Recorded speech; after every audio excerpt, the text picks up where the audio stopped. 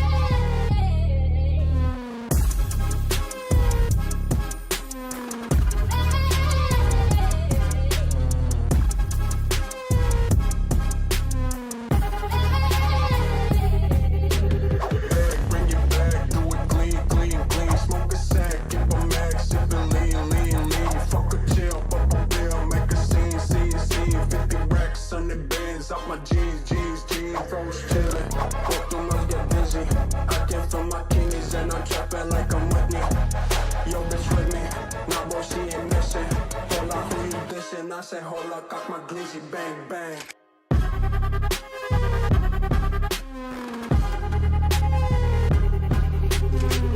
I say hold up, cock my glizzy, bang bang.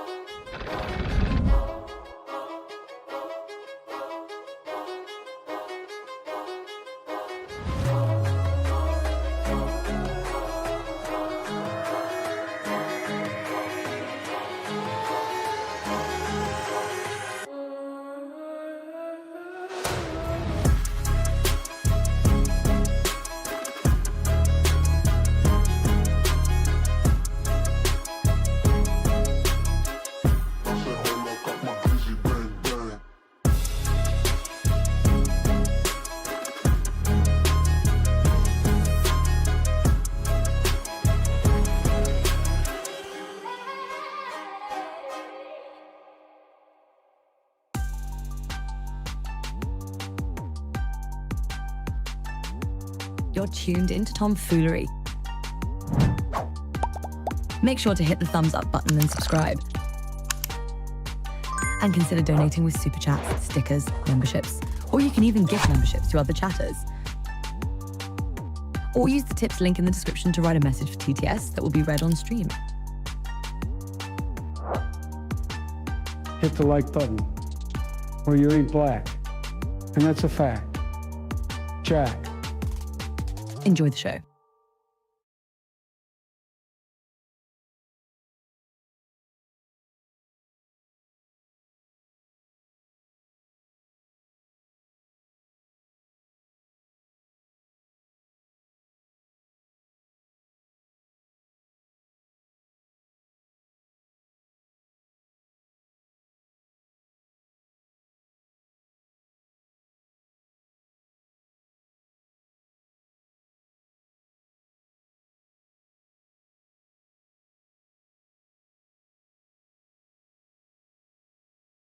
Hey yo, what up, foo?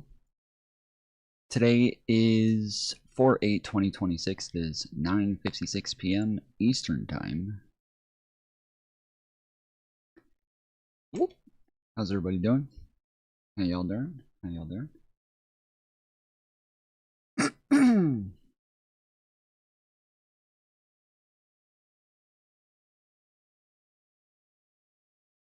What up, Sparty? What up, Allie? Little bit. I did run out of Red Bull.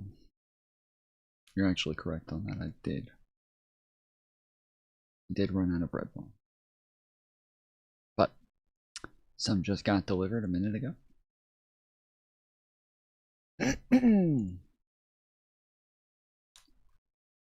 We got it. We got it.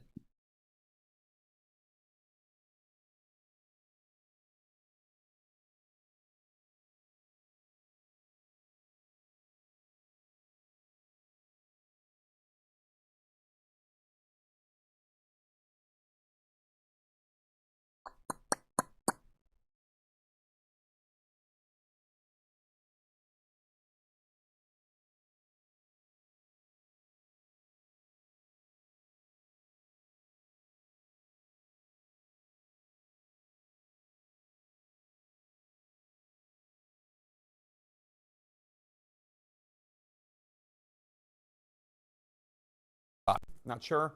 Shortly after the ceasefire was announced, Iranian state media read a statement from Iran's Supreme National Security Council. That's the country's highest military body. That statement spun the ceasefire. They claimed Iran had achieved victory, forcing the U.S. to accept its 10-point plan. It said in part, quote, "The enemy, in its unfair, unlawful, and criminal war against the Iranian nation, has suffered an undeniable, historic, and crushing defeat," unquote. CNN reported that statement online, real time. There was also a separate, more measured statement from Iran's Minister of Foreign Affairs, which CNN published as well. At 7:42 p.m. Eastern, President Trump posted that second statement, which basically said Iran would cease their attacks if attacks against Iran stopped, and then they would reopen the Strait of Hormuz for 2 weeks. But President Trump apparently did not like that first statement that we reported on, the one from Iran's Supreme National Security Council. So at 8:01 p.m. Eastern, the president posted on Truth Social, quote, "The alleged statement put out by CNN World News is a fraud. As CNN well knows, the false statement was linked to a fake news site from Nigeria. Authorities are looking to determine whether or not a crime was committed on the issuance of the fake CNN World statement, or was it a sick rogue player. CNN is being ordered to immediately withdraw this statement with full apologies for their, as usual, terrible reporting," unquote. Before I go on, let me just say, none of that is true. None of that is accurate. Then, Bro, he's so embarrassing. Holy crap. We have a fucking man-child in the office. This is so embarrassing. Holy crap. This is embarrassing. What the fuck? Why is he like this? Why is he like this? Why does he have to be like this? Why why do you guys allow this guy to be this? Why do you make our president this thing? This is so fucking embarrassing. Ay, dude. I hate this Federal so much. Communications Commission Chairman Brendan Carr tweeted, quote, "Iran put out an official statement that simply cannot be squared with the one CNN's false headline attributes to them. Time for change at CNN," unquote. Hold that thought on Brendan Carr's statement. By 11:39 p.m., President Trump still not over it, claiming that CNN invented the statement. Not true. And wrote, quote, "It was totally made up and posted as a headline for purpose of perhaps inflaming a very delicate situation. CNN just got caught cheating, a very dangerous thing to do," unquote. Again, none of that's true. None of that's factual. None of that's accurate. Here's what actually happened. Iranian officials made that first statement. It was reported on multiple Iranian state media outlets and by other news outlets all over the world. CNN also received the statement from specific official Iranian spokespeople who are known to us. Chairman Carr's attack on CNN, that, quote, "Iran put out an official statement that simply cannot be squared with the one CNN's false headline attributes to them," unquote, is quite revealing. But it doesn't reveal anything. Well, he just squared it as well. He just squared it. He just said that they have, you know, different parts that have different types of authority that are putting out different messages. That's all it is. There's no single leader currently in Iran, so they're putting out different messages at different times. It sounds squared to me, but Chairman Carr is a fucking nutcase, so I don't have a hard time believing that he has a hard time understanding Anything about CNN.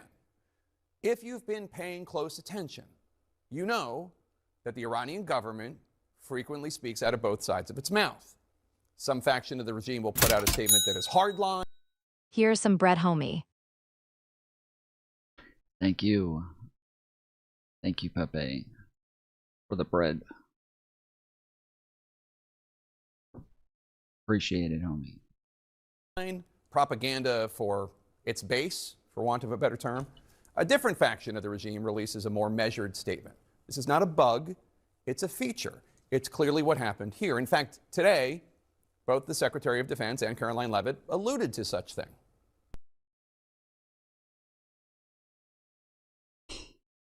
He should have played the clips of the state media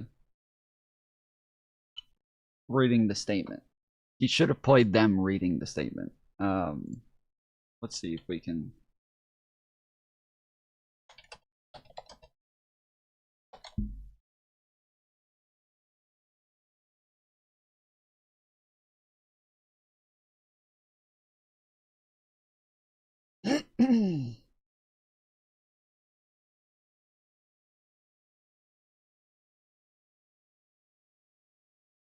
Now we turn to the war in Iran, where a ceasefire remains in effect despite reports of sporadic airstrikes today. Both the U.S. and Iran are now declaring victory in the nearly 6-week war. Karen Travers has the latest from the White House.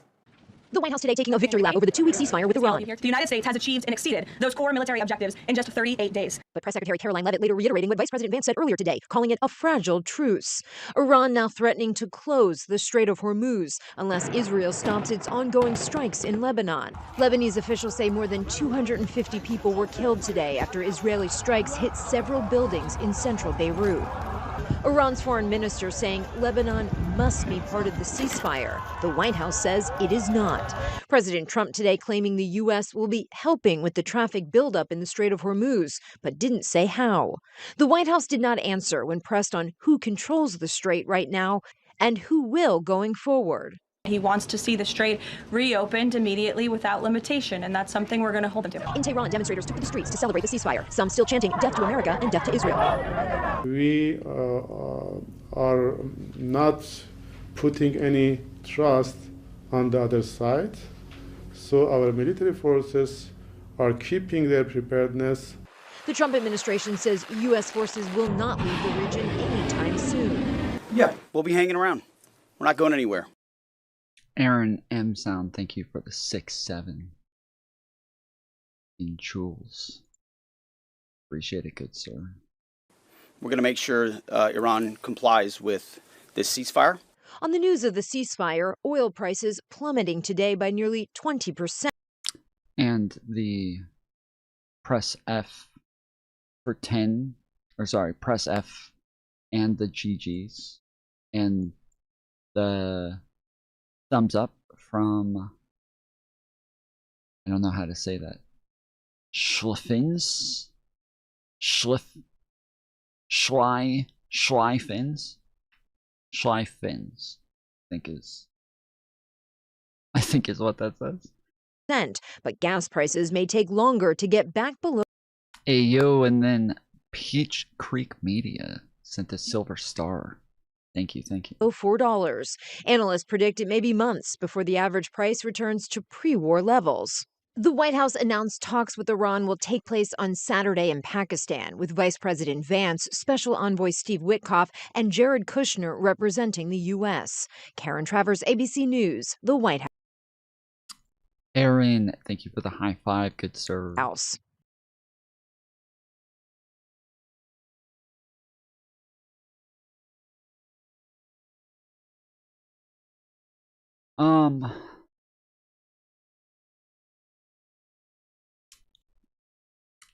Yeah, I didn't find.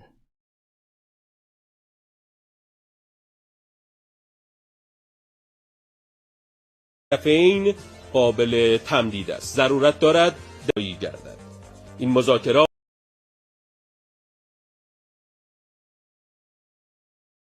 Okay, so this is Iranian state media.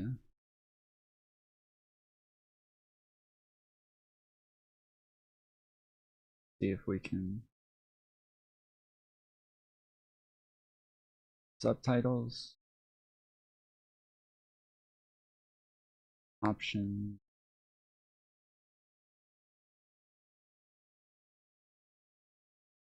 Huh. Doesn't seem to have like translation subtitles.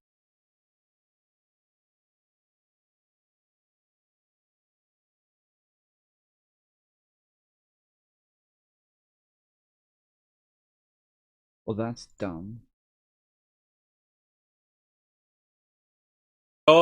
با بی‌اعتمادی کامل به طرف امریکایی از روز جمعه 21 فروردین در اسلام آباد آغاز خواهد شد. How do you feel about Israel, Tom? I literally don't know what that question means, bro. You're gonna have to be a lot more specific. If you ever ask somebody how they feel about Israel and they answer that question, you should just discount everything that person ever says. just discount everything they ever say. If you say, hey, how do you feel about Israel? And they're like, well, actually, just totally ignore everything they ever say from there on out. YouTube doesn't have a translate for it? Not from what I can see, no.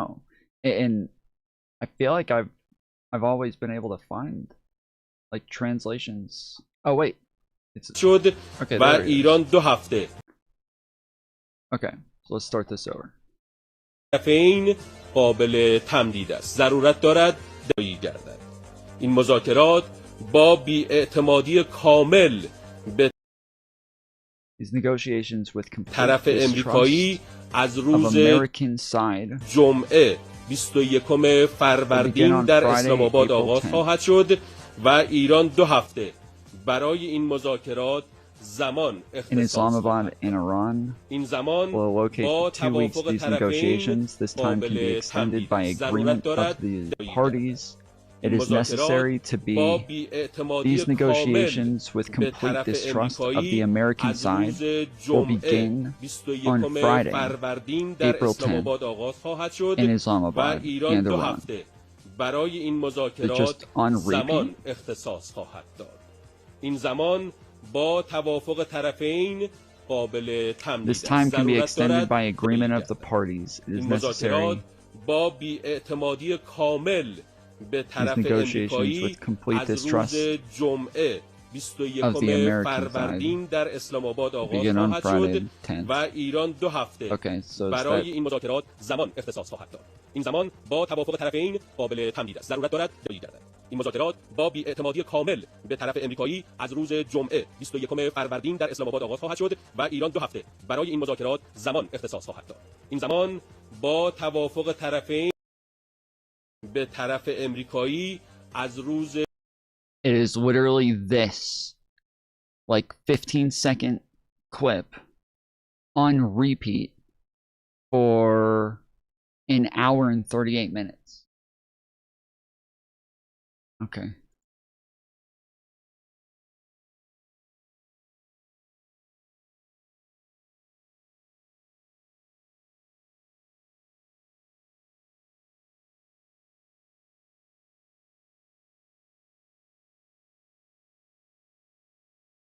Well, Iran has claimed victory after the ceasefire announcement.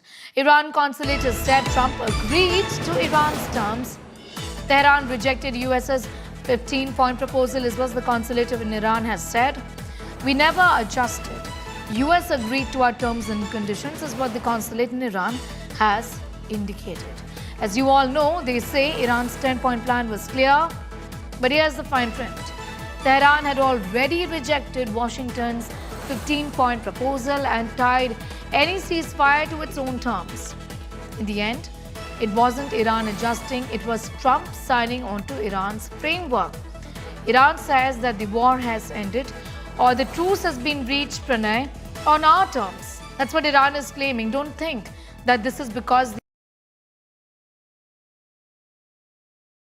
I mean, again, this isn't just CNN claiming this. This is India Today claiming this as well, while Donald Trump's freaking out saying that CNN is running fake headlines and fake news by claiming that Iran says that they claimed victory and that Donald Trump folded. Donald Trump's running around saying, no, Iran didn't say that. Iran didn't say that, you're lying. And then the FCC chair is coming out and is like, well, we're going to have to do something about CNN running fake news headlines saying that Iran claimed victory when they didn't. And now here we are watching India today where they're like, Iran claims victory. They said that Donald Trump folded and accepted all of their demands, and they have already rejected all of Trump's 15-point plan.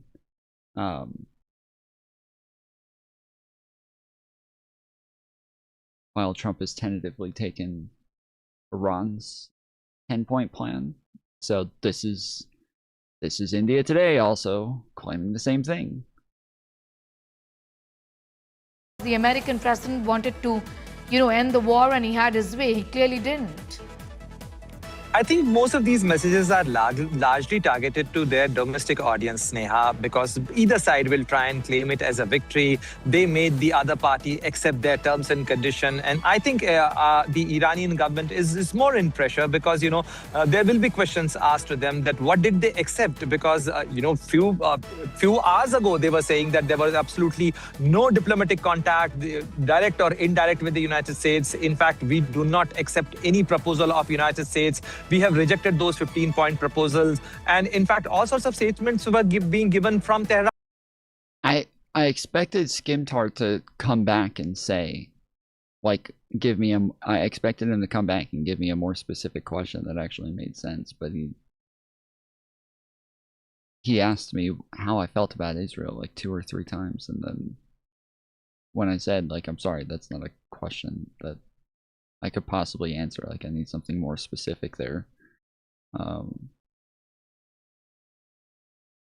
Like, what am I supposed? It's a beautiful city, great architecture. The streets are very clean.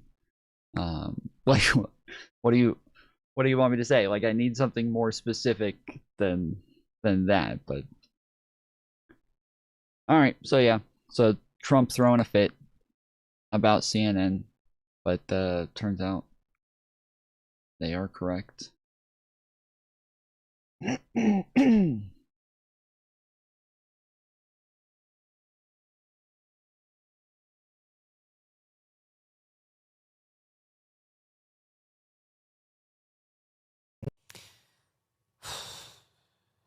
Now, as you can imagine, that post did not go over well with the Iranians or with many Americans. I mean, I don't know about you, but I am sick of this shit. I'm sick of it. Can't he just behave like a normal human? I mean, honestly, like the president. Bro, it's what we've been saying. It's what we've been saying. You dumb fucks have been defending this shit the whole time. You dumb fucks have been defending this shit the whole time. It's really annoying that they had to, there had to be some MAGA leaders to come out against Trump in order for everybody else to finally feel comfortable doing it as well. But this is what it is in a cult. This is exactly what it's like in a cult, where you have to have somebody first come out and make the first criticism or start to question things to make it okay to question things to where you feel comfortable and are willing to do it. That is the cult mentality. And this is kind of fucking obnoxious to watch the people who have been defending the shit the entire time turning around and criticizing the same shit that they've been defending. President, 3D chess, shut up. Fucking shut up about that shit.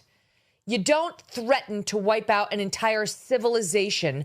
We're talking about civilians just casually in a social media post.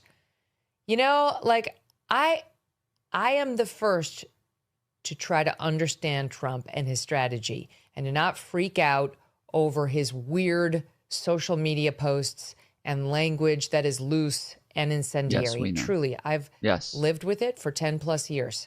I learned it the hard way when I was on the receiving end of it for 9 months. And truly, I think that was a gift to me in many ways because it helped me really come to understand what he does with his social media. But this is completely irresponsible and disgusting. This is wrong. It's wrong. He should not be doing it. I don't care that it's his negotiation tactic is to kill an entire country full of civilians, men, women, and children? An American president so that the Strait of Hormuz will be opened? It's just wrong. It's not hard to say it. It's not hard to recognize it. I wish he would stop doing this. Like, he can't negotiate without doing this? What does that say about him? He can't negotiate in the first place. He's not capable of negotiating it. This is proof in and of itself. Again, Obama got the deal done. Donald Trump is jealous. He ends the JCPOA because Trump is just extremely jealous of Obama. He wishes he could be Obama. He wishes he could be that presidential. He wishes he could be that respected. He wishes that he could be that moral. He wishes he could be Obama. And so he gets rid of the JCPOA because he wants to try to one-up Obama. And he is extremely jealous of this guy. Him. What does that say about the position that our country is in right now in these negotiations? He's got to say this. He can't be a dignified, strong leader without threatening a bunch of war crimes. Like what is he, Genghis Khan? Like what is he trying to do? And why can't he do it with strength, threats? Sure, go for it. That don't diminish and demean the United States of America in this way. All right. The Wall Street Journal.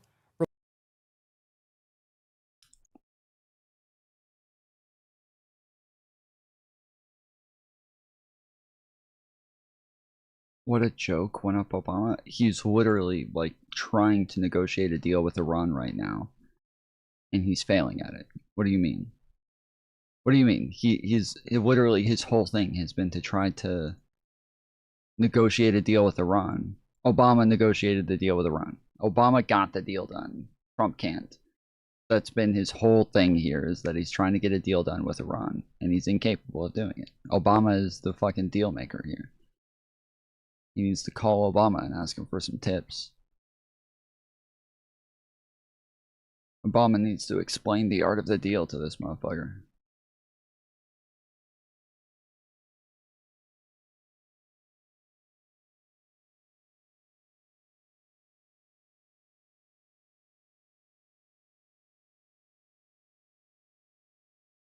Has Trump ever been wrong about his base? He's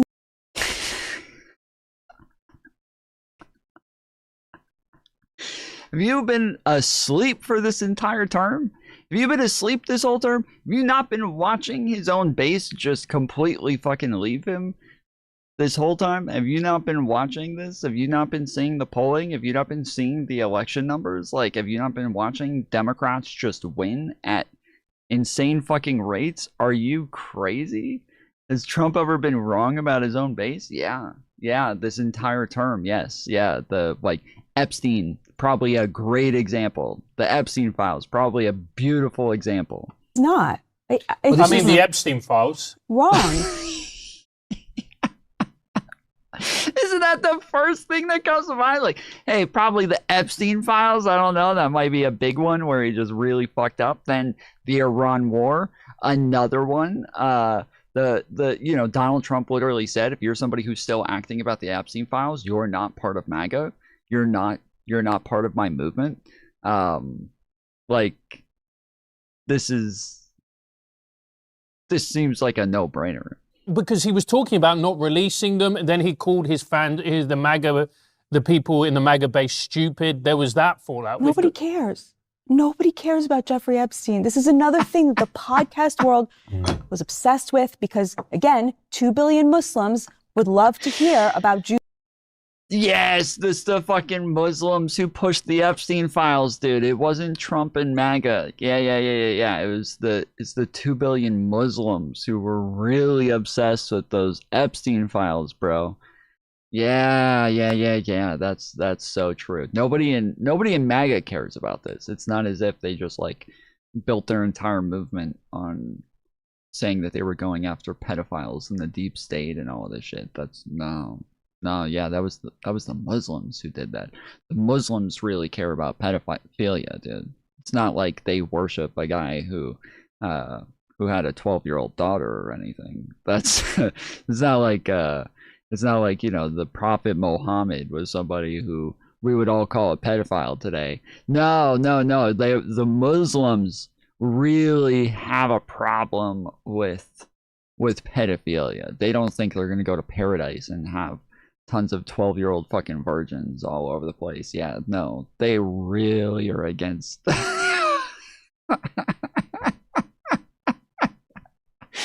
It's the Muslims who want to know about the pedophilia, dude. They're all really obsessed with those Epstein files. Jews being pedophiles, but it was nothing. There's nothing in the files to implicate anybody else of any criminal wrongdoing except Jeffrey Epstein, which Trump knew. What about our nonce? That's just factually untrue. Prince Andrew. Alleged nonce. What about Prince Andrew? Oh, selling secrets. But you see how the media tried to make it sound like that the crime there. Selling secrets. That's what she goes to. Selling secrets, totally ignoring the other pictures of him with underage girls and we're just gonna ignore that part. Selling secrets, guys. Wow. Was like a sex crime, but it wasn't, right? He's accused of giving secrets to him, right? But he's also in a photo with 17-year-old girls. But that's not why he was arrested. No, I'm not talking about arrested. They didn't say why that was why he was arrested. Holy crap. I think there is the things you can criminally prosecute someone for, and then there's we'll see. Why are all these people on that island? Because rich people like to hang out with rich people. And she is absolutely fucking stupid. Listen, they're fucking moronic as well. I hate it when people keep bringing up the island as though this was a huge thing in the Epstein case. The island. Oh, the island. Oh, they went to the island. Who went to the island? Oh, we got to know who was at the island, guys. The island is not a big part of the conspiracy. The island is not actually a big part of what was going on. The island is so irrelevant. It is so fucking irrelevant. I'm so annoyed with all of these dumb fucks talking about the island all the time. Hookers.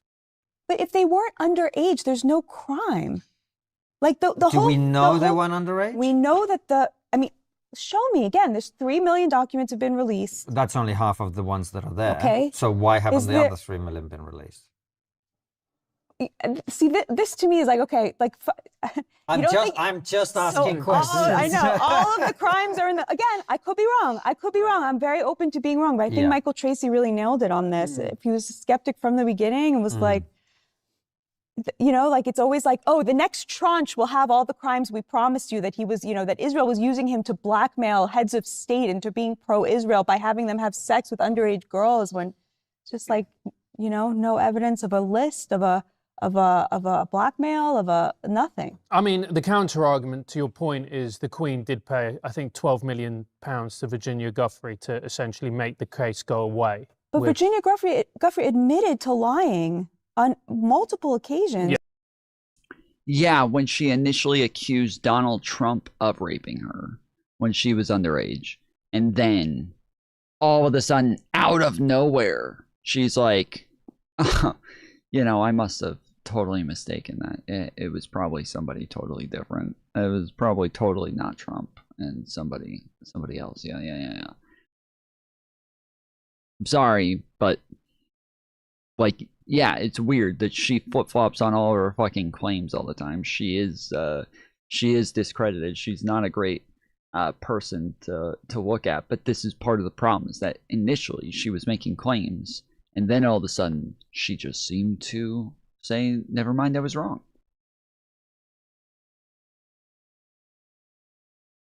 Why?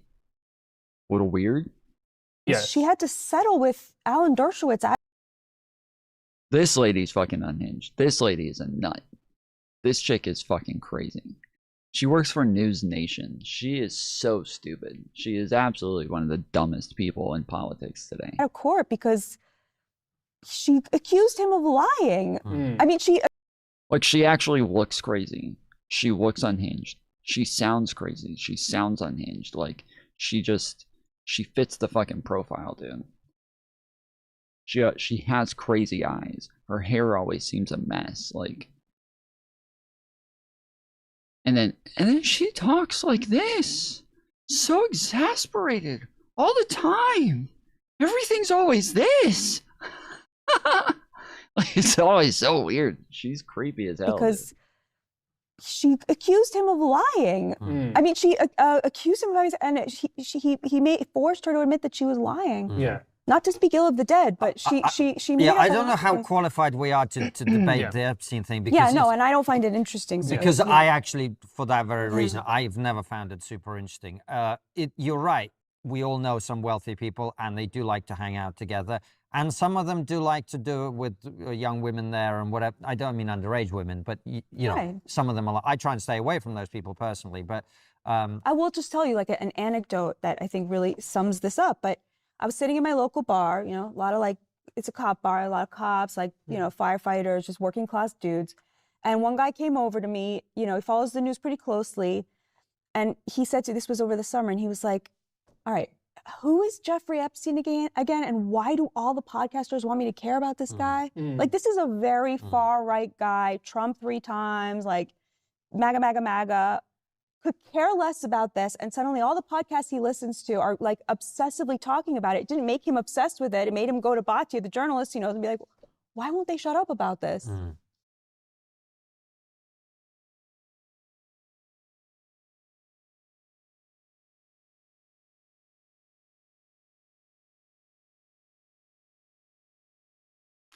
How embarrassing.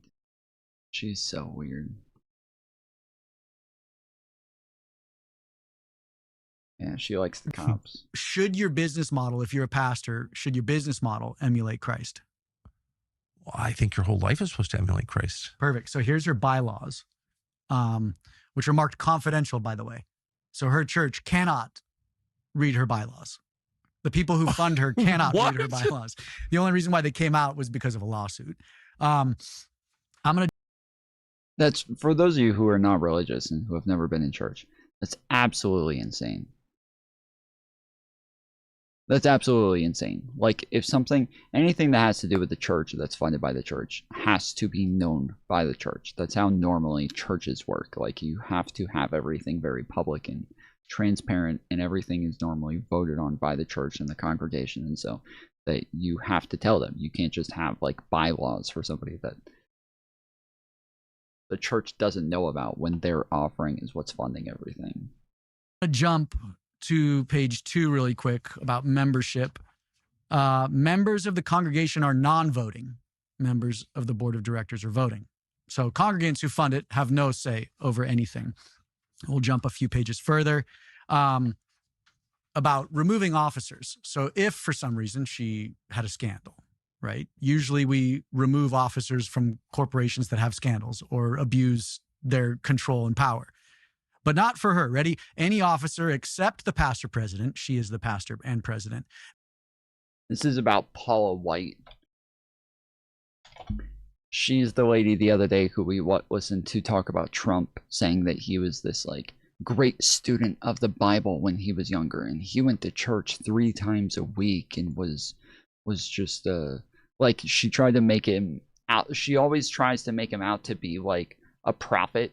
I think she's referred to herself as a prophet numerous times. She even said that she went to the White House and that like God has given her the power to claim that the like White House ground is holy ground, and like she's an absolute nut. She is an absolute fucking crazy person. May be removed from his or her office by the board of directors. The pastor president shall have the authority to remove any officer from his or her office at any time at her discretion. So she cannot be removed because any officer except the pastor. Oh. Okay, that's weird.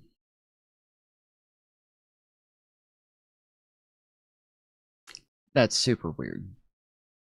Nice televangelist, yeah. I don't know why the chat isn't working. I have to keep going back to it and scrolling down. I don't know what's going on, but it's just not, it's not scrolling. I don't know what's happening.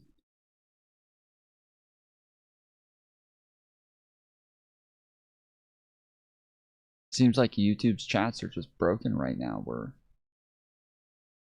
They're just not. They're not auto scrolling down. Pastor president can be removed, and then she can fire anyone at any time for anything. So she has unilateral control. It gets better. Ready? Section 5 is resignation, removal, succession of pastor president. If the pastor president voluntarily resigns, she may designate her successor. The pastor president shall serve as president and a member of the board of directors until her death or resignation without need of election or appointment. She shall not be subject to removal. These are her bylaws. Says that? Says that. Is this a monarch? This is absolutely insane. This is absolutely insane.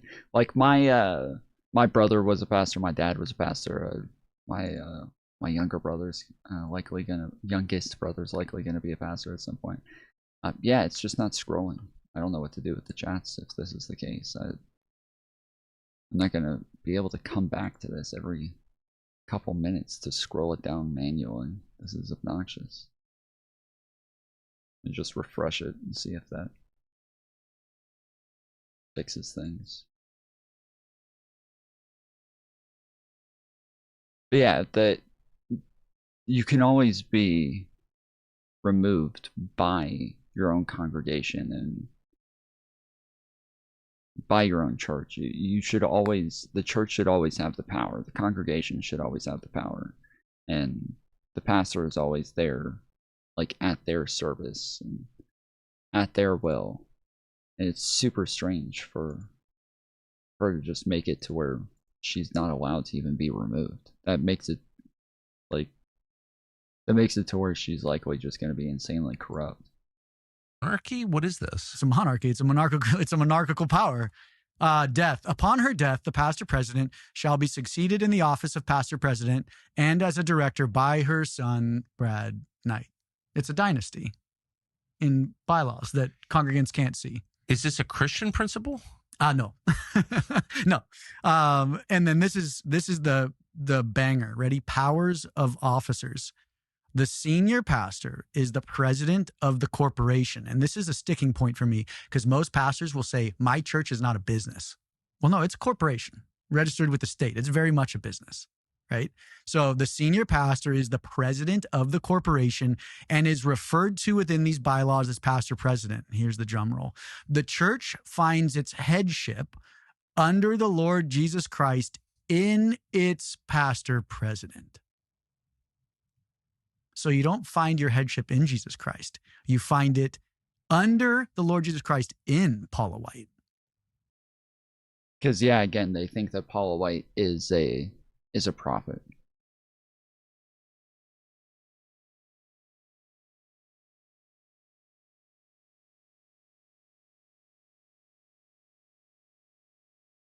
This is where Christianity becomes a cult.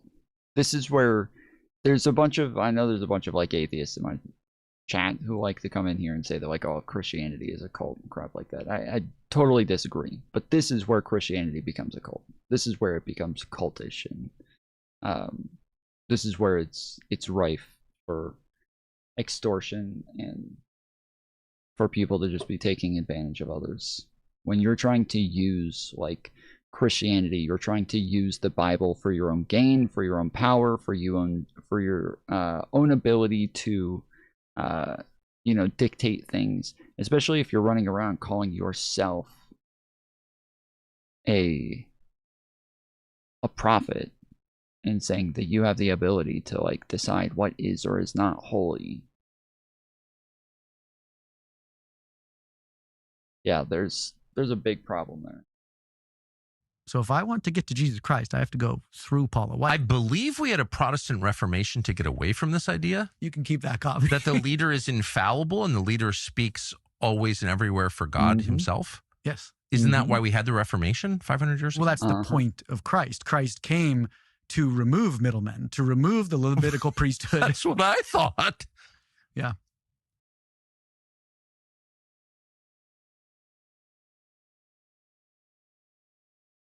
It's fucked up. Not all churches are like this. Most are not. By far the majority are not. But there is another one that's a little bit like this.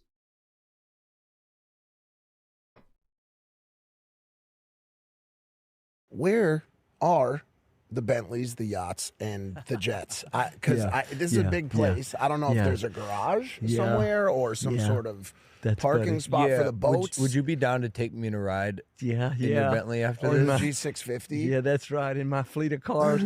No, you know what? People like to make up stuff, but I don't think I've ever sat in a Ferrari, and they show me pictures of me driving Ferraris and fleets of cars, and Joel's got his yachts and jets and stuff, but I never respond to it. Wait, so you have no yachts? I have no yachts. Wait.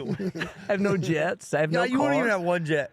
I don't have one jet. I've never owned a jet. I've never owned a yacht or, a fleet of cars or. So let's talk through it. The ministry here, the church has its value. It's obviously has a ton of people that come in and make donations, and there's donations digitally from the outside. I went to a megachurch for a while, or what would be considered like a megachurch today. It was one of the earlier ones, and it today still is very much uncorrupted and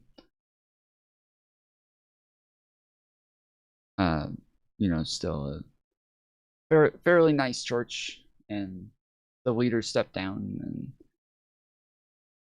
the congregation voted on a new pastor, and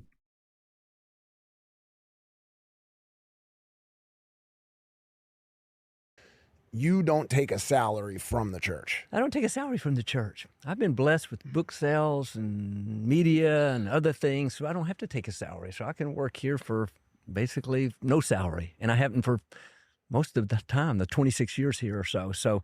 But people like to think it's all about money and things like that. But I'm the ones that want to try to discredit you. But it's no, never taken a salary.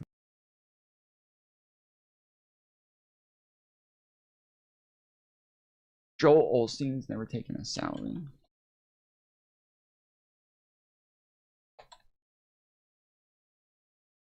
Joel Osteen does not take a salary from Lakewood Church, a practice he has maintained since 2005 after his book sales made him independently wealthy. Oh. His income is derived from best-selling books, speaking engagements, and media ventures, with his net worth estimated in the millions. Oh. Okay, that makes a lot of sense. Yeah, the pastor of the megachurch that I went to, there was one time where for his, I think it was like his 50th anniversary, this is the guy, he came in and took over a tiny little rickety church, okay? Came in, very small church, and once he started pastoring there, it just started getting packed. So then he started doing 2 services every Sunday, and each one would fill up, and then eventually they did 3, and then those filled up, and that's a lot of time to do 3 separate services on a Sunday. And so then they decided to build a bigger church, and so they built a bigger church, which became the biggest church in the county. And once they built the bigger one, the same exact thing happened, where the initial service got too filled to where they had to do 2 services, and then the second one got overflowed to where they eventually had to do a 3rd one, and then eventually they had to build a bigger one.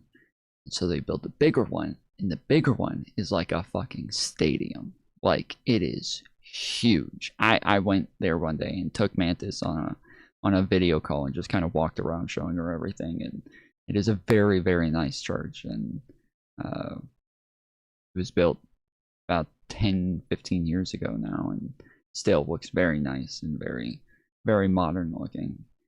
And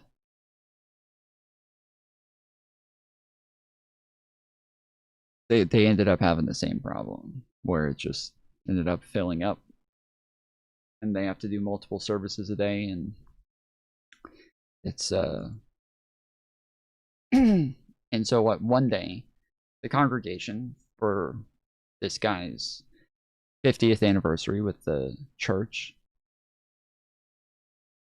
they gave him a really nice classic car.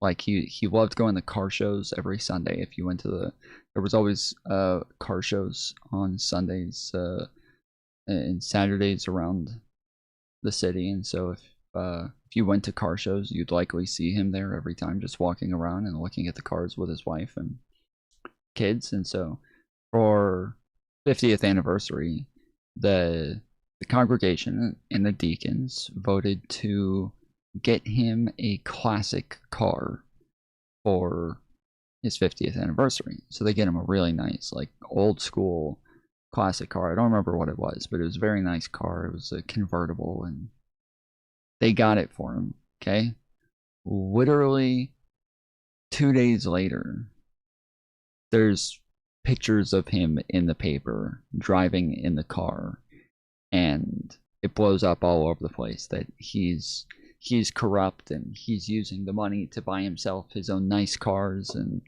it becomes a whole thing that everybody made a huge deal out of, and then he sold it, or I think he gave it away.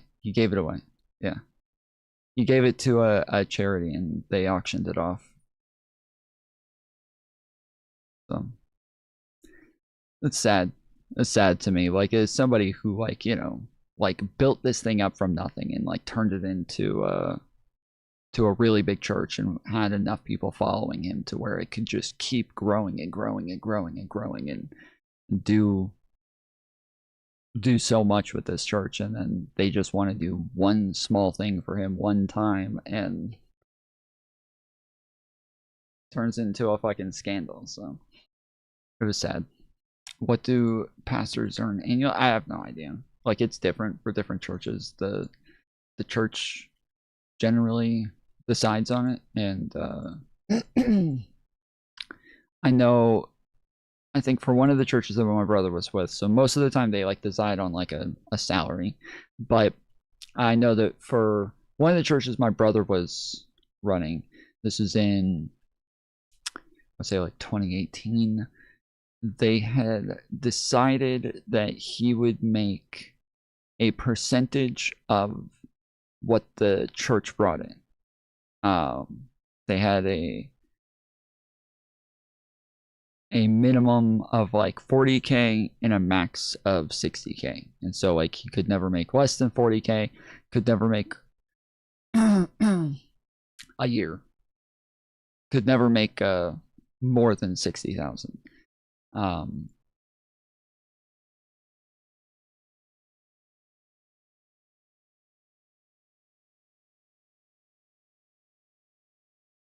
Yeah, it just depends. That Joel guy made 200,000 in 2005. Yes, but not from the church. As it says, he wrote books and made this money from. He doesn't take a salary from the church, so he gets literally nothing from the church, and. Oh, that's the last year he took a salary. Oh, okay. Austin stopped taking a salary from Lakewood Church in 2005, which was roughly 200,000 annually at the time. Oh shit, yeah, that's a lot. Yeah, that's a lot. Yeah, the last like super mega church. So that's what they're called now, is super mega churches. The old church that I went to, there's a when it got so big and so massive, and as I said, it's like one of the first, like, mega churches ever.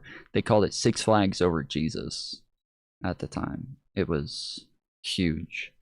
But the last one that I went to was this church where, like, the original church was very, very big, and they had, again, people coming from all over the place to where they had to start doing numerous services. So what they started doing instead of doing numerous services is they instead had the original church where they would do the service, and then they had like other buildings in different cities where people would go, and there's big screens there that they would all watch the church service from a live stream. And each building had its own thing. Like, they had their own worship service, and They had their own worship team, and you know, you would do all of the stuff and have your own events sometimes and crap like that. But then once it came time for the ceremony, everybody would sit and watch the one pastor speak from the one building, and it would stream to every other building. To the point that this is like all over Georgia. Like all over Georgia, they are just filling up buildings everywhere where they'll go and speak. And then he'll switch which building he speaks at every Sunday and go from one to the other, and everybody else watches it from the live stream in the building. So that has got to be like, that's got to be like the biggest thing anywhere. Is that common thing? We have a mega church here known as Six Flags Over Jesus because of the size. It might be, yeah. It might be a common thing. I'm not sure.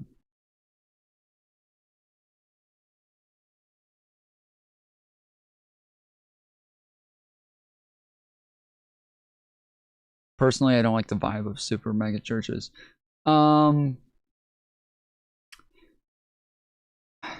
It's kind of hard to like even consider because I like bigger churches normally. I like just kind of being left alone. I always like to just go in and just kind of do my own thing and not have anybody bother me or try to talk to me or anything, and that's a lot easier. The bigger the church is, the easier it is to just get in and out. Whereas if you go to like the small little churches, you'll have every single person there notice that there's a new person, and they all feel the need to come up and talk to you and introduce themselves and offer you something and see if you need anything and try to get your phone number and want to call you and pray with you all the time. And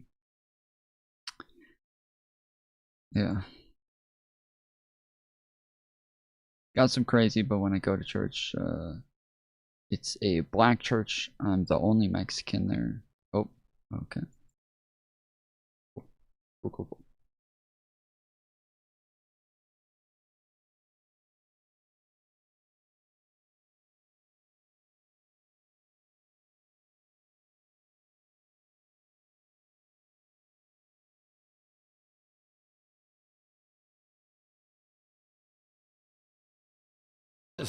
For decades now, Americans have been told that we should trust the system, but our children are sicker, chronic disease is exploding, and the answers that we've been given aren't working. Many of us have come to the conclusion that government actually lies to us. I think that collar is a little tight.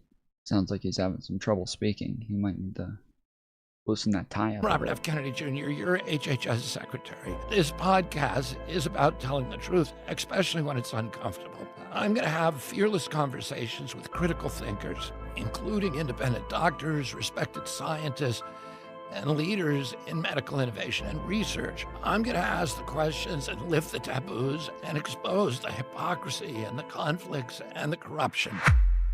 We're going to follow the evidence wherever it leads. This should be illegal, bro. This should be illegal. This should be absolutely illegal. Somebody this fucking stupid being in the position that he's in the first place should already be just I keep thinking like there need to be institutions put in place to stop something like this from happening. Like we need to have like an approval process to make sure that somebody like him could never work a position like this. But then I think, oh yeah, we do have that.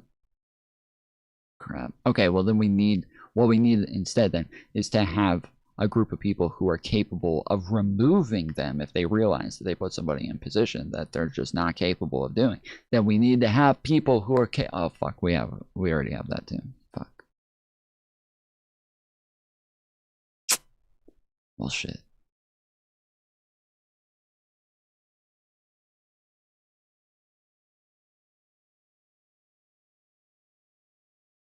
So is this religious channel or political? Very much political, very much not religious. And we're going to name the names of the forces that obstruct the path to public health. This isn't going to be about politics. It's about our families, it's about our children, and it's about confronting the spiritual malaise and embracing the truth. If we want a healthy nation, we have to confront the lies that have made us spiritually, morally, and physically sick. The time for half measures. Have you looked at the old health security? Yes, there was the old health secretary was one of the best that we ever had. This guy is anti-science and doesn't understand how studies work. He literally quotes studies incorrectly on a consistent basis, as does Dr. Oz. All the people that we have in the White House and in the federal government trying to run the government, they are all people who don't understand the positions that they're in. Podcast bros understand these things better than they do. That's the saddest part about this, is that literal random podcast bros understand these things better than they do. Like when they came out with the whole thing about they said, oh, we're announcing that Tylenol is actually bad for pregnant women and causes autism, and then the studies that they quoted from Harvard, I went and read the study, and in the very top line, when they said this is already proven and it was proven to be causal, the top line says this is just a theory and is only a correlate. We do not have any causal links.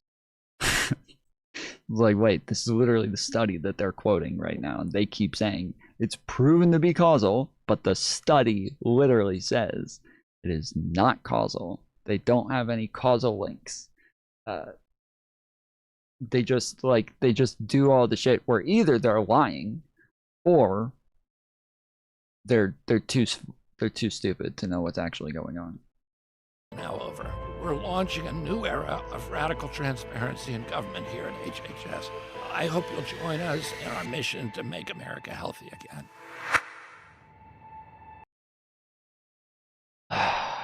This is absolutely embarrassing.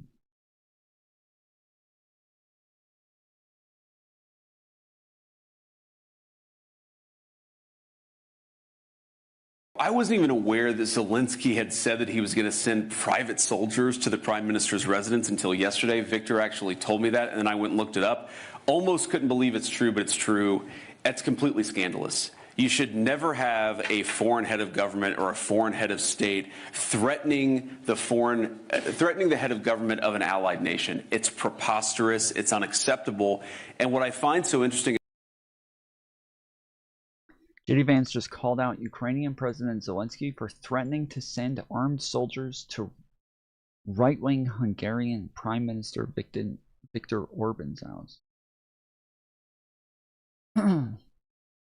Completely scandalous. He's also calling out the EU tyrants for trying to destroy Hungary. There's a lot of conversation about foreign influence in our elections. So you saw this back in 2016, where a lot of the American media said that it was a true scandal that the Russian government bought like $500,000 of Facebook advertisements during the 2016 campaign. And for what it's worth, I don't want Russia involved in our elections in the same way that I'm sure you don't want any other country involved in your elections.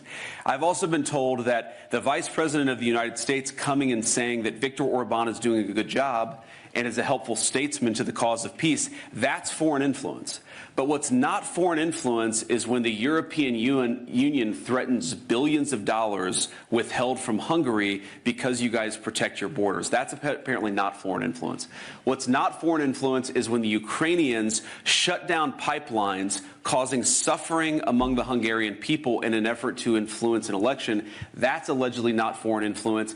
It doesn't pass the smell test. Foreign influence is when other governments threaten, cajole, and try to use economic influence to tell you how to vote.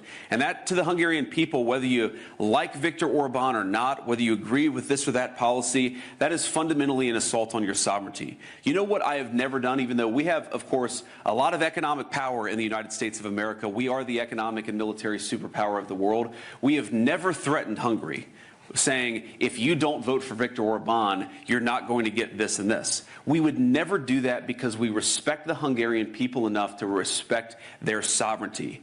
The fact that so many foreign actors, whether they're transnational organizations like the bureaucrats in Brussels, or whether it's foreign governments, are literally threatening the Hungarian people, vote this way or we're going to exact our revenge on you, that should make you very angry. You should vote against that for the simple reason that you are sovereign in this country. One of the coolest things about Viktor Orban is a fucking Russian shill. He's a Russian shill.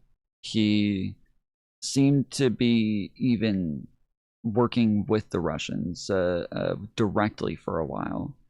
He has to be considered like an enemy of the state. He should have been impeached. I believe that they were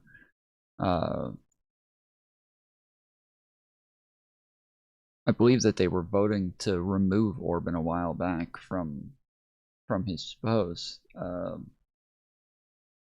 but that ended up getting delayed, and I don't know if they ever ended up actually voting to do it. But no surprise that JD Vance is going to come in to the rescue to try to defend Orban. Orban literally amassed Hungarian military on Ukraine's border to invade once Russia took Kiev. That's the claim. Yeah, this is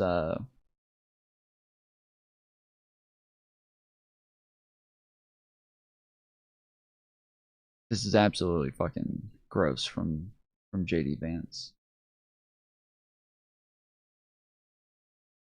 my visit is, late yesterday when it was closed down, we went and saw the crown of St. Stephen in the Parliament. And I love the symbolism of this, of course, because it's one of the oldest, maybe the oldest surviving crown that exists in Western civilization, but it's there at the center of the parliamentary building. What does that mean? That means that sovereignty rests with the Hungarian people. The people are... He has to wear eyeliner, right? Some days it seems like way less, and some days it seems like way more. He has to be wearing eyeliner, right? It's not just a meme.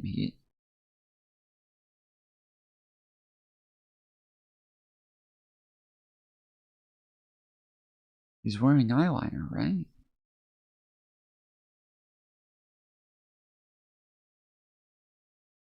Look at that. Look at that, dude.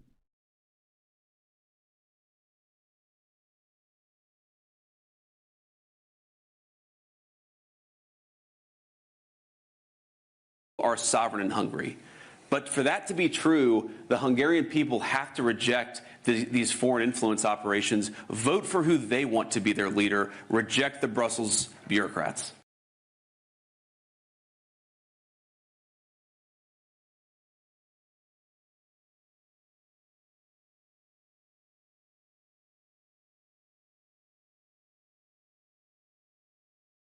America is failing. It is. This is these are scary times, man. These are scary times.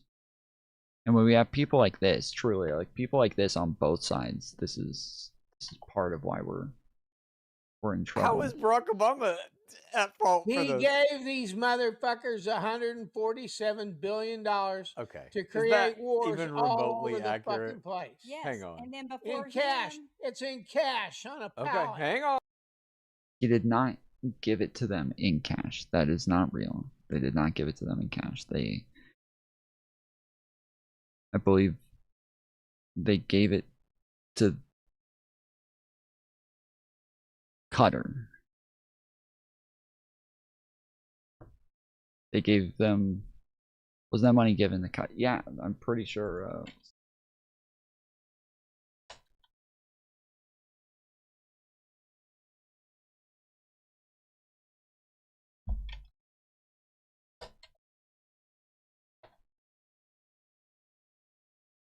The Obama administration did not directly give money to Qatar for Iran, but it did transfer $1.7 billion in cash to Iran in 2016, which was facilitated through foreign banks, including those in Europe, because U.S. sanctions barred direct transfer. Here are the details of that, which are often confused with more recent events. Oh, confused with more recent events. Wait, am I the one who's confusing them with more recent events? And that was Biden who did that, not Obama? In January 2016, the Obama administration announced a settlement with Iran regarding a failed 1979 arms deal. Don't stick up for Biden. We're talking about Obama right now, buddy. Keep up. Keep up. The U.S. returned a $400 million principal payment plus $1.3 billion in interest. How was it delivered? The $1.7 billion was paid in foreign cash, euros, Swiss francs, and flown to Iran on pallets. The Obama administration said this was necessary because Iran was excluded from the U.S. financial system.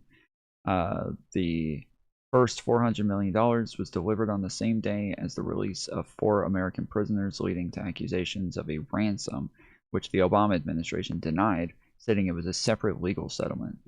I thought that I thought that it was from the JCPOA, that they had to give them the money from the JCPOA.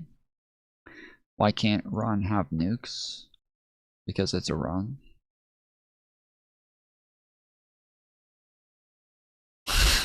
What? The confusion often stems from a 2023 deal under the Biden administration, which did involve Qatar. In that deal, $6 billion of Iranian funds had been frozen in South Korea and were transferred to a restricted account in Qatar for humanitarian use as part of prisoner exchange. Okay, I did. I've been mixing up the Obama transfer and the Biden transfer. Obama did not send money to Qatar for Iran. He sent $1.7 billion in cash to Iran directly as a settlement. 2016 involved the involvement of the Qatari banks to manage Iranian funds was a feature of a later deal in 2023. Okay.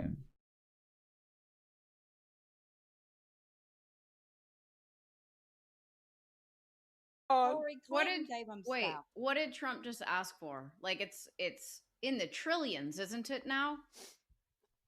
Okay. Like I said, it doesn't matter when you're in war. But it is a severe misrepresentation of the facts. The actual cash payment made by the Obama administration was $1.7 billion, which was part of a settlement for a failed 1970s arms deal, not a direct payment. Oh. So there you go. We owed them the money. No, we didn't. No, we didn't. Yes, we did. No, we didn't.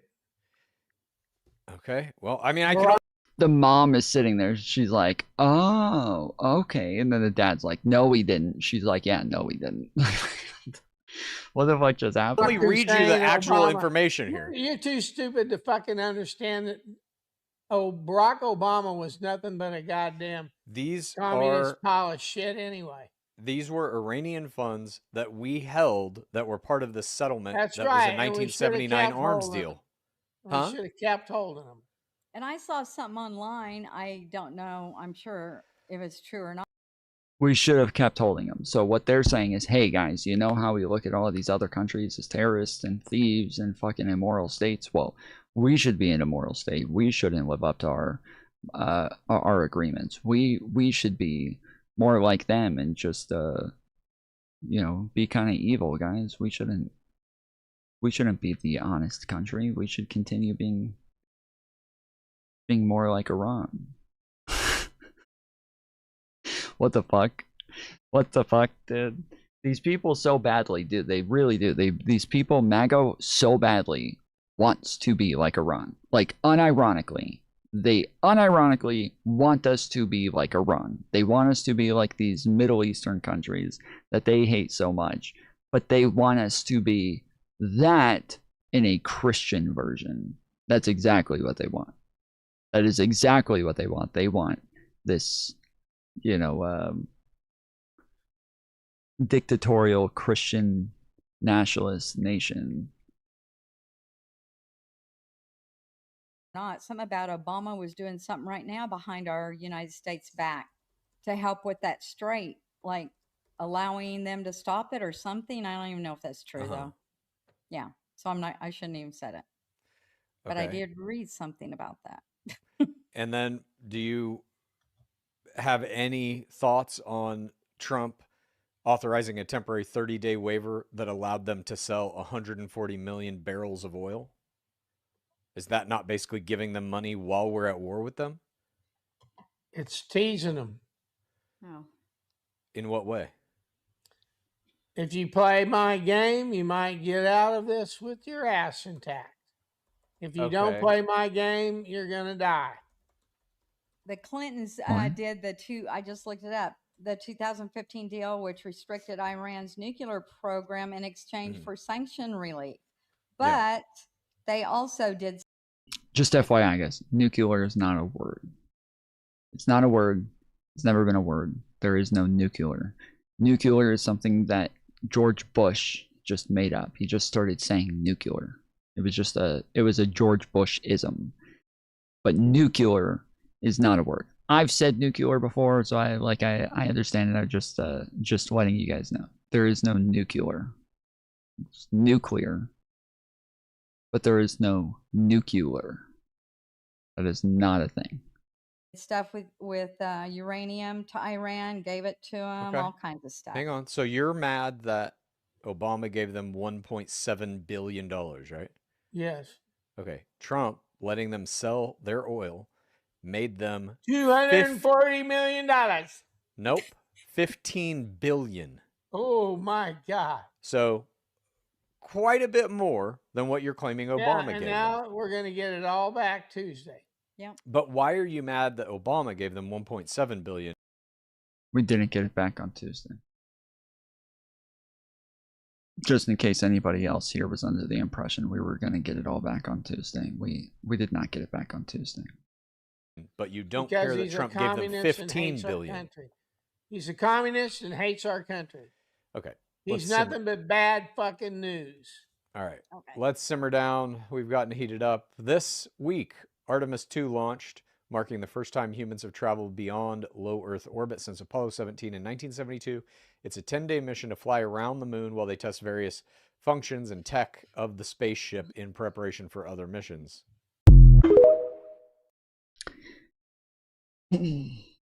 Honestly, like, even this guy has kind of gotten on my nerves. We've gone over a couple of videos where he is getting a bit conspiratorial and saying some really stupid shit. So, and then he was the last like vestige of that show that I had any faith in, because the girl has always been very conspiratorial and very populist leaning. So.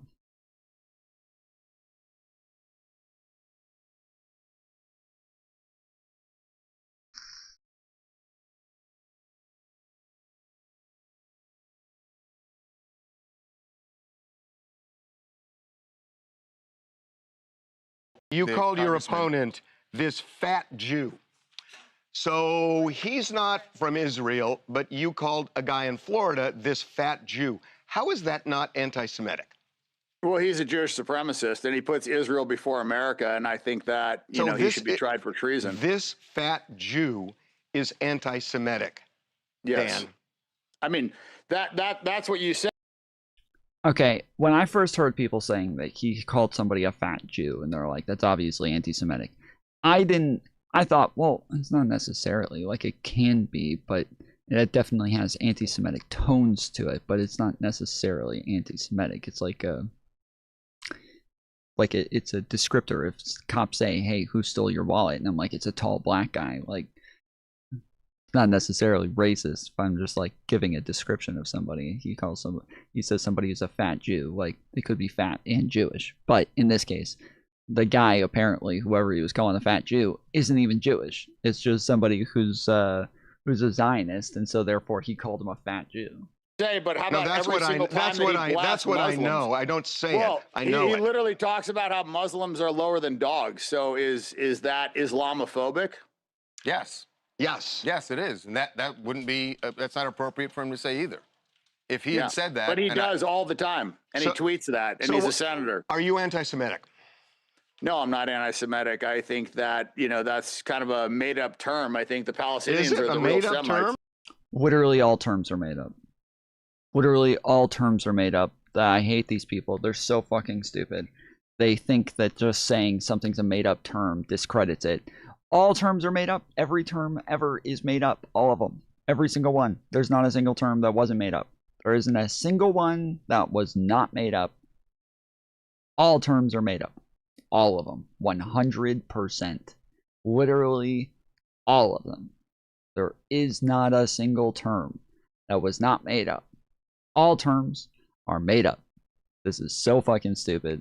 Oh, I think that's a made-up term. Yeah, you're right. It is a made-up term, as literally every term is. Good job, buddy. Yes, because if you look at what a Semite was is, Hitler anti-Semitic? What's that? Was Hitler anti-Semitic? Like I said, it's the term is focused solely on Jews, but actual Semites are the Arabs, and Palestinians are Semites as well. And they actually have more, DNA lineage to that region than any of the Eastern European Ashkenazi Jews that have taken it from them. So, I kind of have issue with that term and how it's been hijacked to only talk about Jews. But don't we already call that like Islamophobia? Don't we already have a term for that in the first place? Like, that doesn't mean anything. The terms don't necessarily link back to the words. This is something that that conservatives just incessantly seem to misunderstand, is that the word does not necessarily link back to its origin, to its original meaning. Like, they don't always link back to that. Lots of times they just come with new meaning over time. Most of the time they do. If you go back to Old English, we are speaking a very different language than they were back then, and everything has drastically changed since then. The idea that just because you can say, oh, well, it says Semite in it, and you're talking about Semites, there's other people who are also Semites, that we don't use that term for anti-Semites. That's because we specifically use the term anti-Semite for Jews. That's just the meaning that it comes with. But I'm sure if you said, like, hey, that's cool, I'm sure this guy will be like, no, actually, it's not. That was actually really, really hot. And cool is kind of the opposite of hot. You can't, like, cool means it's a little chilly, and so you can't use the term cool to say that you like something. That doesn't make any sense. You can't say that. That's not how the term is originally used. The term, you have to use it the way that it's originally. So you got to take it back to its original usage. So that's just how that works. You're not allowed to do this. You can't change the meaning of words, guys. So stupid. So fucking stupid. Way off on this one, man. You think I'm off on this one?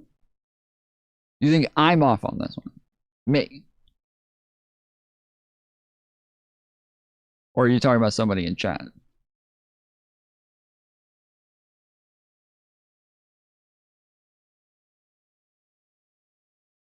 No side people use it correctly. The history matters. So, yes, the history matters. The word does not. Semites were targeted by Zionists. They are the only group that wants all Semites dead or enslaved. But the Jewish people are Semites.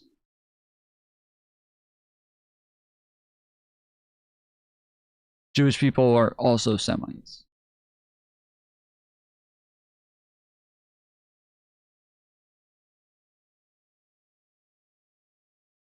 So what? Wait, you keep saying Semites and excluding Jewish people. You say all Semites, so they also want the Semitic Jews to be dead?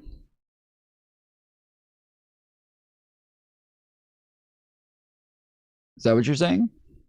They also want, they want 100% of Semites dead, so they want Semitic Jews dead as well, right?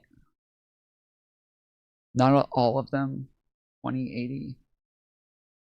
What does that mean? 20%, 80%? Yeah, I think it's 20% of the Jews in Israel are like European.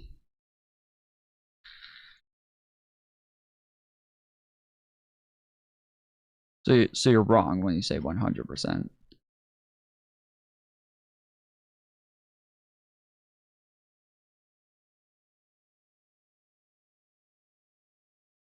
So if you want to call it anti-Jewish, then you can call it anti-Jewish. Well, I'm not going to call this anti-Jewish. When you say that this fat Jew, you Yes, again, the history matters. The term does not matter as much. Anti-Semitic does not, like, everybody knows the term anti-Semitic means you're referring to Jewish people. And then if you say Semitic people, people know you're not just referring to Jews. Like, this is a thing that everybody knows.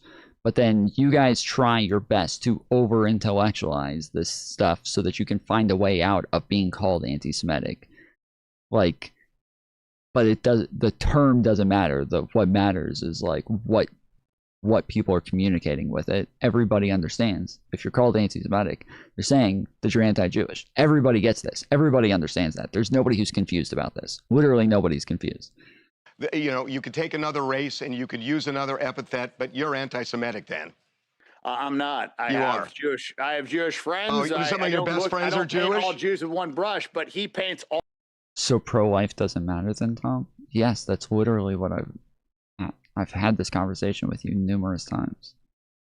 I've had this conversation with you numerous times. Yes.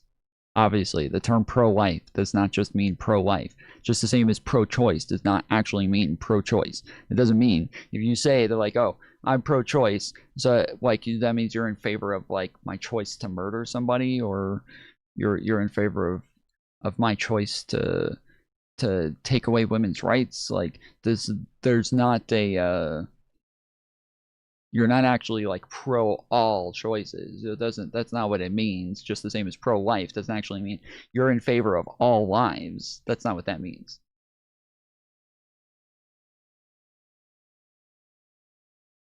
All Muslims with one brush, and it's accepted.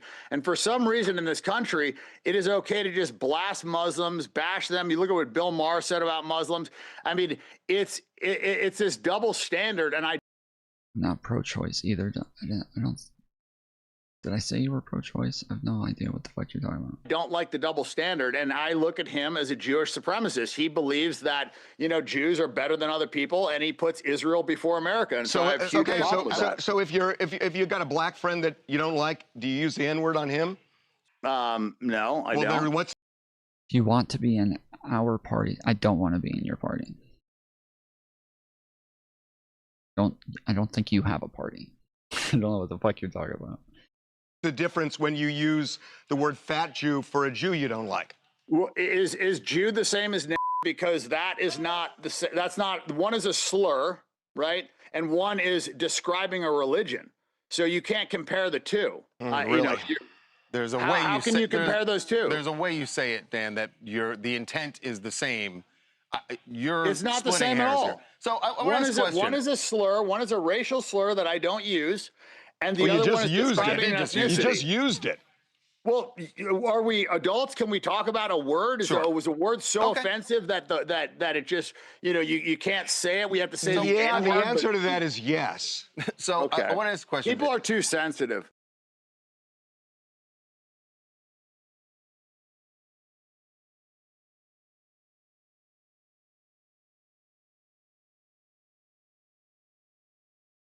I have no idea, dude. I have no idea what the fuck that was. That was strange.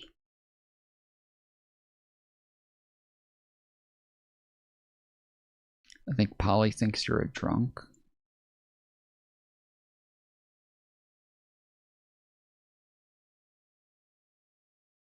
I think Polly might be drunk. They just asked me if I want to be part of their party when they literally don't have a party. They're not part of any parties. I don't know what the fuck they're talking about.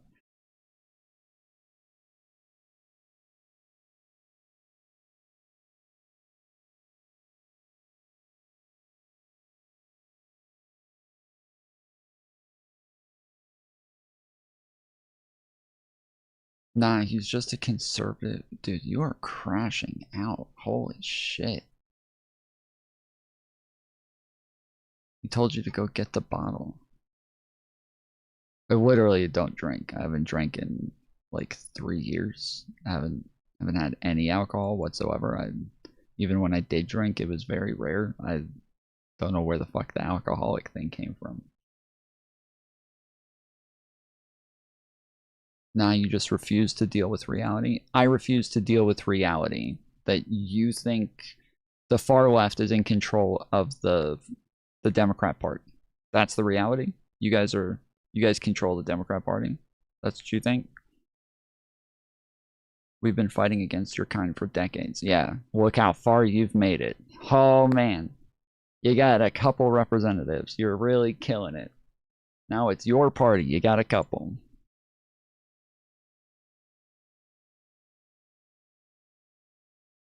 Well done. Your party now, buddy.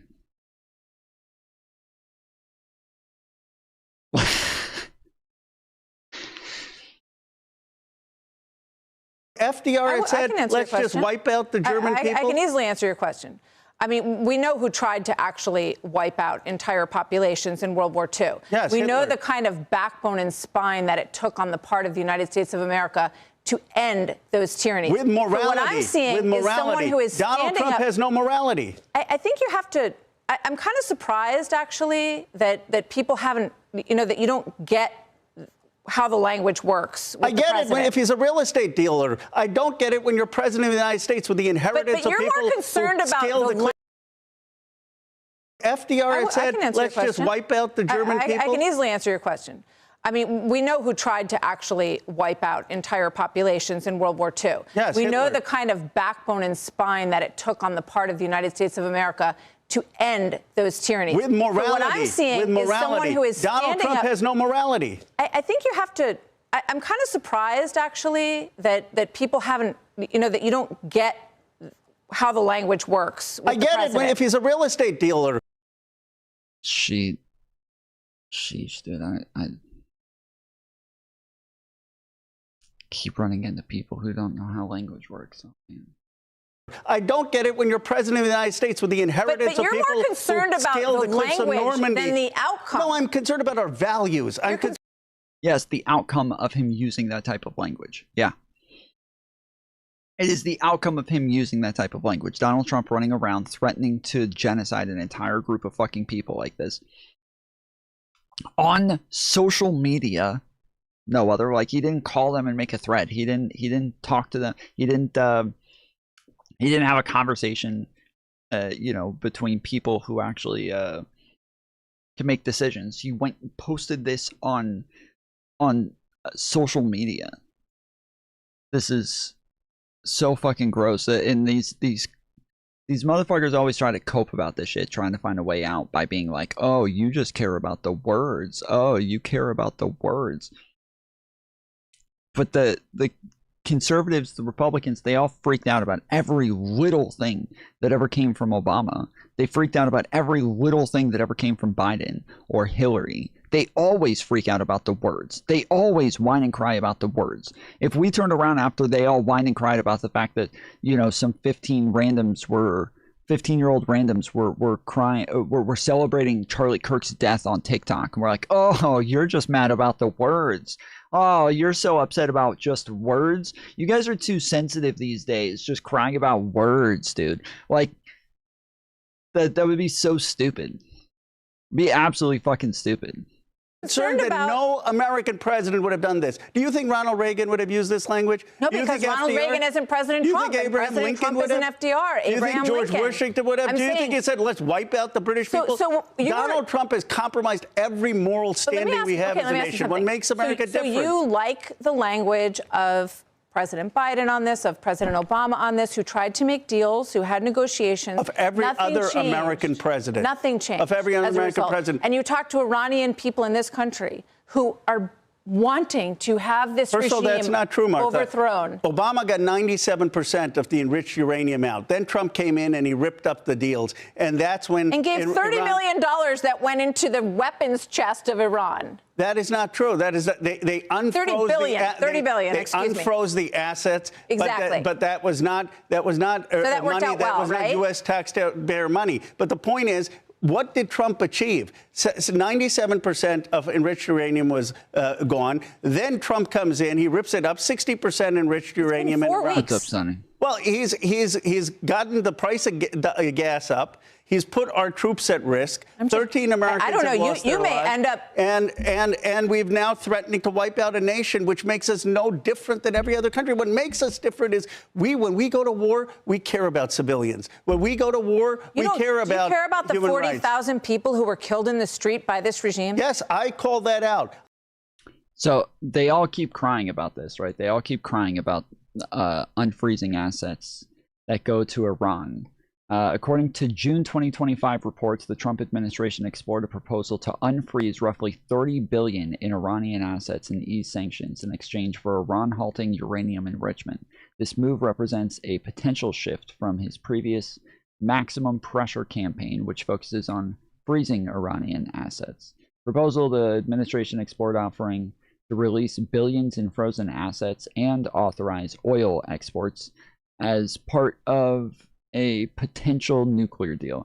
So they're talking about the what was it, the $1.7 billion that Obama unfroze. Donald Trump was offering $30 billion, and then even I think last week they offered I think it was about $30 billion again, and Iran rejected the deal.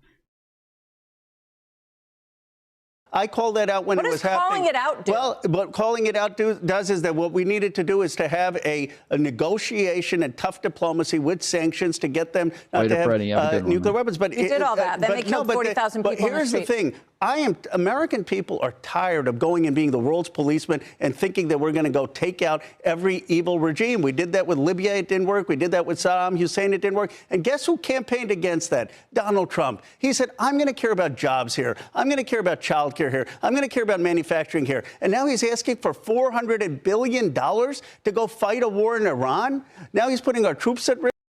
As he's literally failed on all of those other things. Like, he's failed on literally every single one of those other things that he just named. Not only did he fail to actually improve those things, but he's actually done an excellent job at taking us the exact opposite direction and screwing all of it up. And then on top of that, then also wants to go to war when he was supposed to be the no new wars guy. Risk in Iran. You know what I want the American president to do? To care about our people, to care about our jobs, our child care, our health care. He has, I don't know who's gotten in his head. All right, well, we have breaking news. We've had 4 weeks of this versus 47 years of what hasn't worked so far. And I appreciate the fact that you don't like the language around it. We're going to watch actual action and see what happens. We'll see what the outcome is. But I thank you very much for being here. It's an American debate that's clearly going on.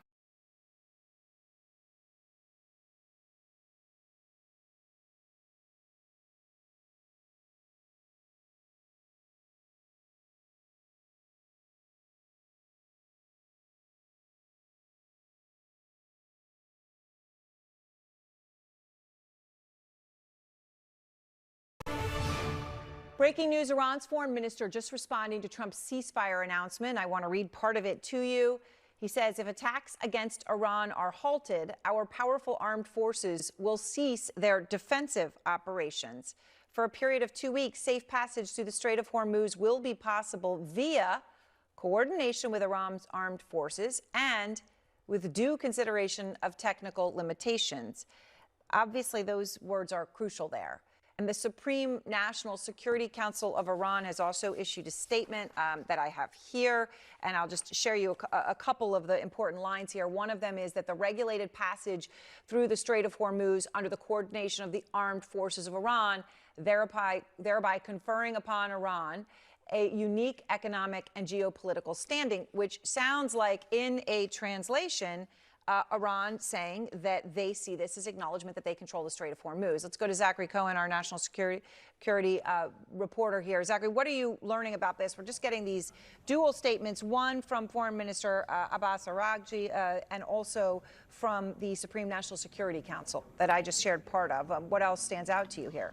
Yeah, Aaron, the piece of this about the Strait of Hormuz really is the most remarkable thing, I think, that jumps out immediately and says Pakistan has submitted the same to the American side. Said plan emphasizes fundamental matters, inter alia, the regulated passage to the Strait of Hormuz under the coordination of the armed forces of Iran, thereby conferring upon Iran a unique economic and geopolitical standing. So effectively, that's reiterated in the tweet as well, saying that at least for the period of 2 weeks, the Strait of Hormuz will be Tom, yesterday you criticized Ro Khanna for falsely accusing Netanyahu for using genocidal language.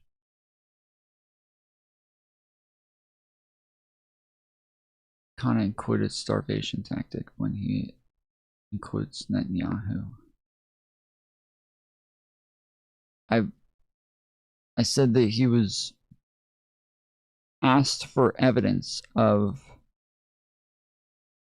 Yeah, or sorry, no. He said the reason Netanyahu is being charged is because of genocidal rhetoric. And they said, like what? And then he named what other people said. And I said, yes, that what other people said is not evidence that Netanyahu did this. That like again, this is, we've talked about this before. Like, I think that overall, if you have like a broad narrative that's being used by like the majority, then I think that makes sense to start going like and pointing at the Knesset or something. But this is like pointing at people in Congress and then saying like, look, AOC said something and so did Ro Khanna. Like now we're gonna hold Donald Trump responsible for this. That doesn't make sense, bro. That's fucking weird. That makes absolutely no sense.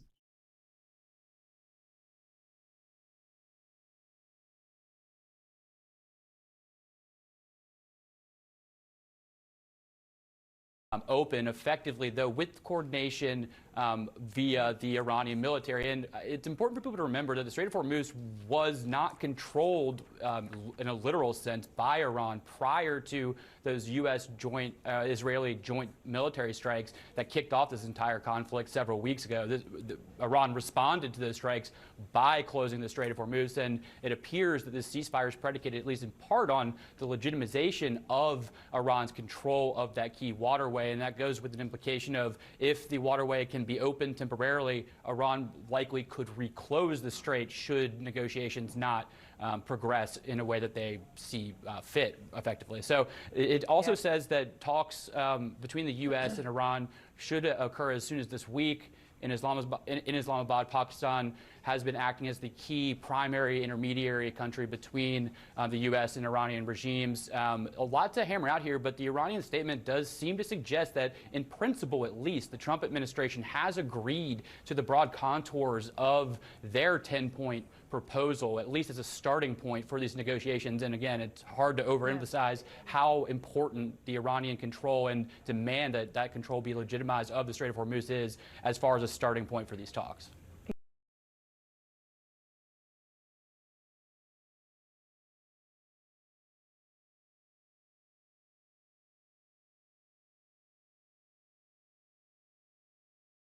I don't know what you're saying, Arian. I don't understand what you're saying at all. If you're saying Netanyahu said these things as well, that's not what Ro Khanna said. I'm disagreeing with Ro Khanna's argument, not what could be true that he didn't say. I was disagreeing with what he did say.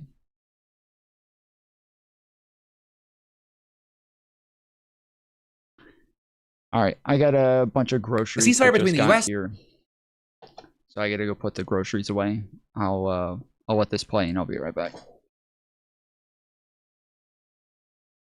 A ceasefire between the U.S., Israel, and Iran is now in effect, but it's also barely holding on. Looks like it's falling apart as Israel's taken its chance to ramp up its assault on Lebanon. And even if the ceasefire doesn't fall apart, right now it's far from clear if a long-lasting peace can actually be reached, or which may or may not be all that surprising to you, since yesterday it started with Trump vowing that a whole civilization will die tonight, never to be brought back again. That was yesterday, which I don't know about you, that felt like a week yesterday, right? And that also is coming after his repeated threats to destroy Iran's power plants and other civilian infrastructure if it didn't reopen the Strait of Hormuz by 8 p.m. p.m. Threats that, it's not just me, experts have said amounted to threats to perpetrate war crimes on a massive scale. And then, of course, the promise to wipe out an entire civilization, you have many saying that amounted to a call for genocide. Well, you've had the president's defenders saying, oh, that's a bad faith interpretation.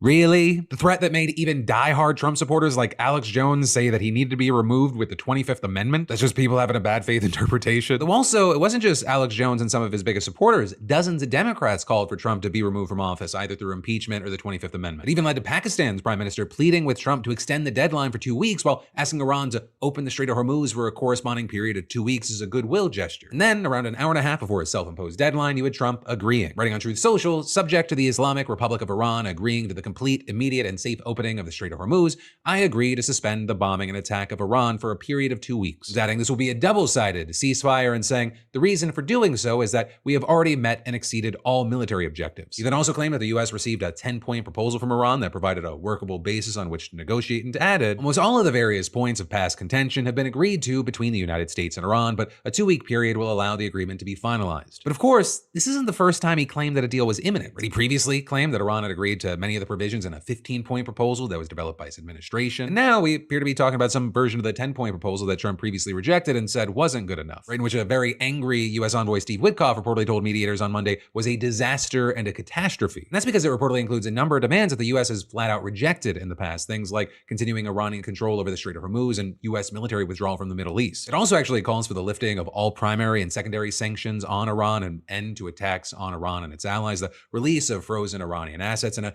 UN Security Council resolution making any deal binding. And then also very notably, in the version released in Farsi, Iran also included the phrase acceptance of enrichment for its nuclear program. But for reasons that aren't clear right now, the language was missing in the English versions that were shared by Iranian diplomats. In fact, you've also since had a White House official claiming that the 10-point peace plan that Iran released differs from the plan that Trump said was a workable basis on which to negotiate, with White House Press Secretary Caroline Leavitt adding at a press conference later that the original proposal was fundamentally unserious and completely unacceptable. It was literally thrown in the garbage by President Trump and his negotiating team. And then you also had Trump angrily posting on social media last night. Numerous agreements, lists, and letters are being sent out by people that have absolutely nothing to do with the negotiation. In many cases, they are total fraudsters, charlatans, and worse, and saying they will be rapidly exposed after our federal investigation is completed, and adding, there is only one group of meaningful points that are acceptable to the United States, and we will be discussing them behind closed doors during these negotiations. Right, and with that, he also mentioned, reporting from CNN, that he had already attacked, claiming that the outlet published a fake statement from Iranian leadership celebrating victory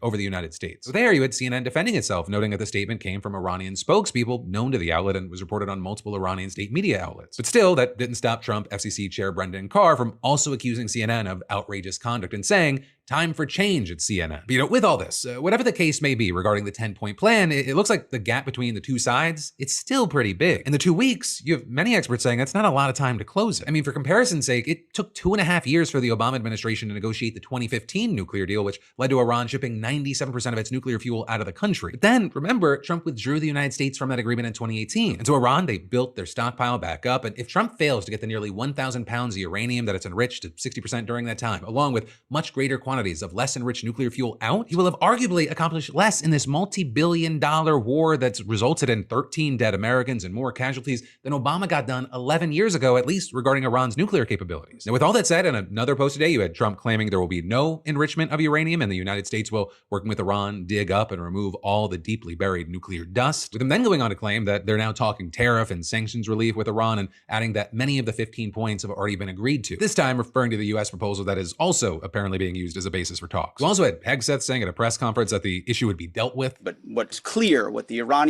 new Iranian regime knows, is they'll never have a nuclear weapon or the capability to get a path to one. But many experts, they've speculated that this war, it may have just given Iran more reason to pursue a nuclear weapon. And even if Iran does give up its uranium, it could turn to allies like North Korea for help developing one, at least according to a former Israeli military official who told the New York Times, if the Iranians decide the only thing that will protect the regime is a nuclear weapon, especially after being incapable of defending themselves during the war, they have pathways to that beyond the 440 kilograms. But still, despite that take, you had Hegseth claiming, Operation Epic Fury was a historic and overwhelming victory on the battlefield. With General Dan Kane then adding, over the course of 38 days of major combat operation, the joint force achieved the military objectives as defined by the president. Kane listed some stats with that. He said that the military had destroyed 80% of Iran's air defense systems, 800 one-day attack drone storage facilities, 450 ballistic missile storage facilities, and more than 150 ships. He also said that the campaign destroyed Iran's industrial base, meaning that it would take years to rebuild. But also, despite all that, it's not clear that the U.S. has actually achieved any of its objectives, at least not decisively. For besides pledging to prevent Iran from getting a nuclear weapon, Trump promised one time or another to destroy its missile capabilities, eliminate Iran's regional proxies as a threat, obliterate its navy, and create the conditions for regime change. While Trump and other officials, they've now fully taken up the position that regime change has actually occurred, while backtracking on the claim that that was actually an objective. There's just no evidence of that. The Revolutionary Guard actually appear to have more influence now. Also, as far as missiles, at the end of last month, the U.S. could only confirm that about a third of Iran's missile arsenal was destroyed, and recent intelligence assessments reportedly suggest that the regime retains significant capabilities. Also, Iran's proxy forces, they're weakened, but they're not defeated. While Iran's navy is arguably destroyed, that hasn't kept the regime from controlling the Strait of Hormuz, which is actually the next thing we need to talk about. Because while he arguably doesn't look like he's met his military objectives, this is where Trump's created a whole new problem that didn't exist before. The closure of the Strait, it's the reason he resorted to those horrifying threats, and his only demand for not following through on them was that Iran reopen the Strait. But now he's trying to take another victory lap. At another post, he called today a big day for world peace and claimed that the U.S. will be helping with the traffic buildup in the Strait of Hormuz, and then saying there will be lots of positive action. Big money will be made. Iran can start the reconstruction process. We'll be loading up with supplies of all kinds and just hanging around in order to make sure that everything goes well. But there are at least a few problems with what Trump's saying. One, like we just talked about, this is only a 2-week ceasefire, and it's not clear that a deal can actually be reached in that time to make the Strait's reopening permanent. Two, if a deal isn't reached, 2 weeks isn't enough time for the global economy to bounce back. Three, it's not clear that the US and Iran are actually on the same page about what reopening the Strait's gonna look like. And four, this ceasefire, it might not even last through the day anyway. But, some of you have known me for over a decade. You're like, Phil, you're an optimist. So we're gonna start, literally no one's saying that. But let's start with the best case scenario. Even if the Strait is open, prices are unlikely to return to their pre-war levels anytime soon. And that's partly because dozens of refineries, storage facilities, and oil and gas fields in at least 9 countries have already been targeted in strikes, contributing to at least 10% of the world's oil supply getting turned off. And then getting operations going again, that's going to require not only safe passage through the Strait of Hormuz, but also inspecting and replacing equipment, as well as bringing back employees and ships that have left the region. And actually, with all this, after the ceasefire announcement, oil prices did drop to about $95 per barrel, but that's also still 30% higher than before the war. All while gas prices in the United States have continued to rise, reaching $4.16 a gallon on average, according to AAA. And they may actually keep going up for months, according to the U.S. Energy Information Administration. But then also, moving on, despite the Strait allegedly being open, traffic still really hasn't picked up because of the continued uncertainty. In a statement from Iran's foreign minister confirming the ceasefire on behalf of the country's Supreme National Security Council, he said, for a period of 2 weeks, safe passage through the Strait of Hormuz will be possible via coordination with Iran's armed forces and with due consideration of technical limitations. Then with that, you had the Wall Street Journal reporting that Iran was still requiring all ships to request permission from its military forces to transit the Strait of Hormuz. And then you had the Associated Press reporting that Iran and Oman will be allowed to charge fees on ships passing through. And with all that, while we have seen a couple of ships trying their luck, at least a few major shipping companies have said they're not going to start sending boats through just yet. Meanwhile, the leaders of 7 European countries, along with Canada, the European Commission, and the European Council, said that their governments will contribute to ensuring freedom of navigation in the Strait of Hormuz. But again, as of right now, details on what that might look like, they're extremely limited. And today, Leavitt wouldn't answer repeated questions about who currently controls the Strait of Hormuz, also attacking reports that the Strait was closed as false, but then also calling for the Strait to be reopened immediately. And it might all become irrelevant as the ceasefire appears to be hanging on by a thread. You had Iranian state media reporting that an oil refinery in the country was struck this morning, with officials also claiming that a hostile drone had entered Iranian airspace in violation of the truce. And you also had Kuwait, Qatar, and the UAE all reporting that missile and drone attacks have continued. But easily the biggest issue right now may be Israel's continued assault on Lebanon. When Pakistan's prime minister made his announcement about the ceasefire, he said that it applied to everywhere, including Lebanon and elsewhere. But then you had Israeli Prime Minister Bibi Netanyahu, while saying that he supported the ceasefire with Iran, claimed that it did not include Lebanon. You had analysts arguing that Israel might actually intensify its operations since it would no longer be fighting a war on multiple fronts. And actually, it appeared like they were proven right almost immediately.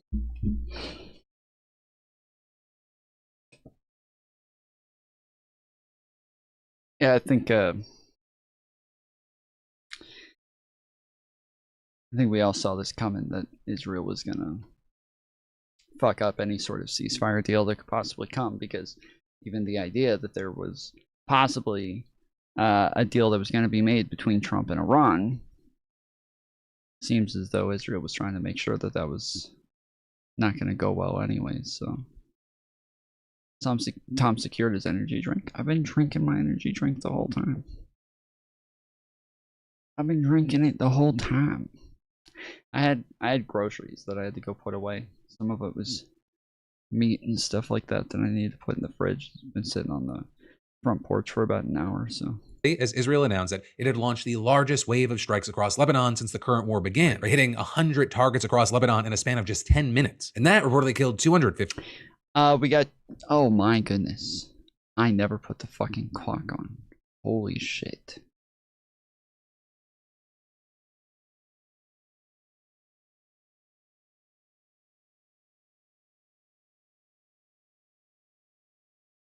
We got an hour left on the clock, $2 in. We got 23 to go to extend stream. We got a panel tomorrow. So if you guys want to, I don't know what I was gonna say there. Just yeah, show up tomorrow. We should be on a fatty panel tomorrow around 5 p.m. Eastern time. But he's doing politics panels now, so now he's got I guess a different channel where some of the panels that he does are going to be on politics, and so we're going to be going on there. Let me pull up the topic real quick. Last week I on Friday I was supposed to be on a politics panel for them, and I totally missed it and overslept because I was up late on stream. But I was supposed to be on a panel about the Iran war, and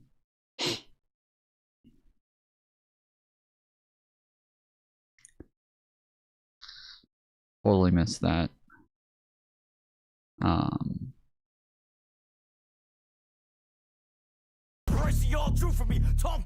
Aramsan tip $20. Get yo shit together, Baldy. Clock it up, time is money, bro. Let's go more Jew. Money, money, money, bro, like the KKK watchers think. Lock in. I got you. Thank you, Aaron. Let's go. Let's get some W's in chat for Aaron. Ew. I got you, son. Sian. Gotcha, Sian. The topic tomorrow, UK government just officially banned Kanye West from the country. Is this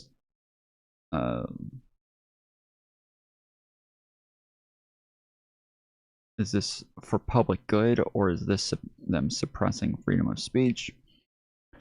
And then the ultimatum, Trump's Truth Social final deadline just expired, and he warned that the whole civilization will die tonight if the Strait of Hormuz wasn't reopened. Are we watching a masterclass in madman diplomacy, or the precursor to a global catastrophe?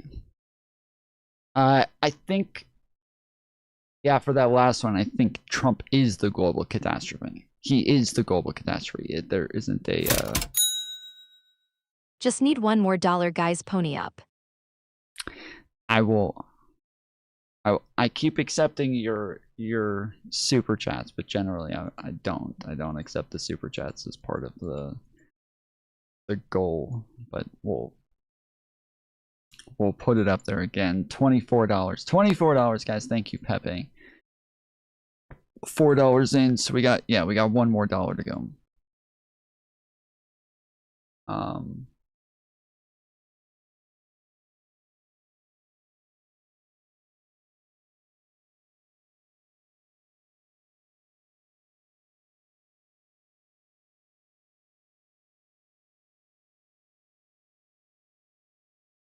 But yeah, I think Trump actually is the global catastrophe. I think that the way that he's talking about dealing with Iran, the way that he threatens, the way that he is just so unpresidential, that this is the threat. Is it because I'm brown you don't count my money? Mm-hmm. Yep.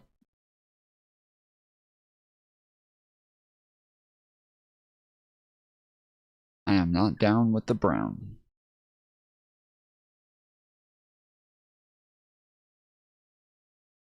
54 people and wounded over 1,000 across the country, according to Lebanon's health ministry, bringing the overall death toll to around 1,800. And then actually after that, we start seeing multiple reports saying that the White House agrees with Israel. 666 tipped $5. Here I got Pepe's super chat included too.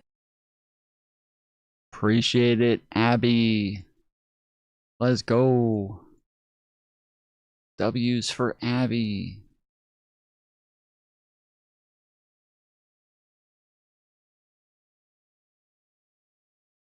This slither color here reminds me of Thorne's profile picture. One right there. That Lebanon is not included in the deal, which was confirmed by Levitt in a press. And then Thorne, thank you for the what is that, one pound, €1? I can never tell the difference between the two fucking symbols for that they look exactly the same to me.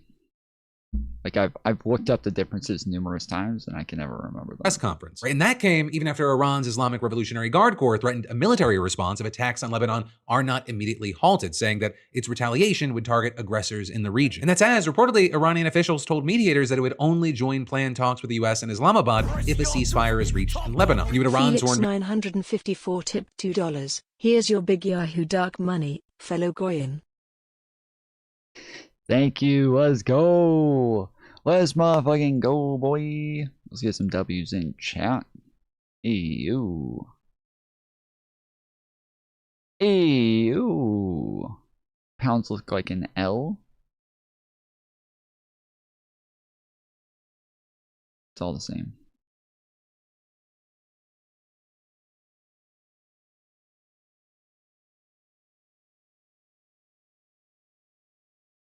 It's all the same. Minister writing on Twitter that the ceasefire terms are explicit, saying the U.S. must choose ceasefire or continued war via Israel. It cannot have both. But despite that, you had Levitt saying that Trump's dispatching his negotiating team, led by Vice President J.D. Vance, along with Steve Witkoff and Jared Kushner, to Islamabad for talks, saying that the first round will take place Saturday morning. Although after that, you had Iran's Speaker of Parliament throwing water on that fire, denying the White House's claims that there was a different 10-point proposal to the one it had shared publicly, and arguing that the U.S. and Israel had actually already violated 3 of its key provisions by continuing to attack Lebanon, violating Iran's airspace, and denying Iran's right to enrichment. And so for now, as far as what happens next, no one really knows. Words are words, actions are actions, and especially with this situation, the two don't always line up. And so again, it brings up... Well, yes, we're dealing with, again, Israel, the United States, and Iran. And not just the United States, but the Trump administration. So normally we would have like a lot of faith in the United States intel, the things that they say, like we're able to trust them and believe the things that they tell us. And currently they're just as untrustworthy as Iran and Israel. So we're just kind of dealing with tons of fucking liars in this situation. We have no idea who to trust here. Fucking obnoxious. Up those questions of who's lying here, who's misrepresenting things, who's misunderstanding things. Is there an adult at the table?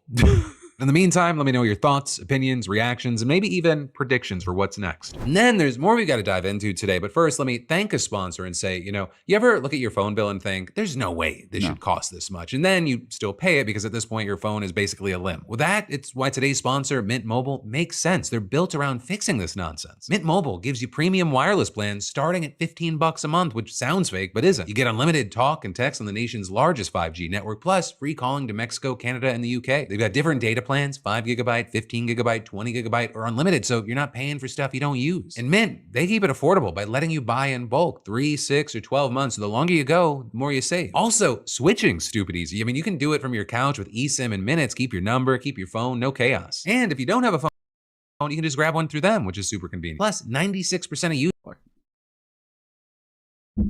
liberal majority on the Wisconsin Supreme Court, and they've been flipping mayoral seats in Omaha, Miami, and Boca Raton. But also, the Republican in Georgia still won. Trump's endorsement still carried the day, and you have voters still showing up to say that, Trump endorsed him, and so that's good enough for me. So you have this question of, is the blue wave real, or is it just noise? And well, at least part of the answer, it's going to depend on whether the war in Iran keeps eroding Trump's golden ticket before November. Right, and so where we'll start is with Georgia, where Republican Clay Fuller won the special runoff to keep Marjorie Taylor Greene's old seat red. There's probably one more man that I should say thank you to. I'm sure all of y'all have probably heard of his name before. His name is President Donald J. Trump, for elevating my candidacy in our campaign, and I will be on Capitol Hill as a warrior to have his back each and every day. But as you're well aware, because you're a beautiful bastard and you watch the Monday Philip DeFranco show, the story isn't that a Republican won in a ruby red district. The story is how close it got. This race had no right being a race that anyone should have really even been looking at. Democrat Sean Harris, he pushed the needle 25 points to the left. Lloyd County, it saw a roughly 30-point shift to the left. And in addition to movers, Harris outright won Cobb County, which Trump and Green carried in 2024. The Republican Party had to spend almost $2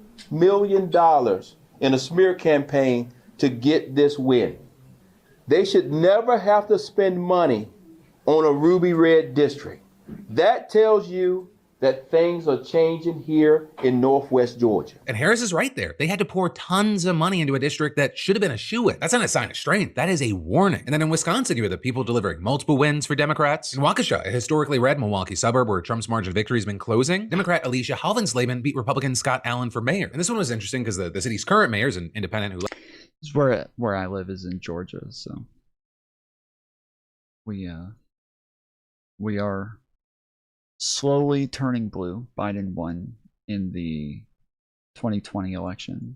And then Trump won in 2024. But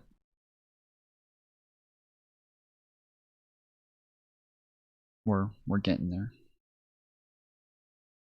Left the Republican Party in 2021 and was endorsed by Kamala Harris. And you report saying that this Dem win now, it could be a turning point for the suburb. Then you had the Wisconsin Supreme Court race with Democrat Chris Taylor backed by Barack Obama and Wisconsin Democrats beating Maria Lazar, expanding the liberal majority on a court currently sitting on questions of congressional redistricting and union rights. Tonight, the people of Wisconsin stood up for our rights and freedoms, our democracy, our elections, and a strong state Supreme Court that will protect the independence of our beloved state. Once again, Wisconsin showed the entire nation that we believe that the people should be at the center of government.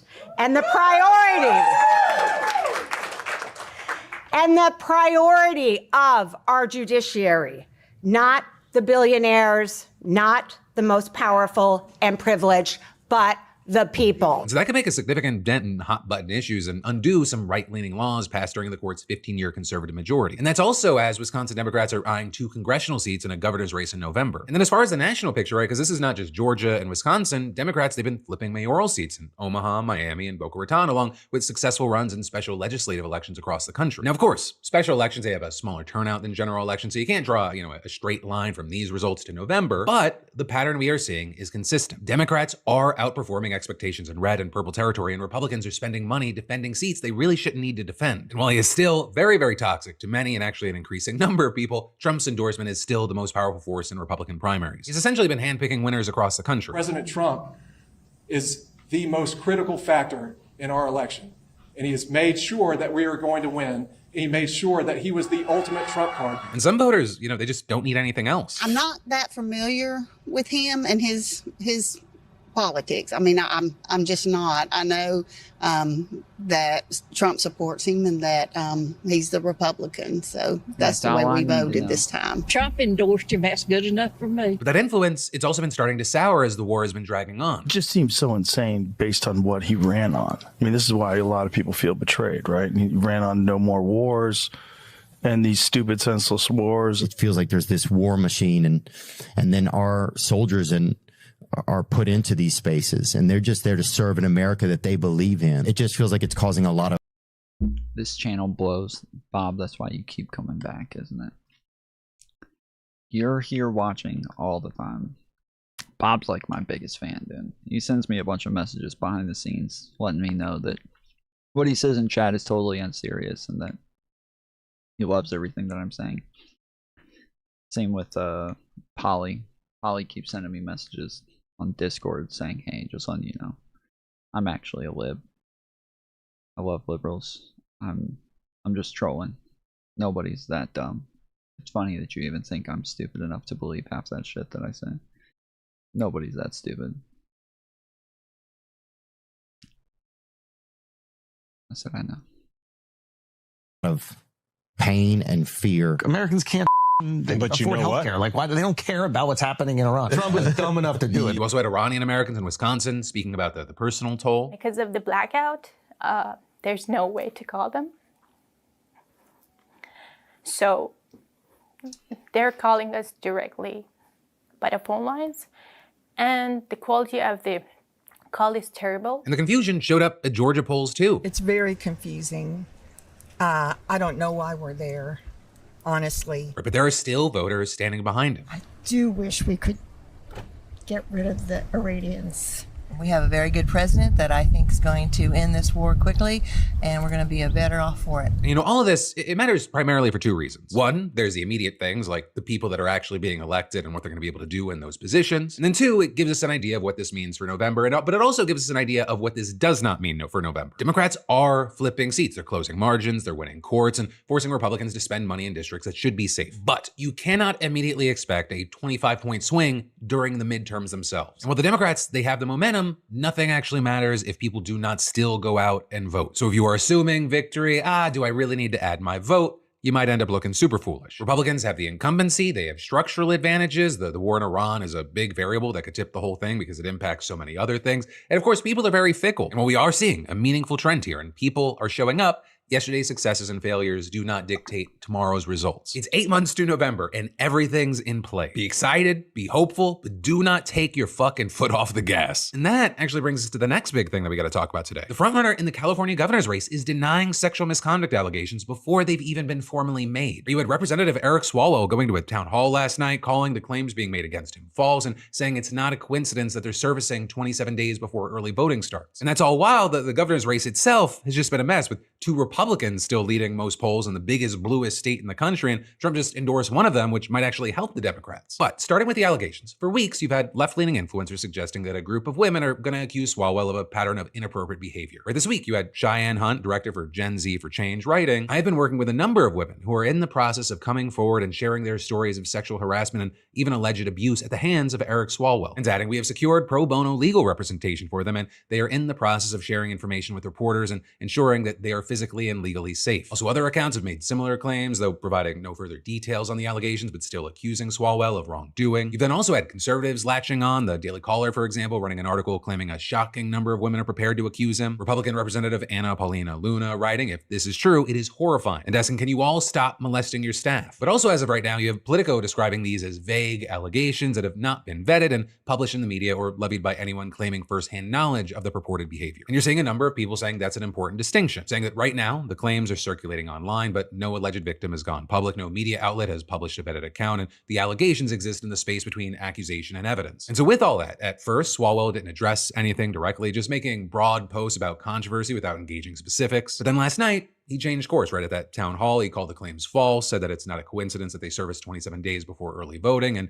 a campaign representative told Politico that this outrageous rumor is being spread by flailing opponents who have sadly teamed up with MAGA conspiracy theorists because they know Eric Swalwell is the frontrunner in this race. With the campaign adding, "In 13 years, not a single ethics complaint by any staff in his office or any other office has ever been lodged." And with this, you've seen some defending him, Senator Ruben Gallego pointing out that some of the accounts pushing the claims are very new and only started posting days ago, writing, "When you were in first place is when they target you." But you then also have the creators behind the allegations pushing back, calling it gross to suggest that the women who they say have built careers in Democratic politics teamed up with MAGA, and added, "Attempts to paint survivors and those coming forward as political operatives is an intimidation tactic." But for now, we're gonna have to wait to see how this specifically plays out, as you had a Swalwell campaign advisor telling the LA Times, "We're speaking out now because we have nothing to hide from. We know how the new media ecosystem works. We know how misinformation spreads." Right, and then as far as the governor's race itself, it's a lot. You know, we've been covering it. California uses a jungle primary where all candidates from both parties compete and the top 2 advance to the general regardless of party. And that Democratic field there, it is crowded, but there's only 2 Republicans. Fox News commentator Steve Hilton and Riverside County Sheriff Chad Bianco, they've been leading most of the polls. Last month, you had a poll showing Hilton at 17%, Bianco at 16%, and Swalwell at 13%. Also, another showed Swalwell in the lead with the 2 Republicans right behind him, and then the Democrats kind of just being scattered. And very notably with this, you had an expert in California politics building a model estimating the probability of a 2 Republican general election. And as of this morning, it sits around 15%, which is down from 20% a week ago, but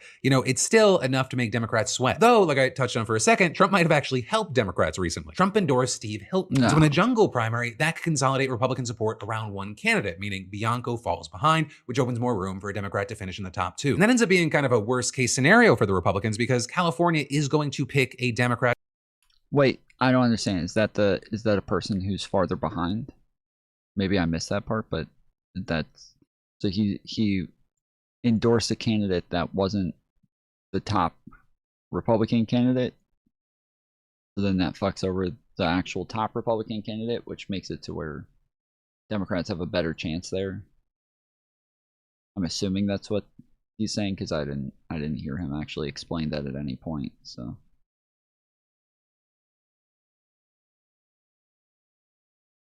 Over a Republican, especially if it's any Democrat versus a Trump pick. And so yeah, Trump may have done the Democrats' work for them because Democrats were reportedly considering spending money to boost one of the Republicans themselves. Like they want the Republican support to consolidate around one Republican. But yeah, for now, we're gonna have to wait to see what happens on both fronts. Yes, what happens with a jungle primary, but of course, what happens with Swalwell. Is he weakened by the allegations? Do the allegations grow? Does information come out? Do victims come forward? All while there's a ticking clock here. Early voting starts in 27 days. But for now, I'd love to know your thoughts, opinions.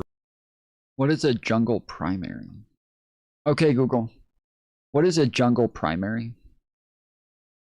According to Wikipedia, a nonpartisan primary, top 2 primary, or jungle primary is a primary election in which all candidates for the same elected office run against each other once, regardless of political party. This distinguishes them from partisan primaries, which are segregated by political parties. This is the first round of a 2-round system. No, it's the 2 Republicans are winning the top to go to the elections regardless of party. Right, so that means that because Trump endorsed somebody who is a lower polling candidate, this makes it to where the Democrats have the ability to step in and win because he's splitting the vote. Whereas if he had just gone with the more popular candidate, that would have made it to where they would have just, Republicans would have had an easier win. But now he split the vote, so now he's giving Democrats a better chance. No? Wait, what do you mean no?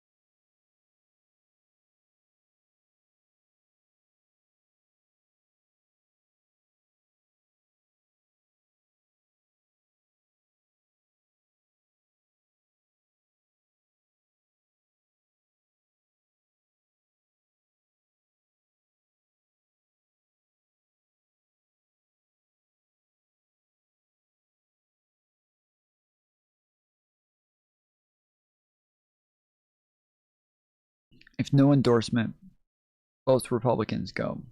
With Trump endorsement, one Republican gets more votes and the other loses votes, dropping them below. Okay, so they still split the vote. Wait, that is what I said. That's what, okay, yeah, so yes. The answer is yes. That's exactly what I said. Okay. Reactions and those comments down below. And then there's more we've got to dive into in just a minute. But first, let me thank a sponsor and say, you ever open a stack of resumes and immediately think, cool, so this is just my entire day now. And also, like, let's be real, half of those, they look like they were written 5 minutes before hitting submit. Well, the thing is, if you're hiring, here's good news. You can now review all of those resumes and applications faster thanks to today's sponsor, ZipRecruiter. ZipRecruiter has a new feature that instantly shows you the most interested qualified candidates first. And today you can actually try it for free at ziprecruiter.com/DeFranco. Their matching tech, it helps find qualified candidates quick. I think they can say that with ZipRecruiter. 4 out of 5 employers .com/DeFranco. Right back into the new ZipRecruiter.com/DeFranco. Meet your match on ZipRecruiter. But then diving right back into the news for our final story of the day, we've got to talk about how Trump's new attorney general literally just confessed his love for the president on live TV. If he chooses to nominate somebody else and asks me to go do something else, I will say, thank you very much. I love you, sir. So that is acting attorney general Todd Blanche, formerly just the deputy AG who replaced Pam Bondi after Trump gave her the boot last week. The Dow is over $50,000.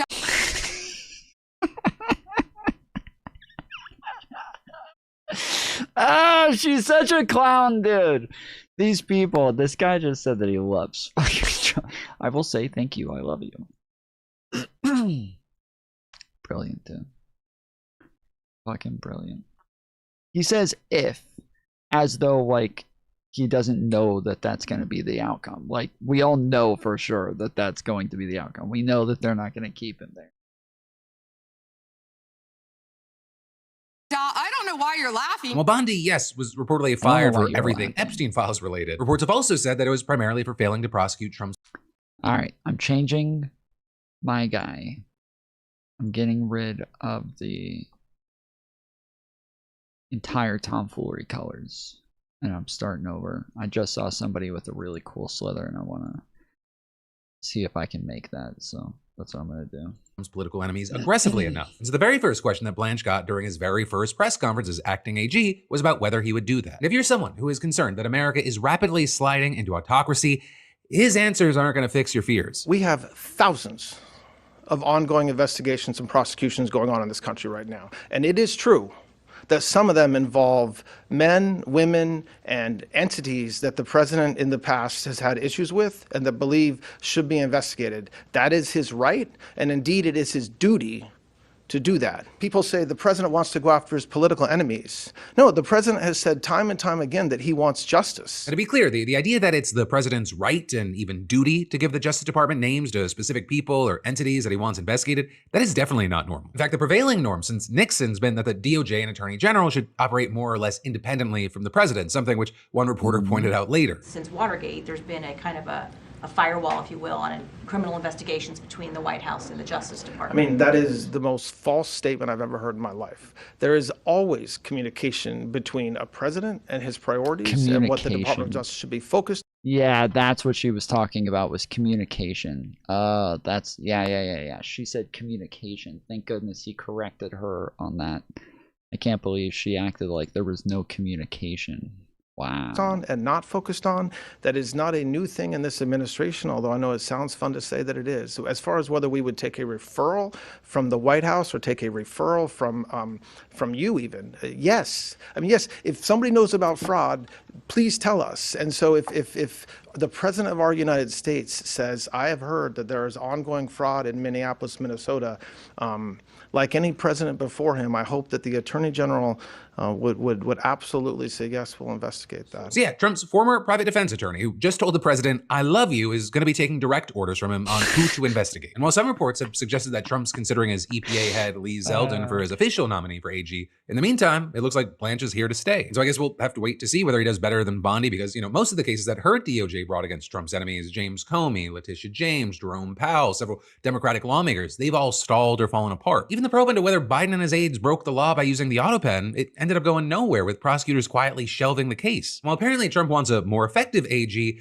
I mean, you had a New York Times analysis, I think, kind of looking at the issue and talking about it pretty well, writing the fault lies in not the shirking weakness of those he is called upon to execute his will, but rather in the impossibility of his request to bring criminal charges against political targets with little to no evidence or legal justification. In fact, when it came to Bondi, you can't say she didn't try. But reportedly in the weeks before her firing, she desperately tried to satisfy Trump by moving against his opponents. We're talking about people including Obama CIA Director John Brennan, as well as another figure that we've got to talk about, Cassidy Hutchinson. She was a top aide to Trump's first-term chief of staff, Mark Meadows, and she gave one of the most explosive testimonies to the January 6th committee. I was in the vicinity of a conversation where I overheard the president say something to the effect of, you know, I don't effing care that they have weapons.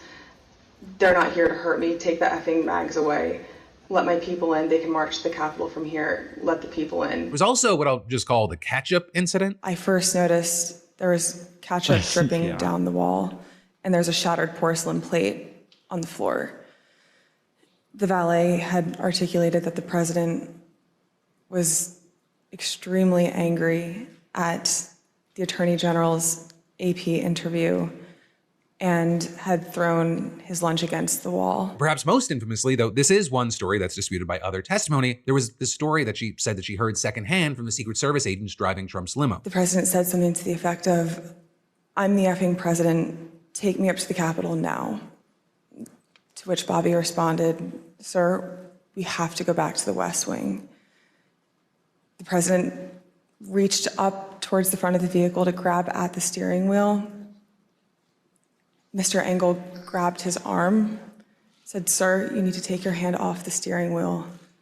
We're going back to the West Wing. We're not going to the Capitol." So now reportedly, Trump's DOJ is investigating Hutchinson for lying to Congress, though strangely, that case is being handled by its Civil Rights Division. Because as the name suggests, it's normally focused on systemic civil rights abuses like police misconduct and racial discrimination. Whereas a case like Hutchinson's, alleged perjury in front of Congress, would normally go to the U.S. Attorney's Office in Washington, which is run by Trump loyalist Jeanine Pirro. But Pirro, like Bondi, has struggled to move cases forward recently. So instead, they're going to civil rights, which is led by another Trump loyalist, Harmeet Dillon. And this, even though reports say that some DOJ officials have been skeptical from the outset about whether there is a viable criminal case to be made at all. But then that's also not where it ends, because this week, Trump announced that they're also looking into whoever leaked the story about the U.S. airman that was missing in Iran. But we have to find that leaker, because that's a sick person. Which, not the most outrageous thing. The government often goes after leakers. But then you had Trump explaining how they're going to do it, and that's when all the First Amendment lawyers' ears perked up. So whoever it was, we think we'll be able to find it out, because we're going to go to the media company that released it, and we're going to say,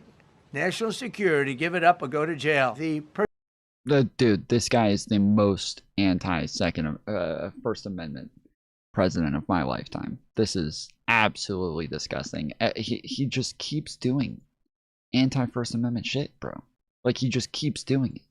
This is so fucking gross. Person that did the story will go to jail if he doesn't say. And with the White House later confirming that an investigation is underway, and Todd Blanche explaining that this is going to be standard policy for the Trump administration. To the extent that we have seen a series of leaks that necessarily involve classified information and putting the lives of our soldiers at risk, or the lives of agents at risk, that is something that we will always investigate. And we will investigate if it means sending a subpoena to the reporter. That's exactly what we should do, and that's exactly what we will be doing. Now, this isn't totally out of the blue, right? Last year, Trump's DOJ rescinded a Biden-era policy that safeguarded journalists from subpoenas during leak investigations. And then remember, in January, the FBI raided a Washington Post reporter's home and seized her devices, though a federal judge in February blocked the government from actually searching them. But still, reporters and free press advocates warn that this kind of thing, if not outright illegal, is at the very least deeply illiberal. Because if the government, they can compel journalists to give up their sources, then sources are going to stop going to journalists with information. So with that, you had Bruce Brown, president of the Reporters Committee for Freedom of the... Well,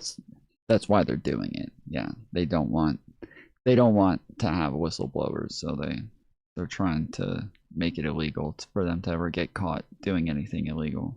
Press telling NPR some of the most consequential reporting in U.S. history, from Watergate to warrantless wiretapping after 9/11, was and continues to be made possible because reporters have been able to protect the identities of confidential sources and uncover and report stories that matter to people across the political spectrum. But that, my friend, you beautiful bastard, is the end of today's Wednesday Philip DeFranco show, but not the end of the ride, because you're just a click or tap away from watching today's brand new episode of Crashing Out, my podcast with myself and Alex Perlman. It's a very cathartic experience, especially if you feel like you've been going crazy for the past 72 hours. But no matter what you do, let me just say thank you for watching. I love yo faces, and I'll see you right back here tomorrow.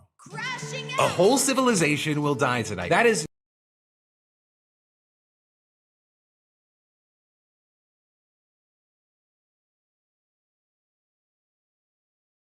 Late Tuesday night, President Trump and the Iranian regime agreed to a 2-week ceasefire. At least each side agreed to a version of a ceasefire agreement. It's not sure if they agreed to the same thing. Double-sided. Yeah, double-teamed ceasefire. We'll dig into all the details in a second. But first, John, let's just see how the financial media was processing Trump's threat to take out the entire civilization of Iran. Let's watch. Here's a clip from CNBC. This deadline that President Trump has set, 8 p.m., has threatened to destroy a civilization. How does an investor process that? Is it a bigger upside risk or downside risk? Well, Sarah, you're always going to want a short civilizational collapse. Yep. That is just that is 101. Yeah, I'm long war crimes, but I'm short genocide. The political version of this is Trump did a genocide. Where's the bounce? Coming to a Harry Enton segment near you. I sent that to some of my college friends who are in the finance world, and one of them said, "Honestly, I've been asking myself the same question." You know, there's like an entire like Goldman Sachs desk like trying to figure out. I mean, of course, there were reports that like Citigroup was sending out analysts to see if the Strait of Hormuz was closed itself. Whatever. A lot of money is like going through the Strait of Hormuz, so we shouldn't be surprised at all. One quick thing, John. We here at Crooked Media, we will commit to not making financial bets based on genocide. We wouldn't. I thought they were going to say that they wouldn't genocide anybody. Well, if they're not going to do it, then I will. Okay? If these big podcast bros are not going to take the stand, then I will.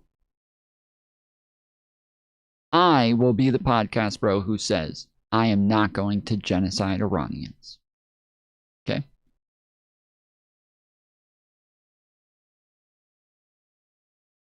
It's not that big of a deal. It's something that we should all do.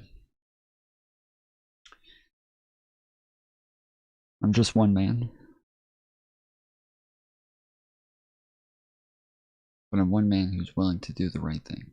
That's something we're not going to be focused on or covering as a network. At least today. And if you want to support that kind of coverage and reporting and analysis, please consider subscribing to Pod Save America here on YouTube. And if you want to become a subscriber to our Only Friends subscription community, you can click join on YouTube, or you go to crooked.com/friends. It's the number one thing you can do to help us. That's a good place where you can put your money. Yes, that's a good bet. It's a good way to bet your money that isn't mass death. So consider it, please.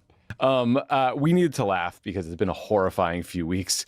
But like, let's dig into what happened last night and why the ceasefire feels very fragile at the moment. So as of this recording, Iran is now saying the Strait of Hormuz is closed until the Israelis agree to stop bombing Lebanon.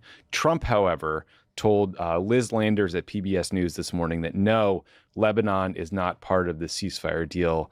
So that seems like a big problem. And again, so the Pakistanis who facilitated this agreement, they'd explicitly said that Lebanon was part of the deal. This is from Prime Minister Sharif's tweet last night. Quote, "With the greatest humility, I am pleased to announce that the Islamic Republic of Iran and the United States of America, along with their allies, have agreed to an immediate ceasefire everywhere, including Lebanon and elsewhere, effective immediately." That seems pretty cut and dry.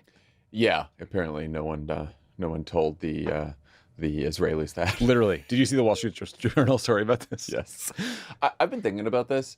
I feel like we are back to exactly where we were right after Trump gave that weird primetime address last week, which is, remember, like in that speech, he was basically like, well, we destroyed everything and the strait will open up on its own and we don't need the strait. Right. And we did everything we needed to do and that's that. Yeah. And that's basically where we are right now. We just had like a threat of genocide interrupting that in the middle. Right. But like all that's happened, it seems like, is the United States has stopped bombing stuff, and Iran said that they would open up the strait, but now they've closed it. And even if they open it again, Iran controls the strait and is charging a toll. Yeah, we gave them they de facto. I mean, basically, Trump seemed to concede in his statements last night that Iran is now in control of the Strait of Hormuz. We mentioned this earlier. The Wall Street Journal reported that the Israelis were furious that they were not part of the ceasefire negotiations. They weren't consulted on the final text of the deal before it was done. And they have basically insisted that they're going to keep hitting targets in Lebanon. And to that point, this morning, the IDF tweeted, quote, "The IDF completed the largest coordinated strike across Lebanon since the start of Operation Roaring Lion." And they said they hit 100 targets in 10 minutes. And so a lot of geopolitical analysts I follow are wondering if this is Israel trying to collapse the entire deal by bombing the shit out of Lebanon in the moment after it happened. That's what it I don't know sounds if you've like, seen yeah. some of the videos too from it's horrifying. Like in Beirut, Yes. in like densely populated areas of Beirut. Yes. People Yes. saying it's like apocalyptic there right now. What's happening in Lebanon is staggering. I mean, 1 million people have been displaced. from the south. Israel is now saying they're going to occupy like territory that stretches like 15 miles into the country. The media always calls it a buffer zone, but it's an invasion and an occupation of another country. It's crazy. And they're doing the thing they did in Gaza, which is like every target is Hezbollah. Everyone is related to Hezbollah. It's all Hezbollah. It's all terrorists. Any death you see is all Hezbollah. And that's, I was talking to a friend who is Lebanese and his family in Beirut. And so you have 1 million people who are pushed out of the south. They're all looking for places to stay and work. But no one in Lebanon or in Beirut wants to rent out an apartment to someone they don't know, because God forbid they are, tangentially or directly connected to Hezbollah. And all of a sudden your apartment building is bombed because you let this person stay there. So it's exacerbating all these sectarian tensions. So they killed a senior party official from the party that is opposed to Lebanon the other day. And they're like, well, he wasn't part of the target. Well, that makes sense. That's a great way to do it. President Trump, he doesn't seem worried about these details. This morning, he truthed, a big day for world peace. Iran wants it to happen. They've had enough. Likewise, so has everyone else. The United States of America will be helping with the traffic buildup in the Strait of Hormuz. There will be lots of positive action. Big money will be made. Iran can start the reconstruction process. We'll be loading up with supplies of all kinds and just hanging out in order to make sure that everything goes well. I feel confident that it will. Just like we are experiencing in the U.S., this could be the golden age of the Middle East. President Donald J. Trump. Golden age. Hey, Middle East, you don't want to experience this golden age. Let me tell you, we're a year and a half into it. It's just, he's such a lot. Like, big money will be made. He just Thousands of people. He can say like 3 things, which is like, peace will come, peace is everywhere, I will destroy you, and everyone will make money. That's it. Those are like the only 3 messages he has, and all of them are always bullshit. It's just, he's a disgusting person. Pod Save America Breaking News is brought to you by Act Blue. Act Blue provides Democrats up and down the ballot with the tools they need to run effective campaigns and win. Fundraise, organize, build campaign websites, and donate with solutions. Organize and poet. More candidates and causes you believe. America's Secretary of Defense and most decorated war criminal slam poet. And then Dan Kane, the chairman of the Joint Chiefs, they did one of their briefings. They were trying to spin the deal as a victory, even though just days ago they were bragging about all the additional targets we had to hit. It was interesting hearing them try to split the difference of like, Hegseth made it sound like the entire thing was over. There was kind of like a great work, everybody, feeling to it. And then Dan Kane was like, we stand ready. But regardless, I thought this exchange, this is actually the last question and answer, was pretty instructive. Let's watch. Go ahead. Yes. 2 questions actually for you. So during this time, are you still encouraging civilians to rise up against the regime, or are they satisfied with this new regime change, or is this two-week period to kind of see where that leads? Also, talked about the enriched uranium going in there. Would that require special forces or other military, our service members? Who would be basically going in there and trusted to going in there to get that uranium out? Mm-hmm. Again, on the uranium, we're watching it. We know what they have, and they will give it up, and we'll get it, and we'll take it. If we have to, we can do it in any means necessary. So that's something the president is going to solve for. We already have with Midnight Hammer, with the place we put them in, and the reason it's in the situation where it is. The second one was about the people. Listen, I would love to see the Iranian people take advantage of this opportunity. They have been oppressed by the previous regime, and they'll have a new opportunity with this regime. That remains to be seen. That was not our objective in this effort, but they're brave people. Horrible things have been done to them by the previous regime. Tens of thousands targeted and killed and assassinated in a way the government never should. And we wish them the best, absolutely. Thank you all very much. Appreciate it. Yeah, I mean, the new regime will be holding town halls all throughout the country. They're going on a listening tour, so people have an opportunity to just check in, to speak their mind, kick the tires, let them know what kind of changes they're hoping for. Yep. They know that the son is just much more liberal in so many ways, pro-LGBT, right? yes. Exactly, than the father, and they have a great opportunity now that a lot of their infrastructure has been destroyed, and a couple thousand people have died. All as well. Yeah, that whole exchange, it just tells you what a mess this is. Like, so there's no plan to get Iran's highly enriched uranium stockpile, which the point of the whole thing, far and away the most important priority of the mission. So that's put a pin in that one. And then on regime change, Trump went from saying, I want to pick Iran's next leader. Remember that phase? To actually there was regime change and the new guys are cool. It's pretty cool looking. I like this.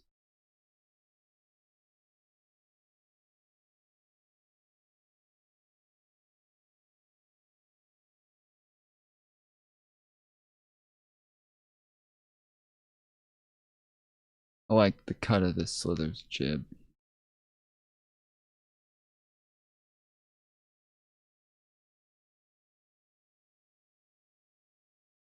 And we're working with them. And then Hegseth there is like, yeah, actually, it'd be great if the Iranian people would rise up. So best of luck. We got a dozen or so senior Iranian officials, sunk 100 or so ships, a couple thousand ballistic missiles. That's it. Yeah. That's it. That's $40 billion spent, at least. Thousands of people dead, including 14 Americans, 365 Americans wounded. And basically we looked at this terrible regime in Iran that was pursuing a nuclear weapon and said, what if we gave him a new toll road in Hormuz? What if we gave him some more money and then we're watching that thing? What if this international waterway where 20% of the... Hey, I just got an apartment. Let's go. Let's fucking go. Don DeMarco. Let's get some W's in chat for Jeffy, everybody. W Jeffy's in the chat.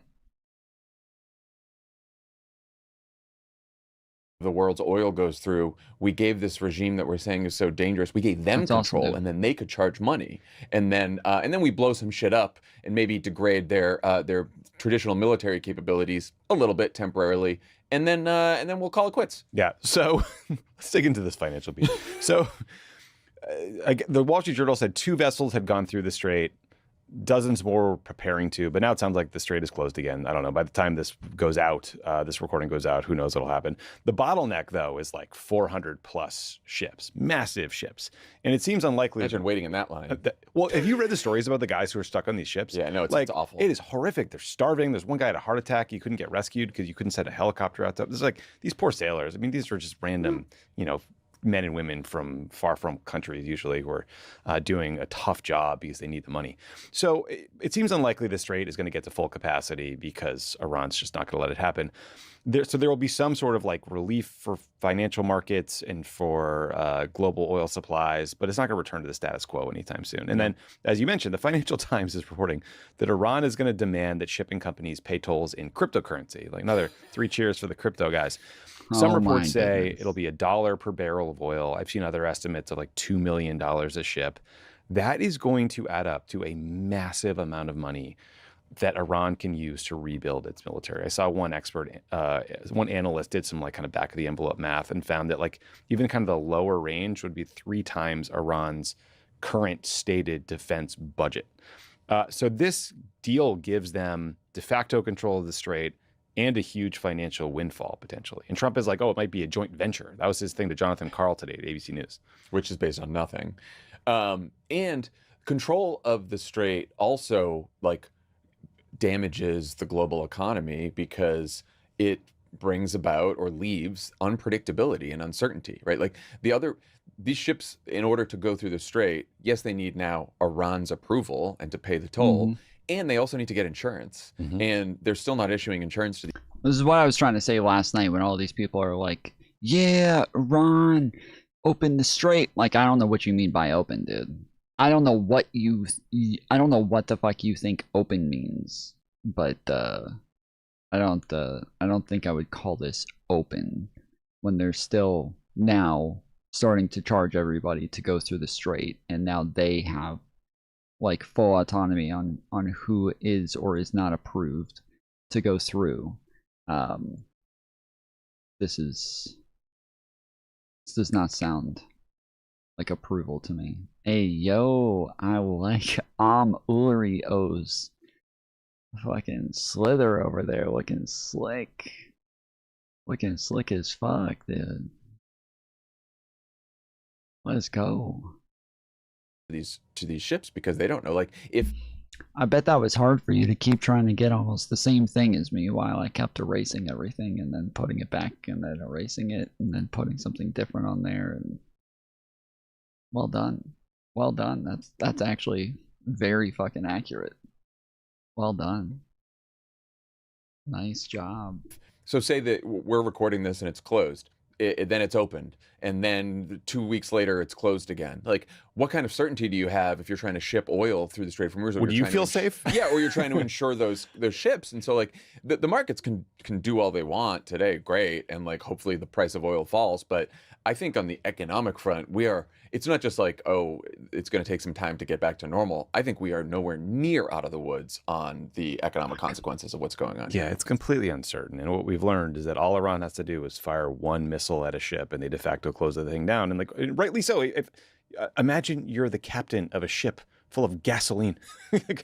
You're not going to mess around with getting attacked. No. So Trump also said in that post on Tuesday night that the U.S. and Iran are far along on a final deal to end the war. And he said that this 10-point plan that Iran had put forward was, quote, a workable basis on which to negotiate. So let's just talk through this Iranian list of demands. A permanent end of hostilities, guarantees that the U.S. and Israel won't attack Iran again, ceasefire agreements that includes Israel's war with Lebanon and Hezbollah, with Hezbollah in Lebanon. All sanctions on Iran should be lifted. All sanctions lifted on Iran's allies. Iran takes control of the Strait of Hormuz. Iran can charge fees on crossings through the strait. The United States, dude. They just fucking, they really got one over on the Iranians here, dude. Damn, Donald Trump, the fucking 5D chess, bro. Damn. Who could have thought? Nobody thought that he could get such an amazing win here. Nobody thought that he would be able to achieve this much. Foolery. Listen to all that.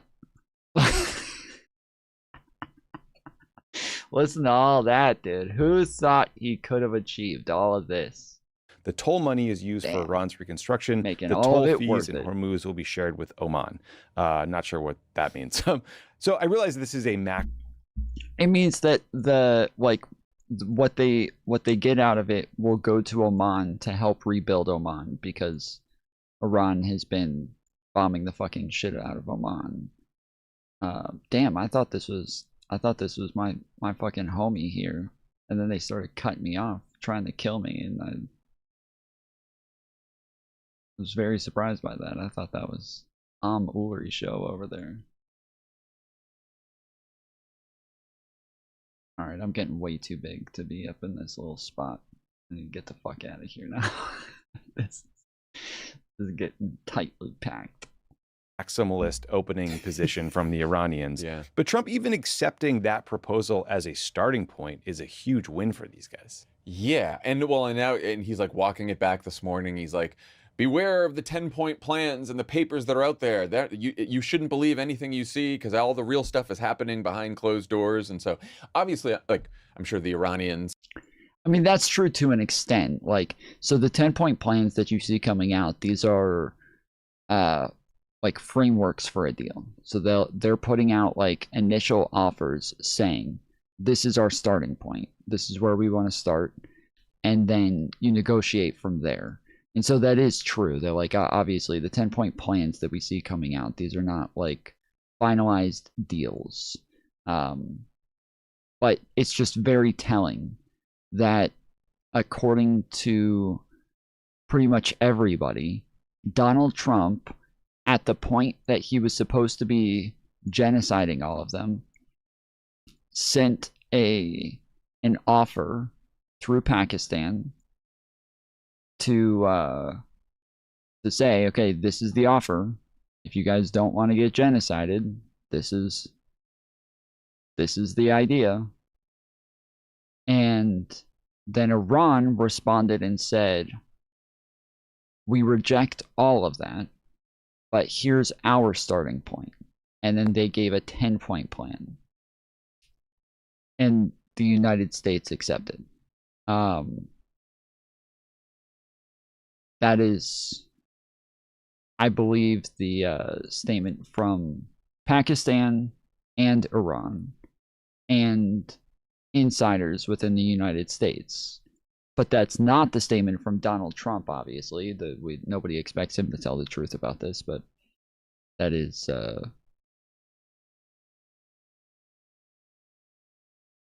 not their stance. So what the truth is in this matter, I have no idea. I'm not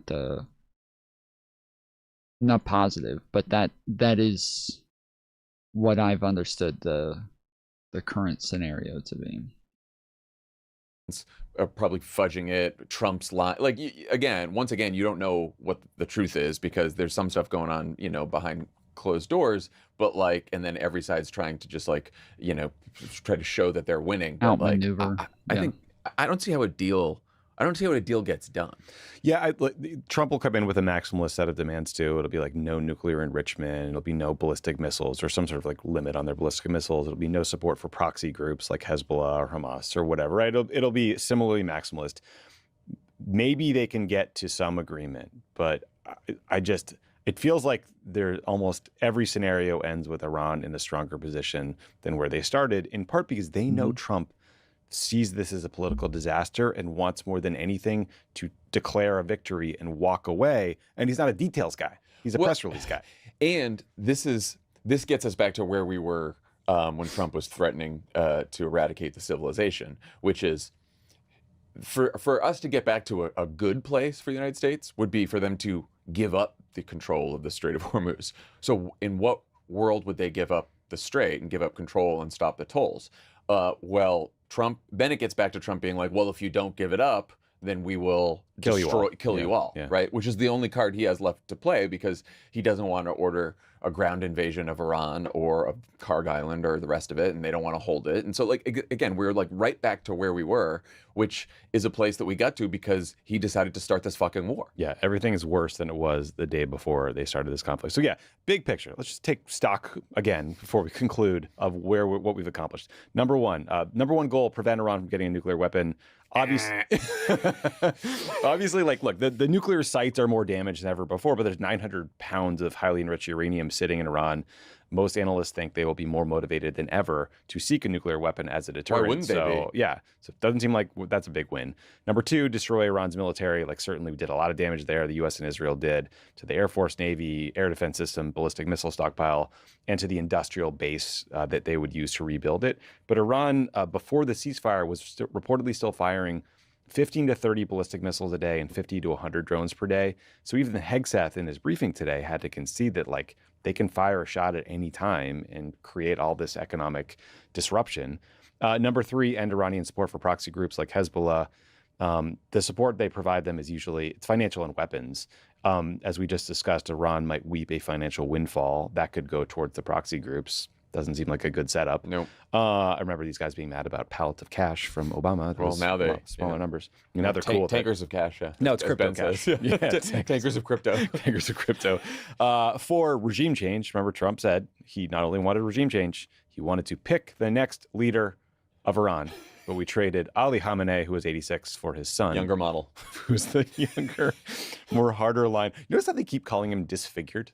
Yeah, that's because they want you to think he's dead or that he's not really there. They want to weekend at Bernie's him. Yeah, but there's all the reports today. This was in Axios, I think, talking to Israeli sources, say that Khamenei personally signed off on this ceasefire deal. Yeah. So seems like he's kicking, or maybe he's not kicking, but maybe he's pumping this. And then finally, Iran, as you just said, has more control of the Strait of Hormuz and global oil shipments than ever before. So lots more thorns than roses there, Tommy. Yeah, I don't feel like this was a good idea. Would be my takeaway. Fucking idiot. You would think the president would have some leeway since he's such a master negotiator or whatever. What do you mean leeway? Leeway in what sense?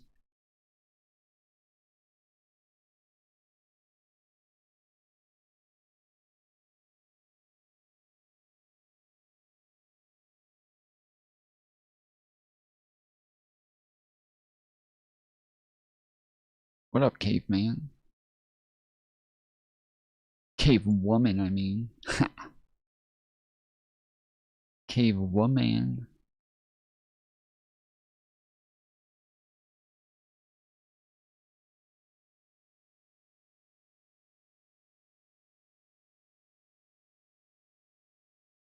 I really like the majority of these colors at the very beginning. They're very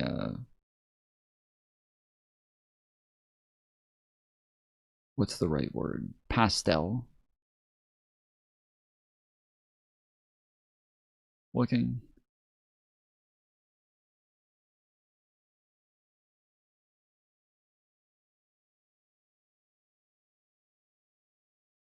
was trying to stick with that, but it's really hard to tell when you're building the slither what colors you're clicking on, what they're actually going to look like on the snack.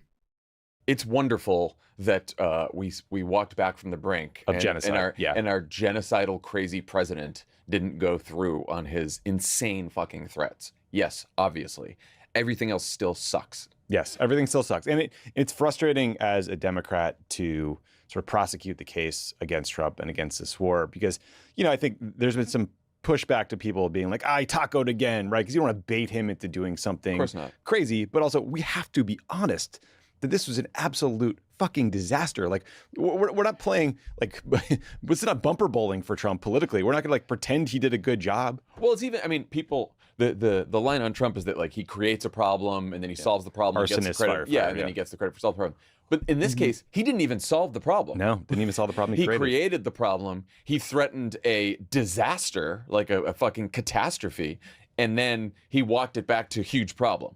Yes.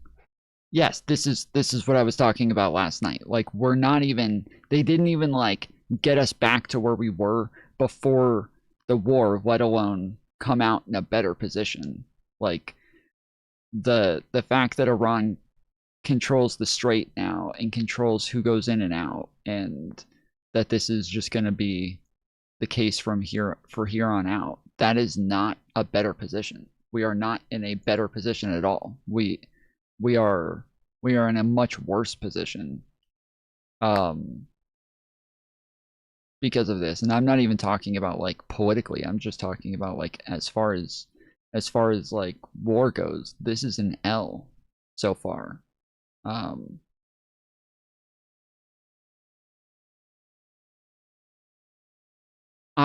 I've said from the beginning, I would assume Donald Trump eventually has to like take a deal where they are enriching uranium to civilian levels.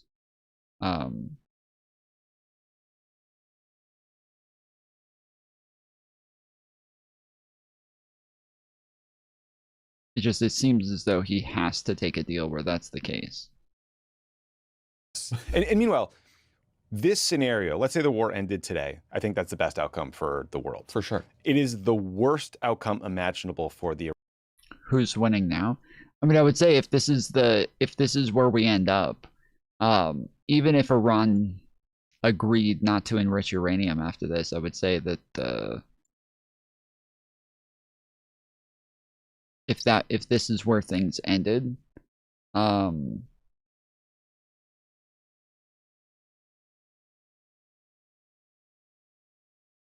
don't know. If Iran agreed not to enrich uranium, I would say it would probably be beneficial to both sides. I like both sides kind of won.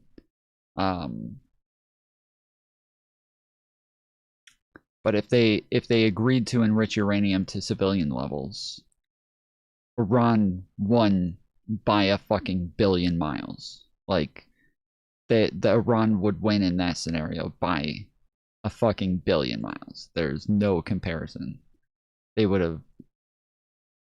That would just be a massive W for them. They're in a better position in the world order. Yeah, with the 15-point plan versus the 10-point plan, and like what it is that we would expect each side to get currently. Somewhat the fact that Israel is still fighting in Lebanon, maybe not, but I would say, like, again, Iran having control of the strait from here on out, that is a pretty big W for them. Like, that's a pretty major win for their, yeah, from their perspective. But yeah, right now, I don't know that I would say either side is winning right now. I think we're missing way too much information here, so. Iranian people. Because Trump has now left them with a decimated country, an even more hardline regime that is going to crack down on any dissent harder than ever before, and they all know goddamn well that the United States and Israel won't do a goddamn thing about it because they don't actually give a shit about the Iranian people, and there might be an agreement not to attack them again. Yeah. And do we think that like Israel's safer? Oh damn! I that the respawned Saudis right are next to you safer? guys. That the What UAE, up? like all of the Gulf countries? Do we think that like some kind of ceasefire or even some deal is going to protect them now that Iran has just remember their other big goal is to stop Iran from projecting power in the region? Mm-hmm. Seems do like we that's think Iran power. is not more What? powerful than What? No! There's no way. That's a lie. This game is cheating, dude. This game is cheating, bro. It's not fair. That's not fair. bro. It's not fair. Shut up. You sound so fucking gay, dude.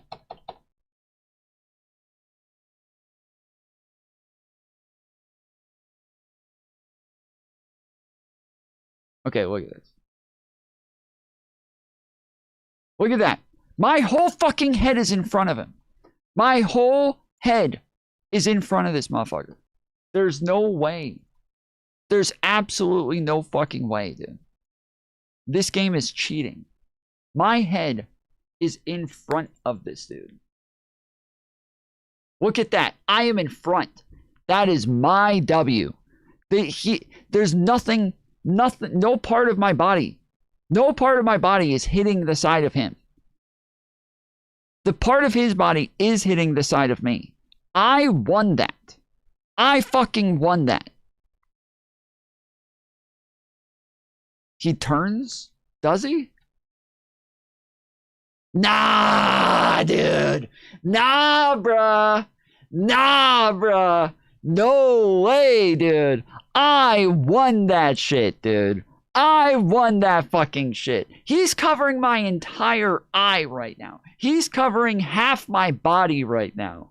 No way, dude. No freaking way, bro. Look at that. He's covering my whole head. There's no way, bro. There's no way. They're cheating. They're freaking cheating me. There's no way. No. That's no fucking shot, dude. So, okay. The reason this happens is because the box, if you guys know what a box is, like in video games where like they have what you see as your body isn't where the game considers your body to be at all times, right? So sometimes like when we play Call of Duty, you'll see like guys who are really small who you know, it's you hit them, and then guys who are really big and you shoot at them. Both have the same box, to where them just being a bigger character doesn't mean that you're able to hit them easier. So sometimes if they're bigger and fatter and you're hitting the sides of them, it's not hitting them because their box is still the same frame as the skinny person. Here,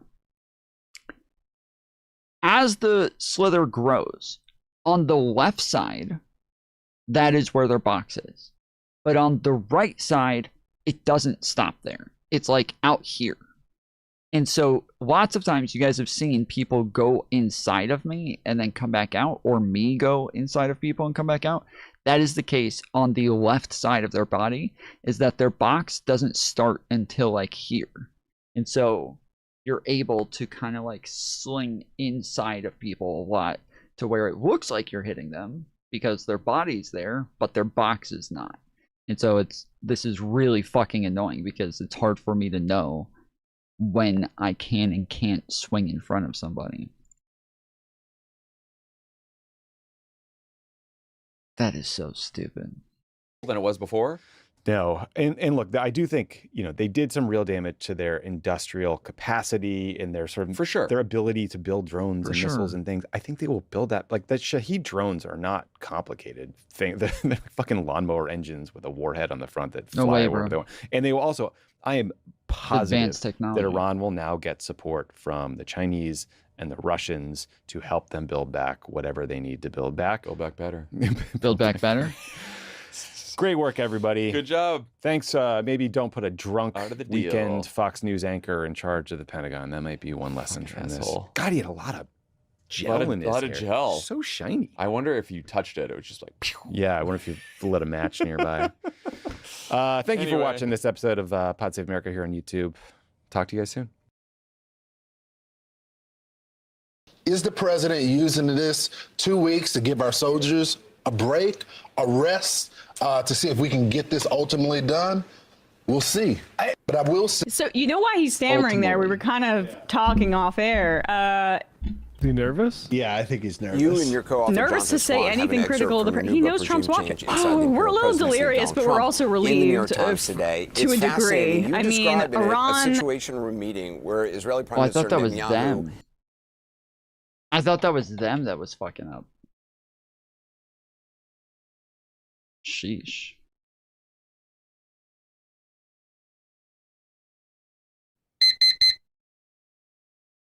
And got Trump brought Trump to heel. All right.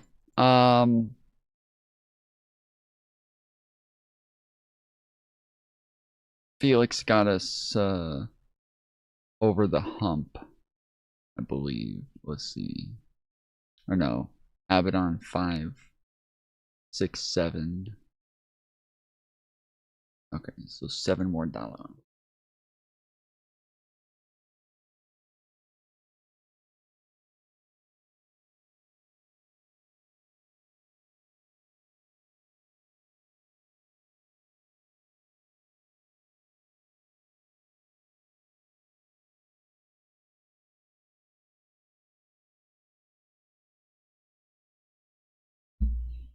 I mean, there's no other way to describe these terms that the United States has agreed to in principle.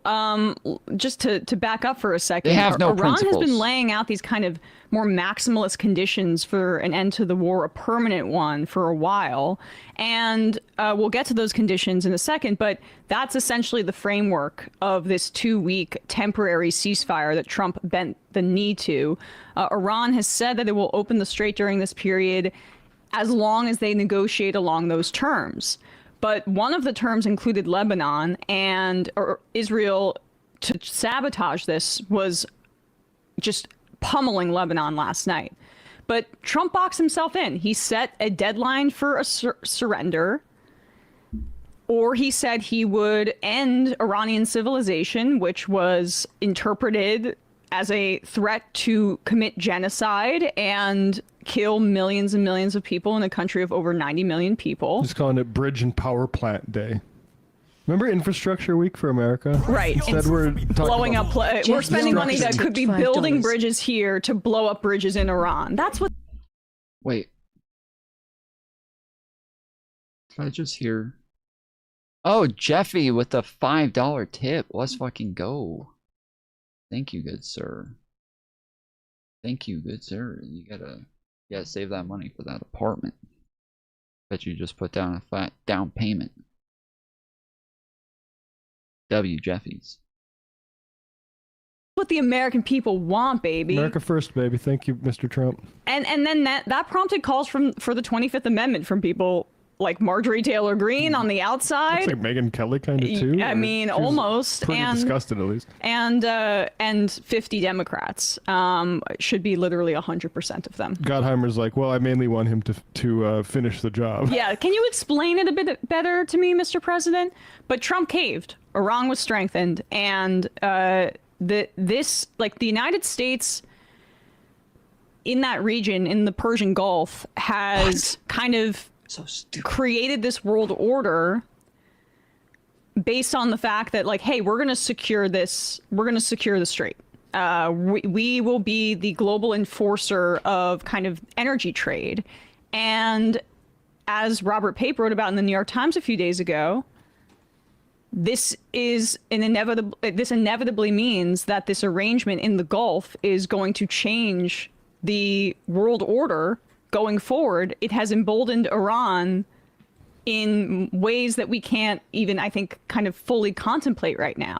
But this was Trump's Truth Social last night, where just hours after he, again, threatened to either to nuke, to commit genocide, an act of mass murder in Iran, he truthed. Based on conversations with Prime Minister Shehbaz Sharif and Field Marshal Azim Munir of Pakistan, wherein they requested I hold off on the destructive force being sent tonight to Iran, and subject to the Islamic Republic of Iran agreeing to the complete, immediate, and safe reopening of the Strait of Hormuz, I agree. Which was open before this conflict. Exactly. Which I caused, the closure that I caused. I agree to suspend the bombing and attack of Iran for a period of 2 weeks. This would be a double-sided ceasefire. The reason for doing so is that we have already met and exceeded all military objectives and are very far along with the definitive agreement. They already won the war, dude. It's already won. Why? There's no point in even continuing, even though they have continued for a long time after they said they already won. They just kept fighting for no reason, just because they felt like it, dude. They just kept having aircraft go down and, you know, more. Oh my goodness, no fucking way. Oh my goodness, I cannot believe he just lived through that! What the fuck? How the fuck did I just die?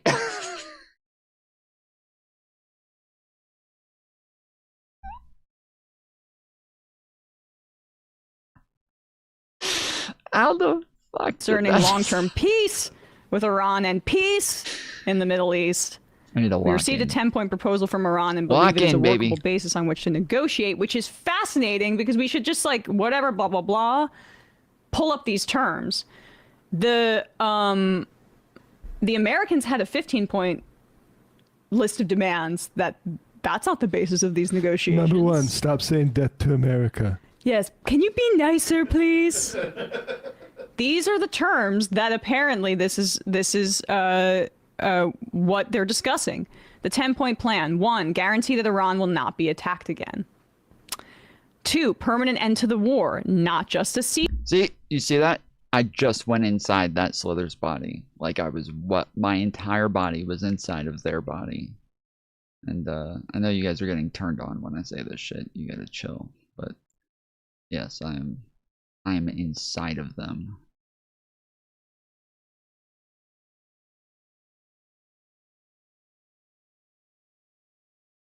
Ceasefire. Now, you hear that, Israel? Yes, this is because Israel, the ceasefires that have been negotiated in Gaza and Lebanon have been shown to be completely false, just lies. Well, and like the reason that Israel would never want a permanent ceasefire in Gaza, for instance, is because Zionists actually do see that as a situation they want to solve through force.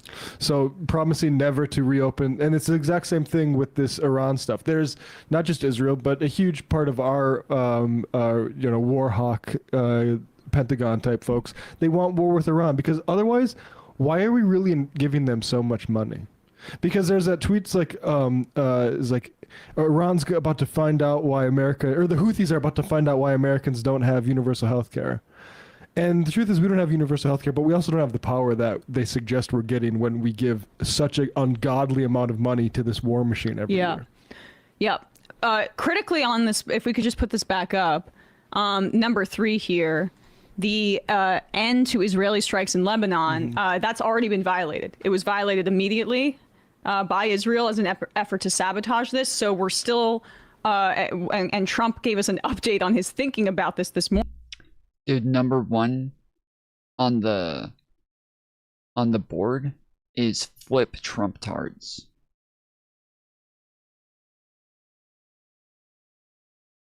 The person winning. Flip Trump tards. And then number 10 on the board is Trump 2020 and beyond. What the fuck?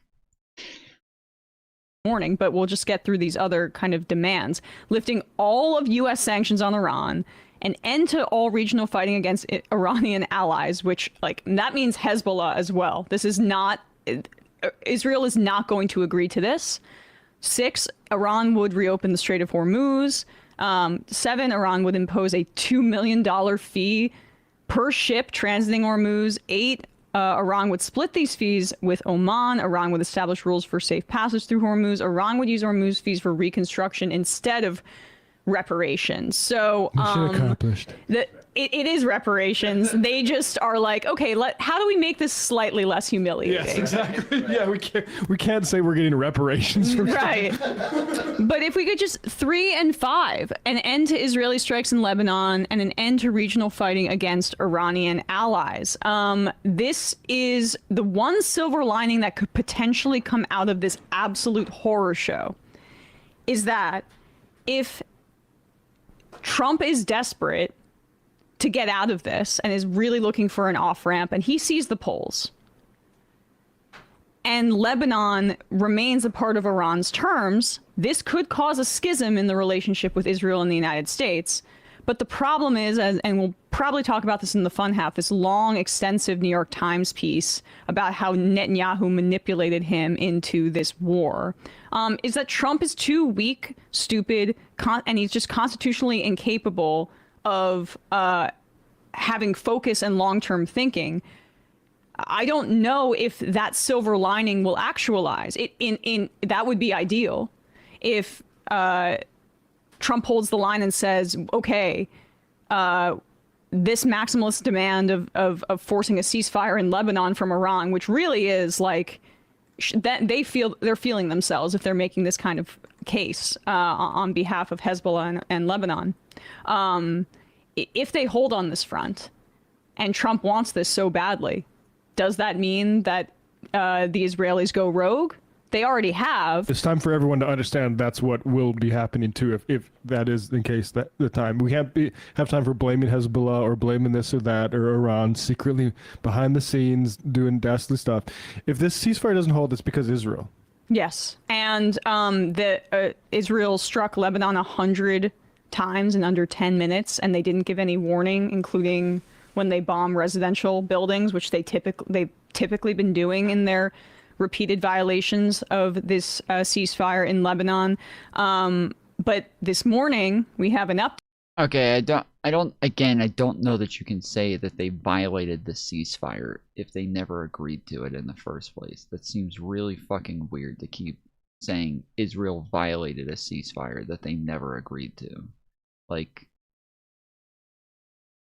that's just, you can't keep saying in violation of the ceasefire. That doesn't make sense. Update.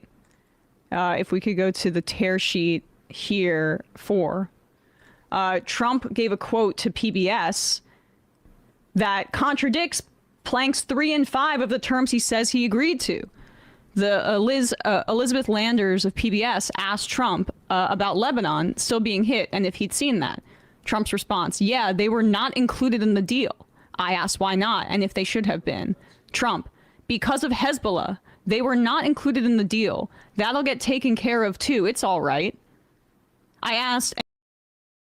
I don't understand how, like, if she already knows this, if she already knows that they were said to not be included in the deal, and that this is a deal with the US and not with Israel, why does she keep saying shit like they're violating the ceasefire if they're not part of the ceasefire?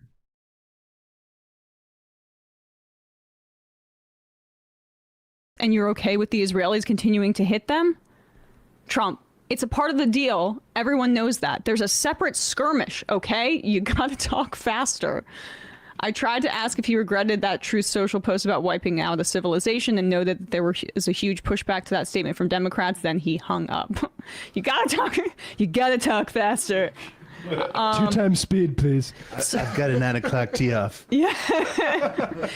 And by that you mean sitting on the toilet and straining. Has anyone seen him golfing recently? I'm not sure. Like, that might be why he needs to feel anything by bombing people and killing a bunch of little girls. It's because he doesn't have his outlet, which is golf. Too sick, old, and disgusting. So that is completely contradicting what the terms he said he agreed to included. And just to finish this off here, he's probably not in the best mood because we know that this is his favorite show, Fox and Friends. It's a warm blanket for him. This is how they responded to the terms that were agreed to. But I will say that the president's demands, we have not reached any of those objectives. I have full confidence that the president is going to find some way to make this happen. But he said that we want to dismantle all major nuclear facilities. That has not happened. The end of uranium enrichment on the soil, they're still enriching. The transfer of the enriched uranium stockpiles out of Iran, that hasn't happened. The acceptance of intrusive international inspections, they're still not willing to do that. And they have not suspended their ballistic missiles program. They're still firing them off to stop the production of the long-range missiles. What's wrong with your chat? Is it not popping up again? Dude, YouTube's just fucked right now. I don't know what to do. I can't keep going back and trying to fix it every 30 seconds. YouTube just fucking sucks right now.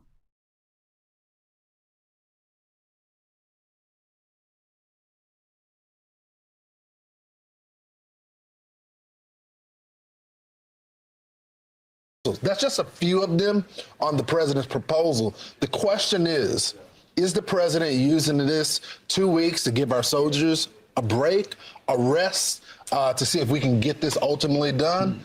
We'll see. But I will say. So you know why he's stammering there? We were kind of talking off air. Is he nervous? Yeah, I think he's. It broke when you touched the timer? Really? Weird.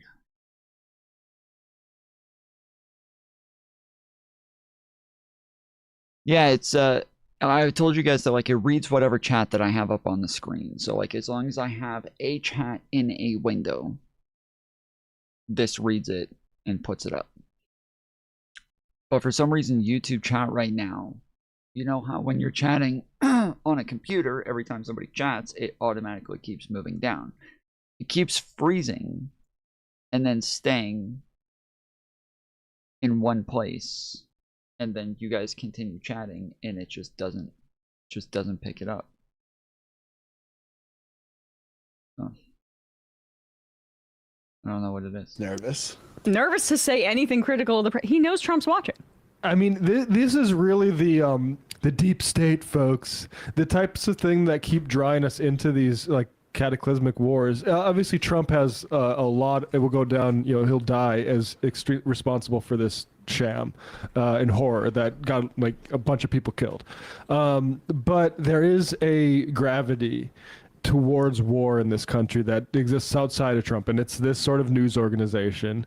It's going to be all these folks that are even in, you know, like yesterday, that was it Gottheimer, talking about, you know, we have objectives in the region. No, you have objectives in the region. Yeah. My objective is not to do all this thing. I don't care about it, like Iran. I want the healthcare here. I want to stop medical debt. Yeah, I want but rent to be affordable. I wish that they would just shut the hell up. But the problem is that Fox News wants this war to continue. Exactly right. Yeah. So, I wish that we could just like have some sort of national day of unity where we all agree to lie publicly about that Trump actually won this thing. Great job, sir. And so we could just get us out of this. Oslo, you know what to do. Yes, but FedEx that crap. Got a special new one. Nobel Peace Prize stat. We can reconvene it. We could do 2 in a year. It's and fine. the parade? Oh, it's actually a special one. Right. Yeah. It's even better than the normal one they do every year. Gosh, does that FIFA Peace Prize mean nothing to you? Hey, folks, don't forget to hit the subscribe button and check out our daily show. We do it every day at 12 p.m. East. True, dude. True. You guys are talking to the winner of the FIFA Peace Prize. Come on. Show some respect. Not everybody's able to get a FIFA Peace Prize, okay?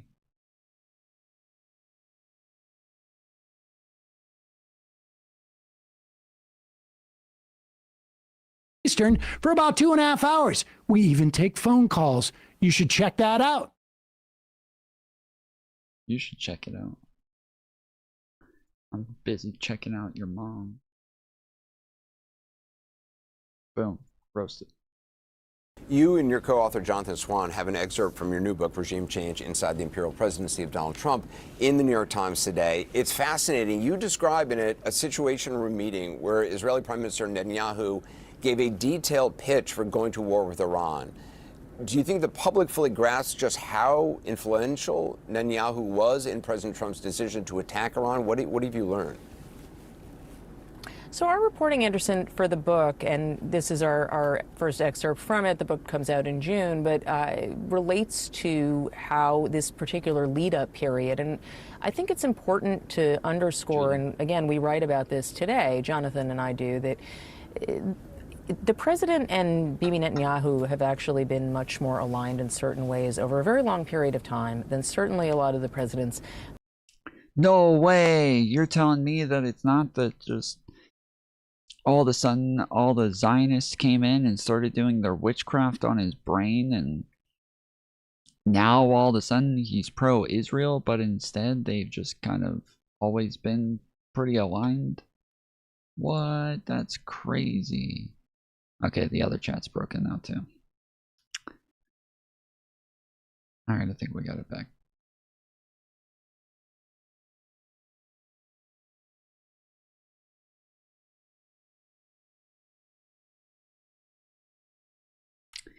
Alright. Making dinner, hooray. That still didn't pop up. Oh, there it is, okay. Alright, I'm gonna run and grab some more Red Bull. I will be Ricky right back. Base of supporters want to see, and then some of his own advisors either recognize or want to admit. And if you look back at his first term, President Trump's term, the strike on General Soleimani was something that a lot of people opposed around him. He really didn't have any hesitation about doing it and just did it. There were some people who were thrilled that he did it. It had repercussions, right? I mean, Iran has been looking to go after him in one way or another ever since, and it has escalated tensions there, but it shouldn't really be a surprise if you look at the decade-long relationship. When Bibi Netanyahu came to this Situation Room meeting with the president and the president's senior advisors on February 11th, it's pretty extraordinary, Anderson, because it is clearly unusual for a foreign leader to be in this kind of an in-person meeting in the Situation Room. It certainly speaks to the magnitude of it, but Netanyahu was laying out a number of different ways in which they believed this could go, that a war could go, and it would involve taking out ballistic missile capacity. It would involve Iran not attacking its neighbors so aggressively. It would involve Iran not choking off, minimal likelihood of choking off the Strait of Hormuz, and then there was the possibility of regime change, that it could happen. He played a video of possible options for who could take over if there was, some change or disruption to the clerical leadership in Iran, although most of the Americans didn't really favor the people that he was talking about, or some of the people he was talking about. So he didn't suggest this all as, if this, then this is the absolute outcome. But certainly, President Trump was impressed by what he heard. He didn't completely say yes right there, but he did say sounds good to me, or something to that effect, to the prime minister. And it was clear that that was a likely green light. It was clear to the president's advisors that he was impressed with what they saw. The next day, there was an overnight assessment that was done by U.S. intelligence officials, and there were aspects of what Netanyahu described that could be done, but the regime change scenarios were described by the CIA director as farcical, and by the Secretary of State, Marco Rubio, as bullshit. And so that is where it becomes a conflation of a lot of different points. Most notably was that J.D. Vance was the most adamant voice against doing this in the president's circle, and repeatedly said this in front of his colleagues to the president. Fascinating. Maggie Hebron, thanks very much. I want to start with some of the reporting that they have on the ambivalence that was in the room. Mr. Rubio, of course, the Secretary of State and National Security Advisor, indicated to colleagues that he was much more ambivalent. Ms. Wiles, Susie Wiles, Chief of Staff, had concerns about what a new conflict overseas could entail, but she did not tend to weigh in on hard weigh in hard on military matters and large meetings. General Kane, the Joint Chiefs chair, was not a political loyalist, and he had serious concerns about a war with Iran, but he was very cautious in the way he presented his views to the president. What's fascinating about all of that reporting is group that together with also how some of the how the IC community, how Ratliff and also Rubio pushed back on the briefing that these top officials got from the Israelis as well. You did have officials saying, I mean, in this story, Marco Rubio basically dismissing, you know, this report. Others saying that the Israelis have a tendency to exaggerate in this briefing. Go ahead. Let me just put sort of a little meat on that bone real quick. So what you're talking about also in this report is Prime Minister Netanyahu went into the White House on February 11th and gave some very bold, optimistic assessments of what could happen if the U.S. and Israel went to war there. Into the Situation Room. Into the Situation Room. House. Thank you. Yes. Right. Yeah. So you have the Israeli Prime Minister in the Situation Room with a small group of people, including the fact that it could bring an end to the Islamic regime. And what you were saying, this according to the reporting, when Mr. Trump joined the meeting of the U.S. intelligence officials after that Netanyahu briefing, Mr. Ratcliffe briefed him on the assessment. The CIA director used one word to describe the Israeli prime minister's regime change scenarios: farcical. Thank you, Sonny.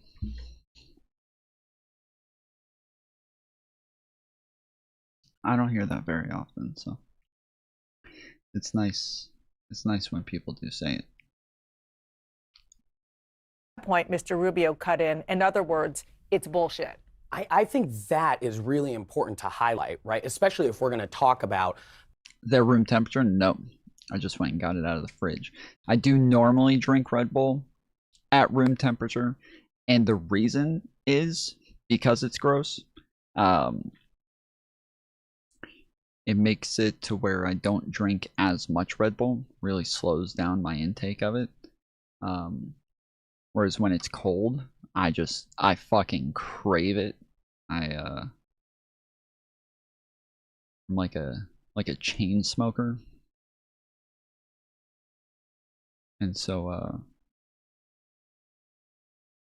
yeah, most of the time I do keep it at room temp, but today I decided to go put it in the fridge for a while, so.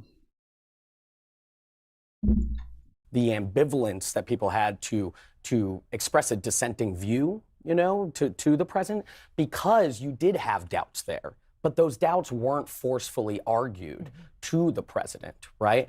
And we've talked often, you know, going back to last year, about how loyalty is such a measure of success in this administration.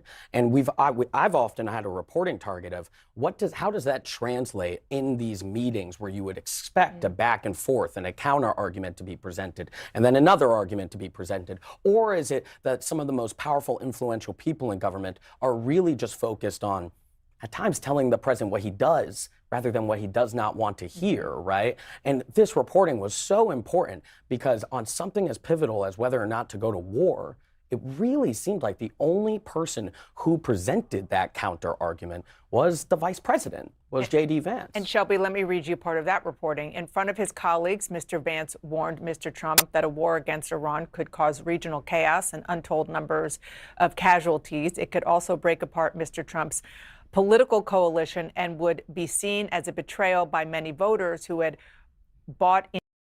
Again, I think Trump is trying to break up his coalition. I think Trump actually wants to break up his coalition. I think that he does not want J.D. Vance to be his successor. I think that he does not want anybody to be his successor. He doesn't want a successor, and he's going to make sure that nobody can succeed him as MAGA. I think he wants to be the only one who could do it, and he wants to go back to GOP Republicans. He wants the Republican Party to go back to GOP Republicans when he's gone. He wants to be the only one who could do this and sail off into the sunset. Into the promise of new wars. Yeah, the vice president seems to have been.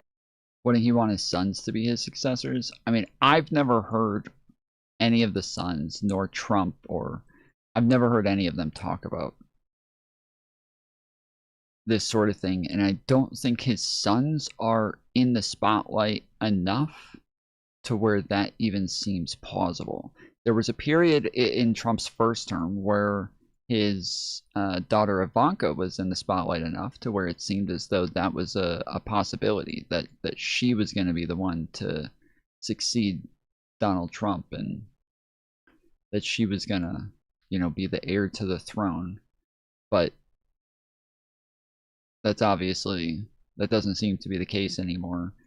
And I actually enjoyed Ivanka, like, being part of his cabinet in the first term, because it seemed like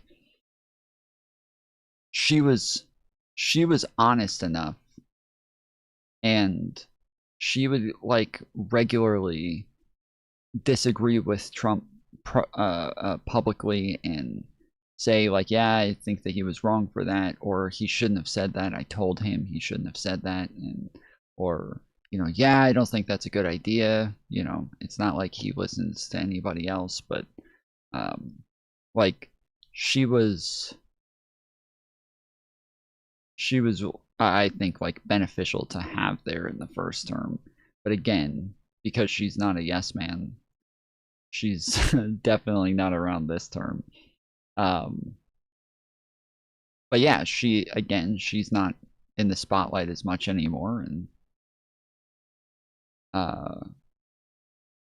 neither are any of his sons, and so I don't see any of them. I don't see any of them being the ones to pick up the mantle when he's done at all. Been the most forceful one in the room and sort of laying out more clearly what everybody else was trying to quietly express to the president. And so, you know, I do think that there was clearly some effort to say, hey, hold on, what about... Do you think Ivanka is much more left-leaning? Yeah. Yeah, I think even you know, their mom grew up doing, like, nude shoots and you know, just being a party model, and so did Trump, and they had, like, a very liberal upbringing in New York City, where, yeah, they were raised around rich people. Like, of course they're gonna all have very liberal ideals, but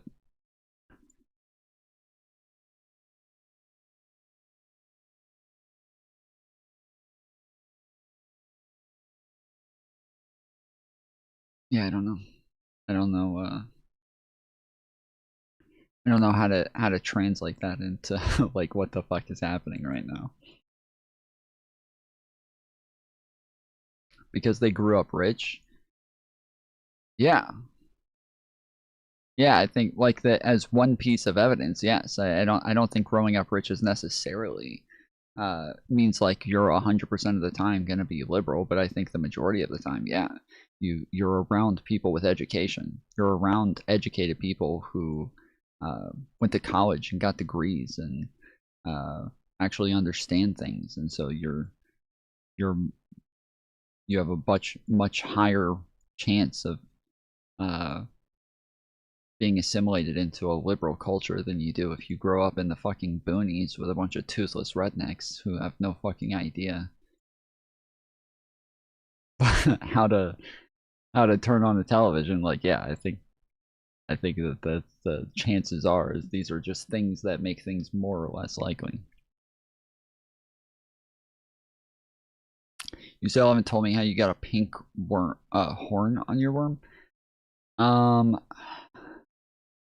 I wasn't careful, and I didn't wear a condom one time, and I went to the doctor and they gave me some medicine and it went away over time, but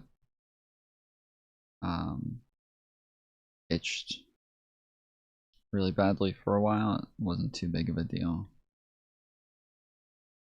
I don't remember mentioning that on stream, but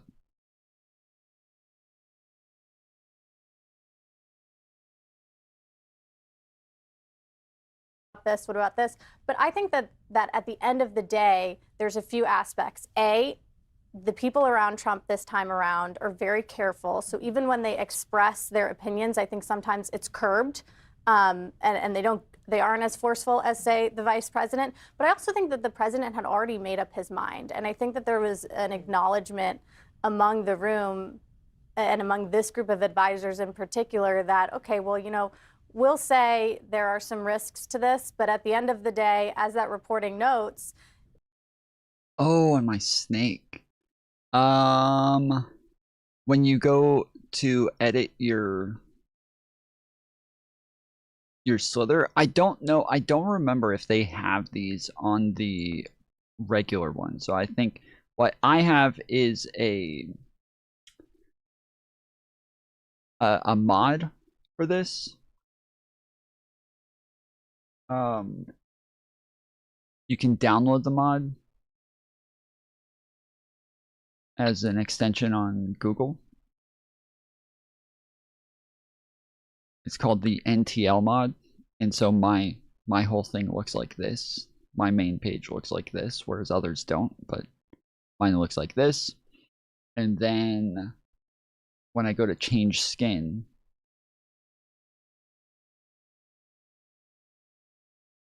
I'm able to go to select tag, and oh wait, maybe it's not tag.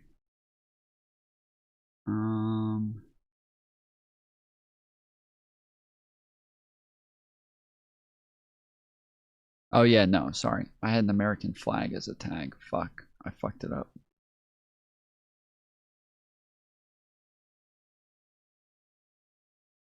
Shit. Where'd it go? There it is. Okay.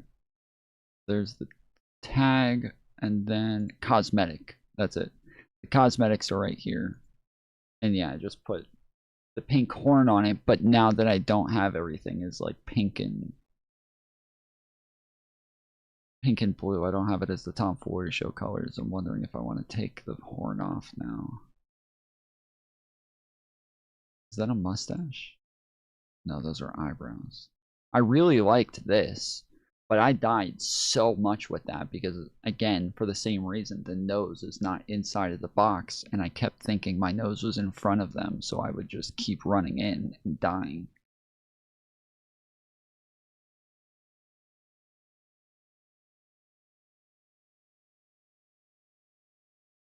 The team around Donald Trump, at the end of the day, whenever he does something, they'll voice their opinion, they'll say something. Conservatives seem to be all about money than liberals. Liberals are much more wealthy than conservatives. What are you talking about? Liberals are much more wealthy. Again, like the least educated people in America are Republicans. The most educated people in America are liberals. If you have a college degree, you are like 70% more likely to be a liberal than if you don't have a college degree. Yeah, I don't.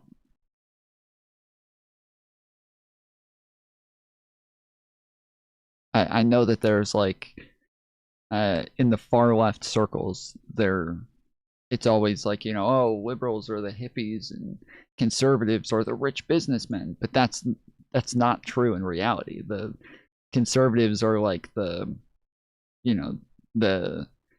white trash living in trailers, and liberals are the coastal elites. But if he wants to do it, they go ahead with it. Yeah. And this is a clear example. Yeah. Even something as huge as going. But college degrees aren't the biggest factor in education, though. I don't even know what that means.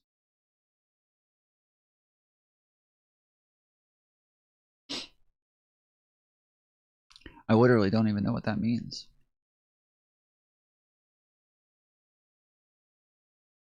Those educated quotations after the 80s don't even know they weren't educated. Just look at an old textbook. I don't even know what the fuck that means, dude. What the fuck does that even mean? when you go to university, you are way more likely to make way more money and have a much longer career.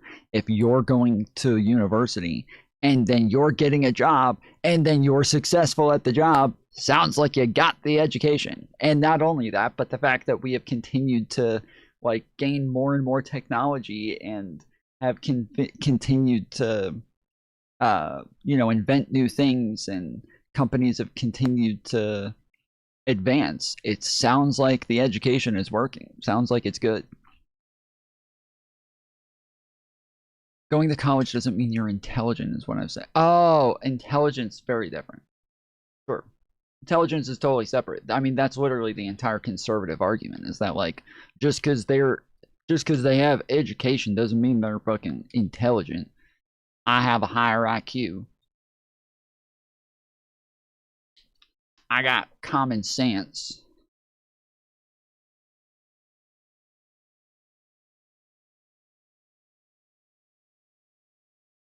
Old textbooks show what educated had to know and learn.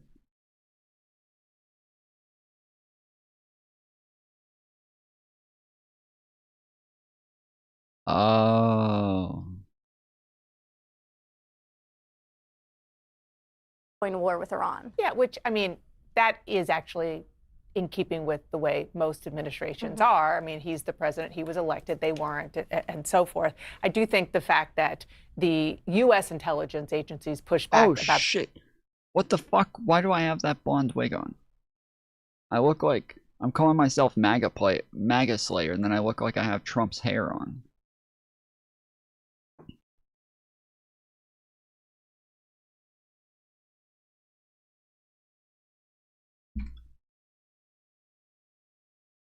The other day, for about 20 minutes, I was pretending to be a conservative and just like, I was mocking them. I was mocking them for about 20 minutes and watching somebody just like pretending to agree with them and going off about like the fucking woke liberals are fucking everything up with their fucking transes, trying to trans all our kids. And dude, I cannot tell you how many fucking people subscribed to me during that period. Like, the short bus chat flooded with conservatives. I think I ended up with like 90 concurrent viewers during that period. Like, we've joked about the fact that I could like easily grift as a conservative and just gain tons of followers off of it. And you can see that almost every single time I just sarcastically sit and mock conservatives by like bringing up their stupid views. They'll all of a sudden these people just flood in.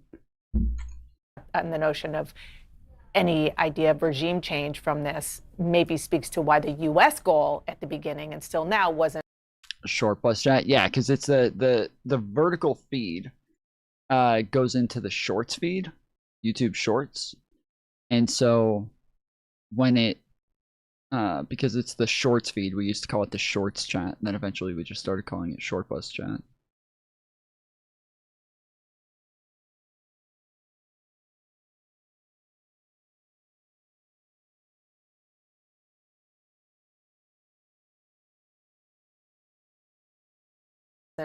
they were saying regime change would be nice, but Much it's better. not part of our goal. I look like I'm ready for school with So a backpack there's the on. intel side Yeah. of the briefing that Israel presented, and as you're saying, that many in the U.S. were skeptical of from the U.S. intel community.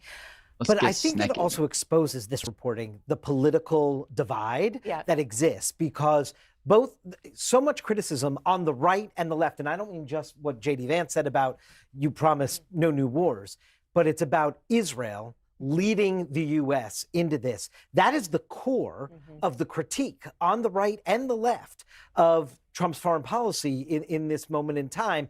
And I think that this, you know, having Netanyahu in the Situation Room, like the tightness around this, to me, exposes the heart of that concern. And real quick, one of the right wing's most ardent opponents of the state of Israel is Tucker Carlson. And in this reporting, it says that Tucker went to speak to the president about this. Mr. Trump, who had known Mr. Carlson for years, tried to reassure him, they talked on the phone.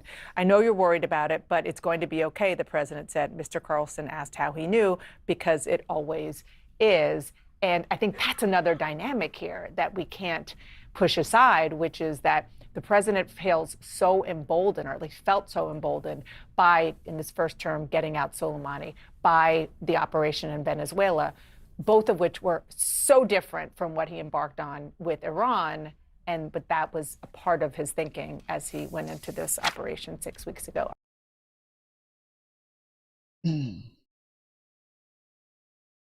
Is this what I was going to next anyways?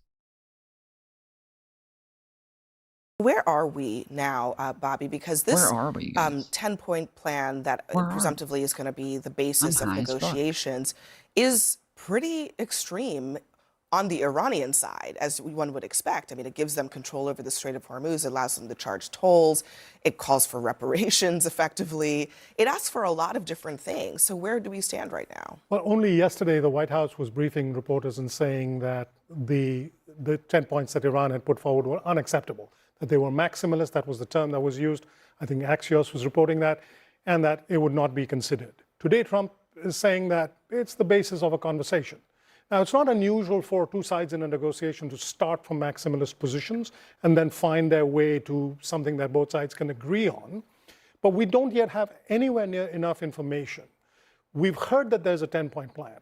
The White House has not released this 10-point plan.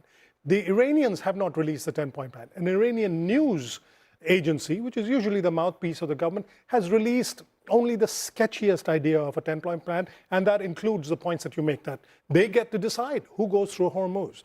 The United States has to leave. All American military personnel have to leave from the region. That they get to decide on their nuclear uranium enrichment program. These are things that surely, after all of what we've seen take place, after everything that the president has said over the last month and a half, none of these things should be acceptable at face value to the Trump administration. But now the president says, at this late hour, that it's a basis of a conversation. Yeah, and I mean, and all the things that you're saying were true yesterday, throughout the entire day yesterday.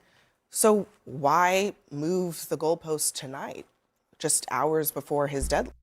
Because his dumbass set a deadline. That's why. Because he fucking set a deadline, and now he regrets it, and now he's like, oh shit. I keep trying to scare these motherfuckers into doing shit, and I keep forgetting that they all would love to be a bunch of fucking martyrs and die to a nuke, so kind of playing this horribly. Well, I agree with some of what was said there. We don't really know what's in the 10 points. We haven't seen it. We also don't know what conversations have been had with a lot of other countries. There's a lot of reporting tonight that maybe China was involved, that maybe other countries got engaged here in mediating this. So there's obviously a lot of players in the room having conversations that we're simply not privy to. So I think we're all probably going to be watching over the next 2 weeks to see how the negotiations turn out. What I'm most interested in is what happens to the nuclear program of Iran. To me, that was the biggest piece of why we were doing this. The president drew a red line. They will never get a nuclear weapon. That's why we were doing this, along with taking away their ability to export terror, the missile program, the aggressive Navy. But to me, that's the number one piece. When are we going to see the negotiating points around the development of nuclear weapons? And we'll find that out, I guess, in the coming days. No mention of that. Trump, by the way, and we shouldn't gloss over this, he started the morning with the threat of ending Iran's civilization and ended the day without any clarity on any of the things that Scott just pointed out, and especially the thing that presumptively we went into this war to get control over, which is the nuclear program. Presumptively. Pretty insane jump, right? Big part of that, presumptively. We still have no fucking idea why we actually went into the war, but presumptively, that's why we were there. Destroying civilization to seemingly using their 10-point maximalist plan as a baseline, right? And those are the kind of, just to your point, I really want to understand exactly what's been agreed to behind the scenes here. And if tolling is what's been agreed to, allowing Iran to actually charge a toll for ships to pass through, that would be actually a step backward for our country and for global passage of 20% of the world's oil and gas. That's a huge problem. And you add to that, and I'd like to really understand where we are on the uranium side, and I think the nuclear piece is very, very important. Where are we on the terror program, what's been agreed to there, and of course, what's happened on the ballistic side, and kind of what progress have we made, and I think that's a very important thing to understand.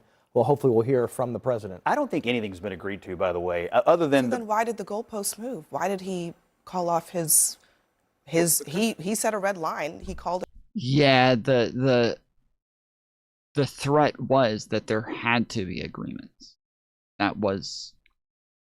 There had to be agreements in order for him to not nuke them. So why didn't he nuke them? What the fuck? That was the whole point. That's the whole point in the fucking threat. It off and nothing has been agreed to? Well, they've agreed to negotiate, and the one thing that he specifically mentioned was that Iran said they were going to open the strait, and this whole negotiation, this whole ceasefire is based on their willingness to do that. But they have a baseline for negotiation, so I guess there's going to be a 2-week period here where we find out if we can have a diplomatic solution. I think the agreement is to open it and then talk about the rest of it. Well, the strait was not even an issue at the start of this war. The strait was open, and now that becomes the closing of the strait was a result of this war, and now.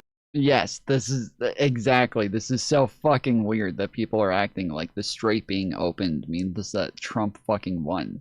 What do you mean? They only closed the strait because of the war. The idea would be that if the war is over, then they close the fucking that the strait gets opened again. Like I think that's what most people have been assuming the whole time, is that as soon as the war is over, they'll open the strait again.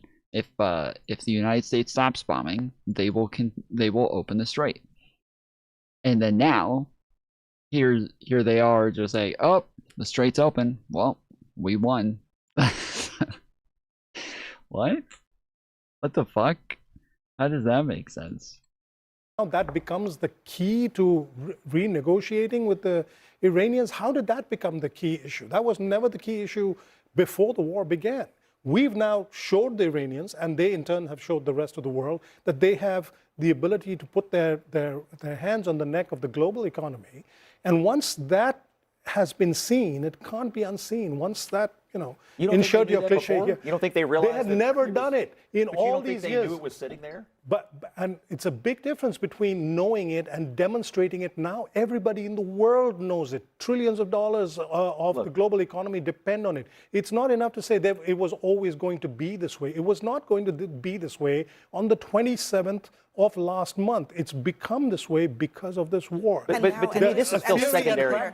And just to be clear, this 2-week period in which there will be presumptively a stop to the bombing, Iran says that their military is going to control the Strait of Hormuz. So they are still going to use, to your point, the threat of force to allow whoever they want to come through that passage. When was the last time we discussed the Iranians using military force to patrol the Strait of Hormuz? That was not on the table, to your point, before Donald Trump decided to do this. And of course, reporting is coming out about all of the myriad of reasons why he shouldn't have done this and how he was warned not to do this. And then there were those who, this is what happens when you don't have people who are experts, who are adults in the room making these decisions, unfortunately. This is what happens. They didn't anticipate this part. They went, wait a minute. The Strait of Hormuz controls all of this. Israel wanted regime change. The United States passed on that. Trump says they've already achieved regime change.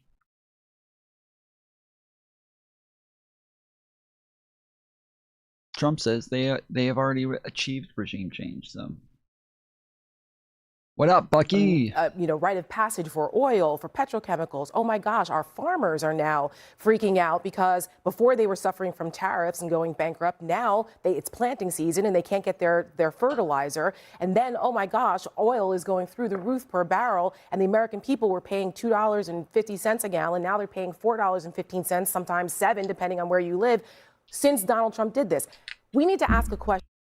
Tom, why don't you try Ghost Sour Patch Kids flavor energy drinks? They taste better than Red Bull.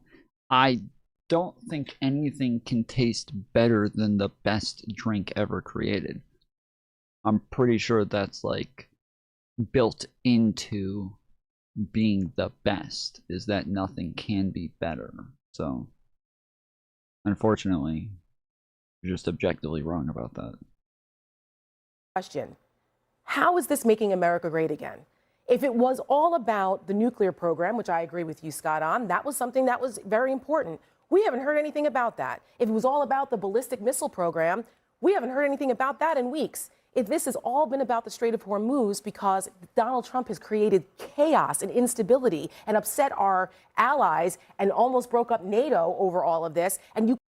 I like creaming soda? Ew. I would never cream soda. I'm a pretty big fan of Dr. Pepper, but I've never creamed a soda. But I creamed your mom last night. Boom! Roasted. You can't undo the damage that he's already done. We cannot just gloss over the fact that the President of the United States threatened genocide against a civilization because he threw a temper tantrum this morning because he wasn't getting his own way. There should be consequences for that kind of flippant language. That's not something we should just gloss over. We'll get to that in Let's the not next block. Really forget what Scott's point was, though, here. And I agree with you. When we're talking about messaging, you cannot possibly argue right now it has changed from day to day to day to day. But let's just one time in our history, in our recent history, let's look at the long game for once. This is a country right now, one of the most evil nation states that has been on the planet. It has been severely degraded with respect to its nuclear capability. It has been severely degraded with respect to its missile capability. Its army has been severely degraded. When they talk about trying to keep the Strait of Hormuz, that we're going to keep it closed with their military, what Navy? There is no Iranian They're Navy. not keeping it closed with their Navy. That's not what they're Let's using. for once look at the long game here. We have made Chris, that region. We've made this But hold on, place Chris. a safer The thing place. that counters But Chris, allies the if thing it's that safer. counters Yes, we your have. point is that the Strait of Hormuz right now, as we speak, is closed. It is. So if you're saying that all the things that we have done, they have no power to close the strait, then why is it closed? We are talking about a very temporary situation right now. To think that this is going to continue forever. I'm sorry, you can't say they're not capable of closing the strait because they don't have a navy, and then when they say, but it's closed, you be like, oh, but this is temporary. No, how is it temporary if you're saying they literally do not have the capability of closing it? They literally do not have the means of closing the strait. And then we turn around and say, yeah, but it's closed. You can't just pivot to like, well, hold on, this is just temporary. Like, you would think, according to your idea, it not only is it temporary, but it's not even possible. It's literally not even possible for the strait to be closed right now. They don't have a navy. They're not capable of maintaining the strait. They can't do it.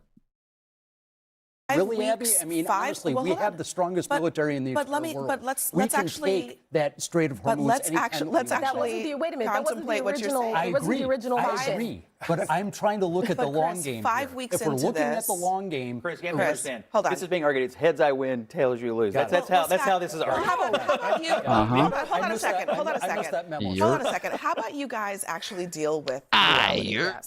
five weeks That's into what we're this? asking Hold you on. to No. Let me just ask you a quick question. 5 weeks into this war, Iran's military has been decimated. Nobody disagrees with that. True. Okay, its navy decimated. All of that. 5 weeks into this war. Decimated. First question: why is the Strait of Hormuz closed? It's closed because they're choosing to harass people going through. Okay. With what navy? I thought they Okay. It's not the Navy. It's from the all land. right. And there's the I point would then. agree The that Navy it's being temporary. It's a decimated temporary. It's closed. It's closed. You agree that Iran is keeping it closed. And apparently why it's the opening United pending this the United ceasefire. States has threatened to use force to reopen it. We have not. Why have we not done it? Well, the president asked international coalition to come in and deal with this, and 40 countries met about it last week at the direction of Great Britain. He's also said we don't need them. He said we could do it ourselves. Why haven't we done it? He also asked an international coalition to show up and deal with it. You're not answering my and they're doing question. it. Why haven't we done it?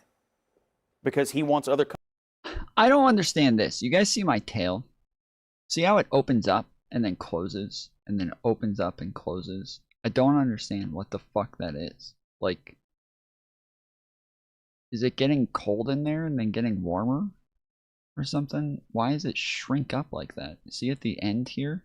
It's shrinking up. And then it's still shrinking. What the fuck? So still shrinking. I think it does that when I wrap up in circles.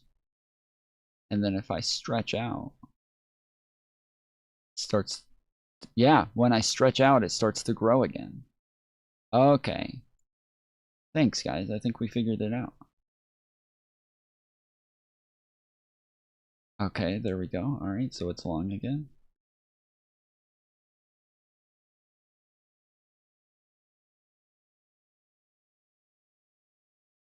All right, I appreciate you guys helping me with that. I think we figured it out.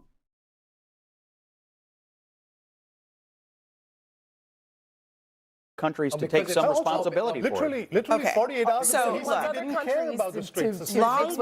Long term, short term, however you look at it, Iran has successfully, from a point of profound weakness, been able to keep the Strait of Hormuz closed. Oh, let's and the fucking go. reason that we are in this moment where the president is negotiating on their 10-point plan is because it is so important to him that that was strait sick, be reopened. dude. And That was fucking sick, dude. That was a fucking triple sneckin' leckin'. I just pulled off a triple sneck-a-leckin'. to Bobby's point, they have demonstrated to the world that they have economic leverage over the rest of the world. That's right. And so what does the United States do about that? That's the question that we are facing right now. What kind of ceasefire negotiation would result in this kind of confusion? Why would the White House allow that to be the case on something such high stakes? Well, it's not in a a moment ceasefire. like Yeah, I don't think you can trust the Iranian regime. Now, too, we can't control what the Israelis do, but I do think the administration needs to put some pressure on Prime Minister Netanyahu to don't get in the way of what the United States is trying to do here. We certainly want to support. Yeah, it took fucking three worms at once. Israel. I think that's important. But the president wants to open up the strait. There are real economic implications here for the American people. There are global economic implications here. And I think at this point, it's very clear to me that the White House is trying to do everything they can to bring some type of closure to this. Israel launched. He did not just say you can't trust the Iranian regime. Wait, I don't think you can trust the Iranian regime.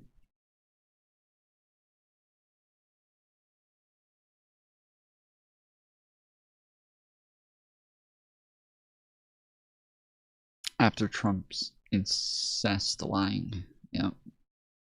Trump lying about incest is kind of the thing for me that makes it to where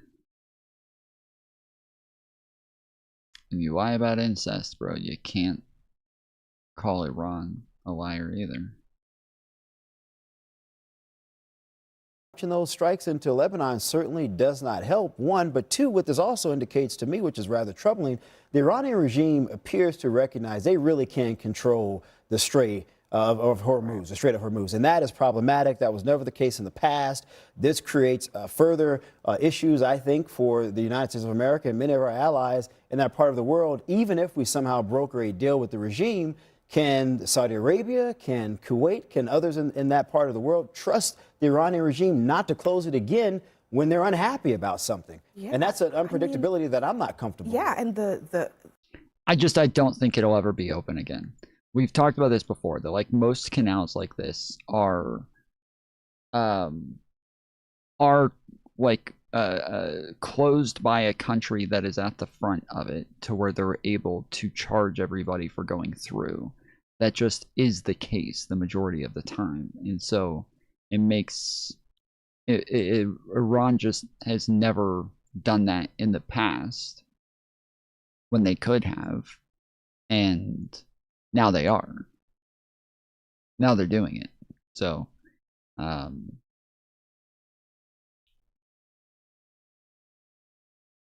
I would assume now that they've like created the infrastructure for this, they're gonna keep doing it.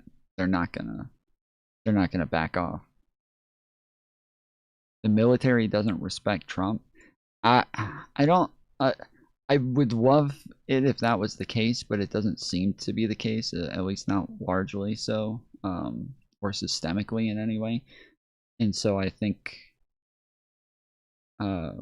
unfortunately, it does seem as though these dumb fucks are in favor of Donald Trump and that they do seem to like him. They want to toll it. It's not just that it's closed. It's bad enough that it's closed, but they want to charge people money to go through the strait.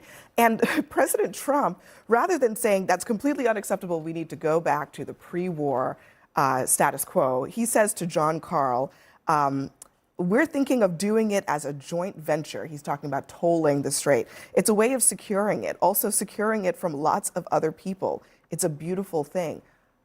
A joint venture with the IRGC? No. You know, this is just like when Donald Trump said that he was going to maybe put Trump Tower on the Gaza Strip. Like, that was a way to motivate. He did also say that, by the way, about Iran today as well.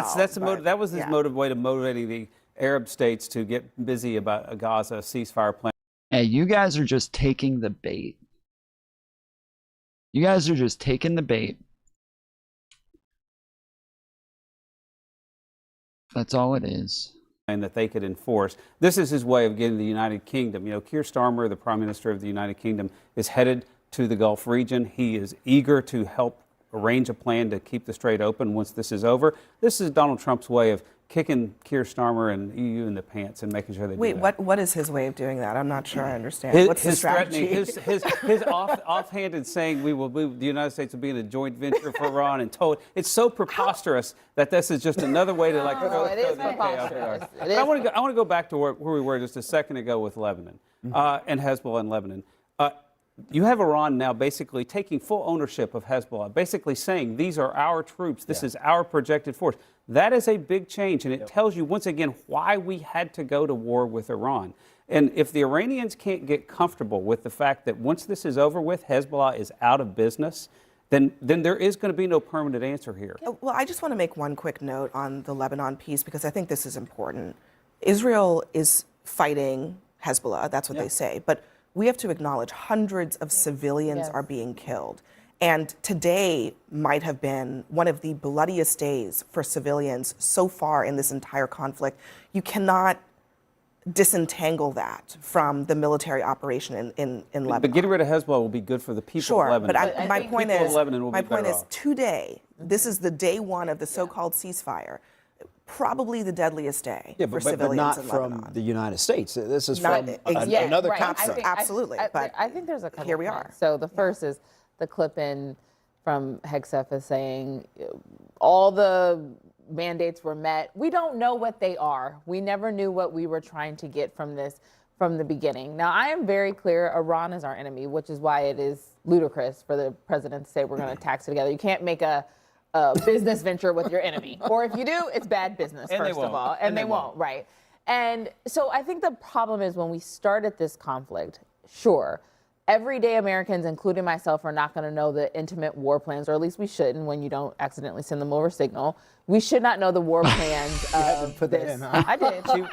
I keep my receipts, but you shouldn't know the war plan. Do it again, too. He'll deserve it. It's a fact. He'll deserve it. Okay, He'll right. deserve it. Yeah. But you should know the war plans of a country, right? But you should know what your desired outcome is. And we never got that from the administration. And if we're just honest, we still don't have that clearly. It continues to move, and that is what feels destabilizing.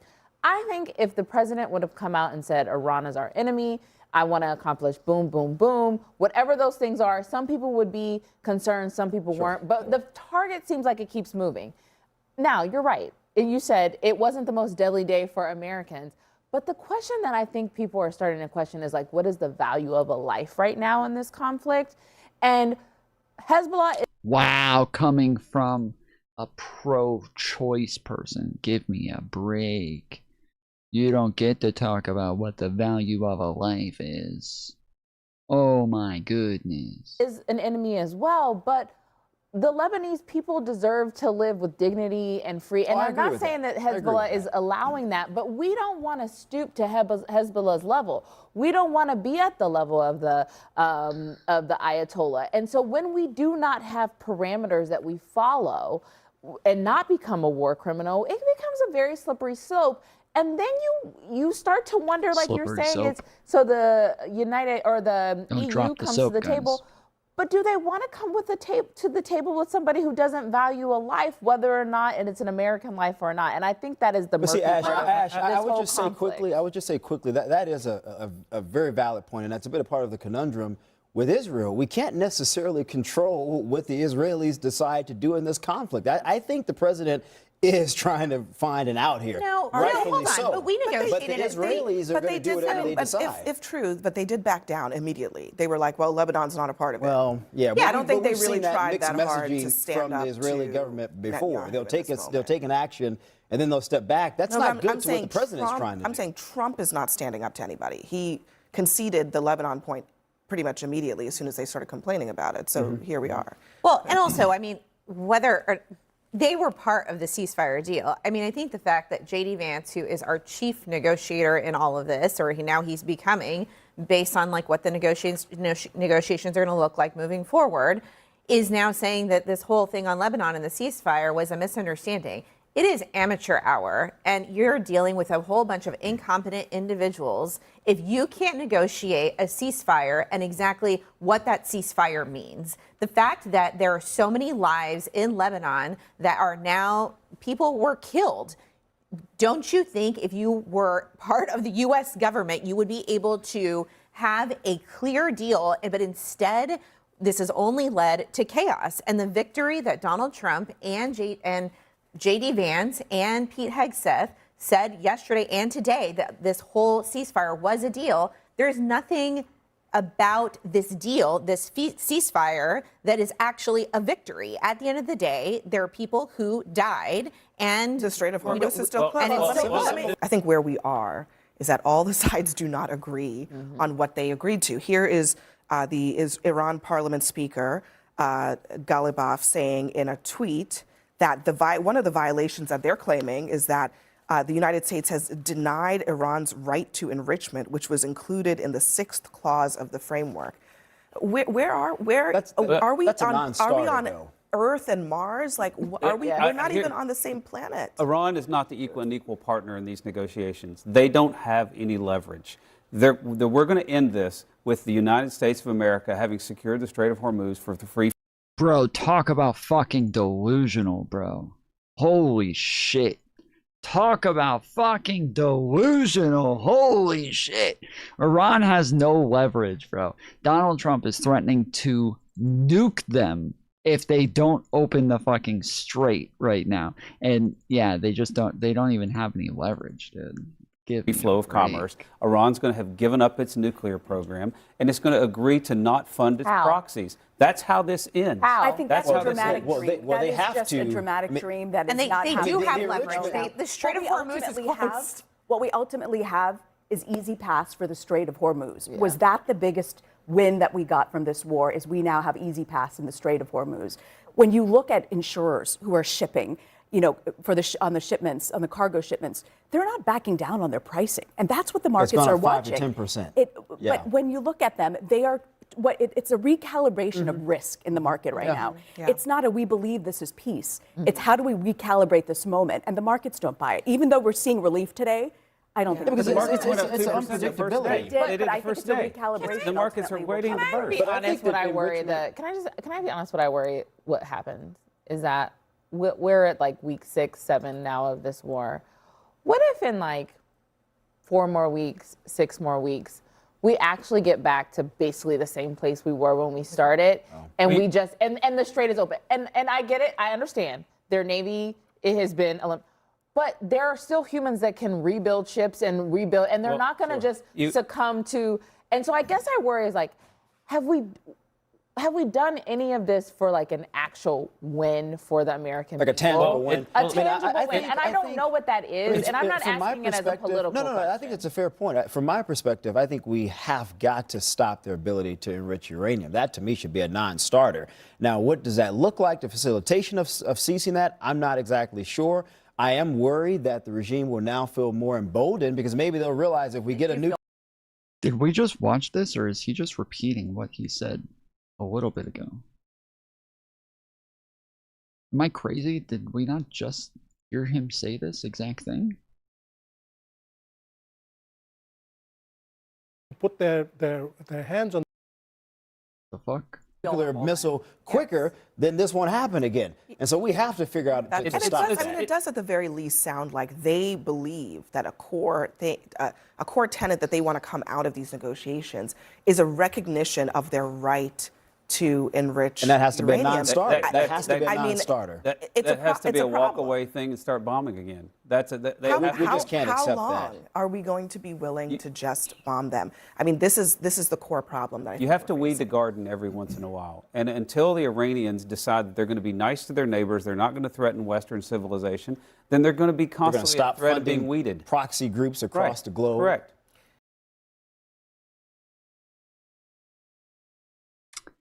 Fucking not, dude. Iran just does not have any leverage here. They just don't hold any cards. I'm sorry, but like Donald Trump has taken away all leverage.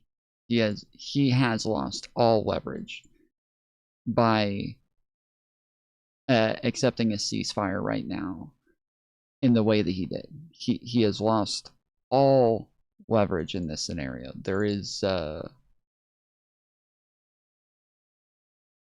only option from here is that either they like ramp right back up to just like bombing away like they were doing in the very beginning, or they just take a massive L.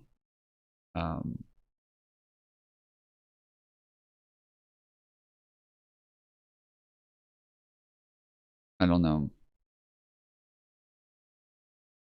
I don't know what possibility there is to come out of this.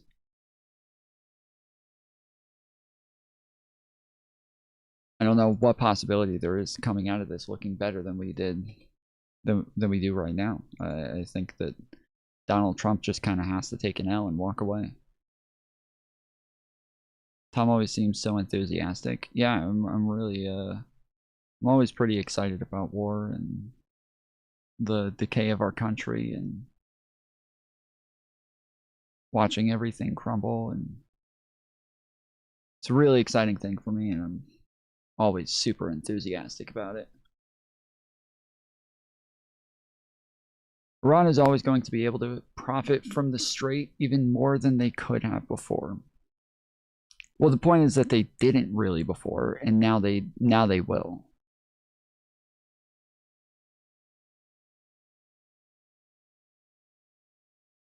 Now they will. So that is the biggest L in this, is that, yeah, it seems as though they're going to continue to profit from the strait, and everything's just kind of fucked.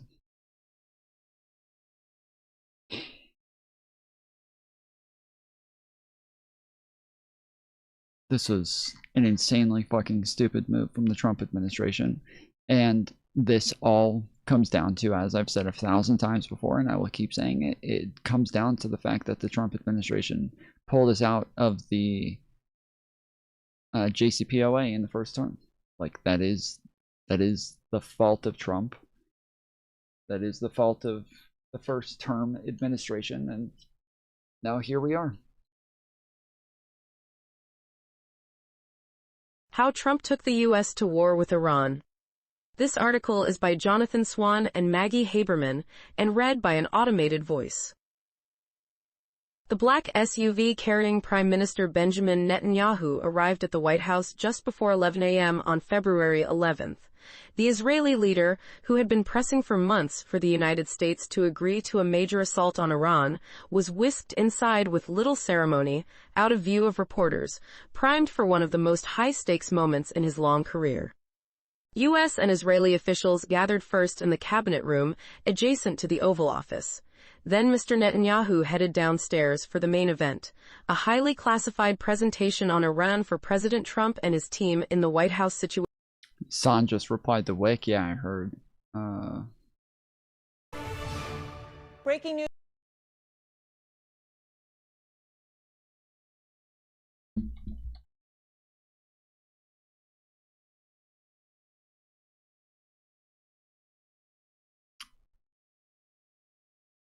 How did he quote tweet 2 fucking tweets?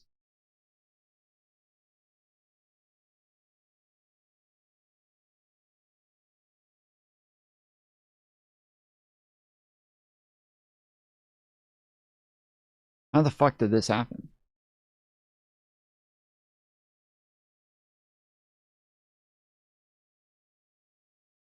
What the fuck?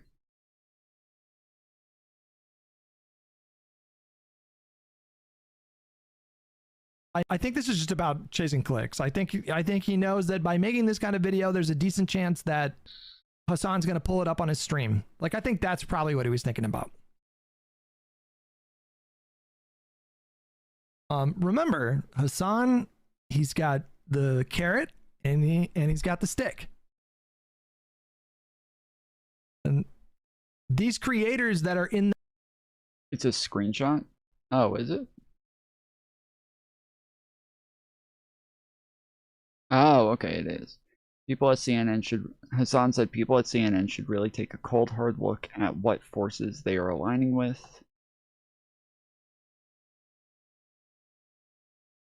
Okay, and this one is a...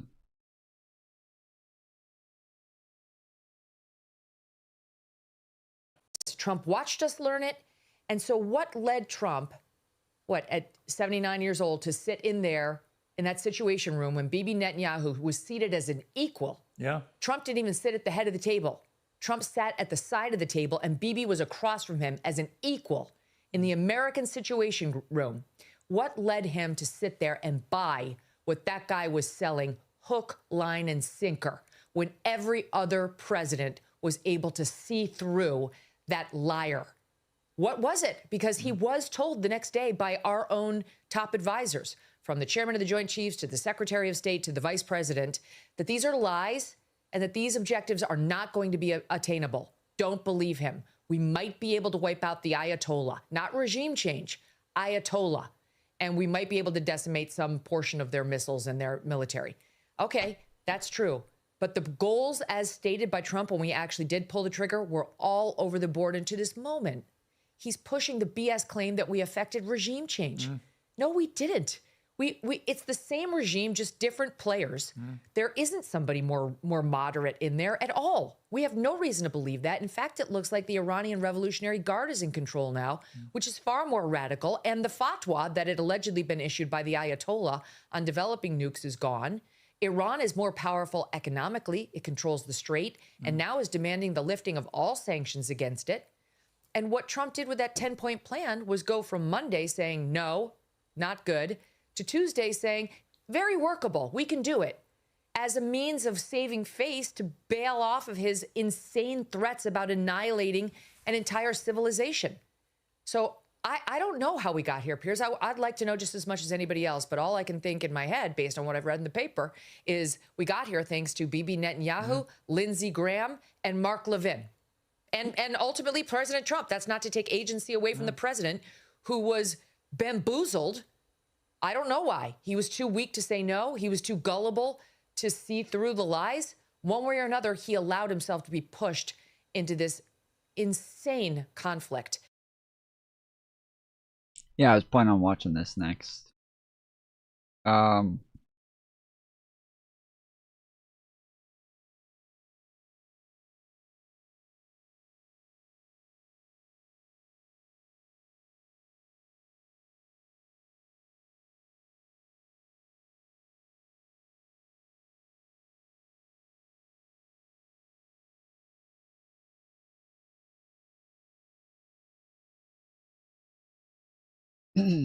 I don't understand what Wick is saying here, where he has a screenshot of Hassan saying people at CNN should really take a cold hard look at what forces they are aligning with. I have no idea what he's saying here. What the fuck does that have to, what does that mean?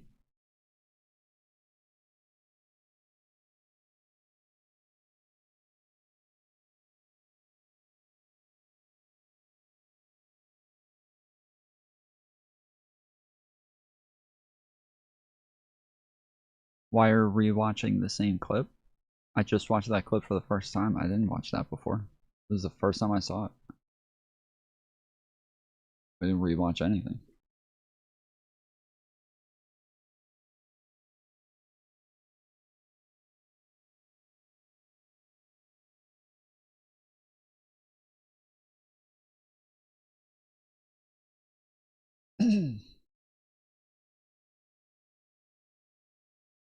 Sorry, Mehdi Hassan's attempt to dunk on me getting a community note is extremely funny.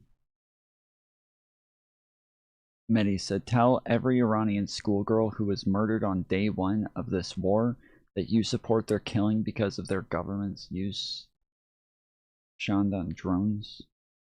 I guess, yeah, it wouldn't count as the Iranians killed by the US and Israel, particularly the February 28th strike on school, is not attributed to Ukraine. However, Iranian drones and pilots are used in Russian war on Ukraine. What?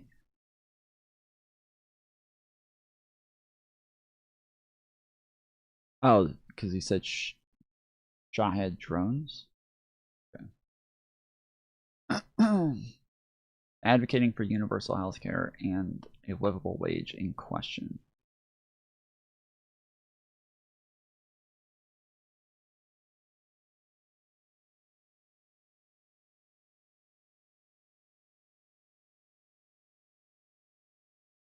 Okay. Yeah, I'm gonna...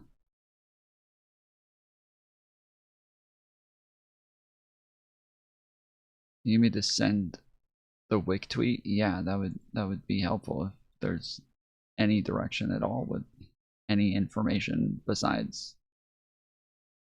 I don't know that I'm planning on caring about this for another 10 seconds, so... You're on it now? Okay. Oh, there it is. Okay.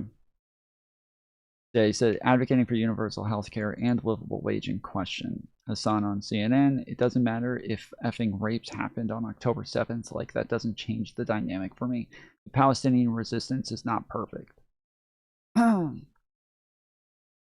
Hassan said, do you think sexual violence justifies genocide of an entire people? Wick said, no, the issue is your constant downplaying of Hamas atrocities. Wait, that's not what he was doing there, dude. That's literally what he was. Holy shit. That's not that. This is obnoxious. That, yeah, like people are just taking that fucking quote out of context. And Hassan was arguing with a chatter who was saying that like people keep lying about Hamas raping people on October 7th, and then Hassan says, you know, there is evidence that happened. Like it's not something that we should keep denying. Like it's not worth it. There's enough people who have claimed that happened to where it probably did happen, but you don't have to fight that. You don't have to fight whether or not rapes happen. No, Wick bringing up his past content, not that specific clip. It literally says it right here in the screenshot. This is the screenshot that Wick posted. It's Hassan saying, it doesn't matter if effing rapes happened on October 7th. This is the screenshot that Wick posted. Wick posted this. Yes, he is going after that specific quote. And so Hassan said, after he said, yes, it does seem as though rapes happen. I don't know why you guys feel the need to fight about whether or not rapes happened. It doesn't matter if effing rapes happened on October 7th. Like, that doesn't change the dynamic for me. The Palestinian resistance is not perfect. And then I think he went on to say, Thomas being autistic, Wick posted that without expectation of Hassan replying to him. So what? What does that have to do with anything? I don't know what that has to do with anything. Why are you moving the goalpost? 1 minute you said that it has nothing to do with that quote. I say it does. And then you move on to, oh, well, he posted it without expecting Hassan to reply to him. So what? How does that change the fact that he posted the fucking quote? That is the quote that he's talking about. And then when Hassan replies to him, now Wick is acting as though Wick is defending posting the quote by saying that he was downplaying what it was that they did. He says the issue is your constant downplaying of Hamas atrocities. It'd be like someone calling the IDF's actions in Gaza not perfect. If this helps you understand why someone might have an issue with what you said, it's a downplaying and minimizing of murder and rape. So this is like, if I say that, like, I like the United States, I support the United States, and then somebody starts bringing up all the bad things that the United States does, and I say, like, yeah, like, they don't have to be perfect for me to be a patriot and for me to be proud of living in the United States and think that they are a force of good. They don't have to be fucking perfect. And they're like, oh, you have fucking constant downplaying of the atrocities that the United States, like, no, that's not what we're talking about. We're talking about whether or not you can be, like, against Israel or against what it is that they're doing in Gaza, regardless of whether or not Hamas has done bad things. Like, Hamas can still do bad things. Hamas can do horrible fucking things that are atrocities. It doesn't change the dynamic. It doesn't change whether or not he's in favor of Israel or not. The CNN post is an easy gotcha. Well, but that's what I'm saying, is it's not. Because he's wrong. That's what I'm saying, is that it's not an easy gotcha because he's wrong. So it's not an easy gotcha.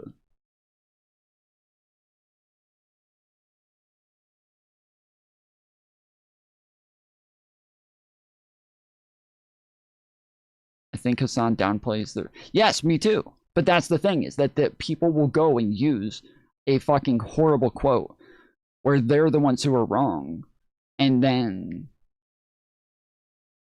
this makes it to where Hassan looks better because he can come back and be like, you're using out of context quotes again. Like, you guys will always use the fucking lie against me in order to attack me.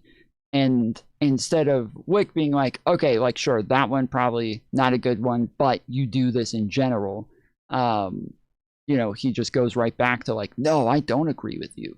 You're downplaying it. And then he literally uses the quote to say that, you know, not perfect. That makes sense in the context where he was saying it. That makes perfect sense in the context that he said it in. Welcome to my world, aren't? Yes, I'm sorry that I don't just jump on TL's bandwagon. It's just because you don't like the guy that I'm just gonna sit here and fucking lie. My bad. I don't know why the fuck I can't just be a fucking lying piece of shit. I don't know. I'll do it. I'll work on it, guys.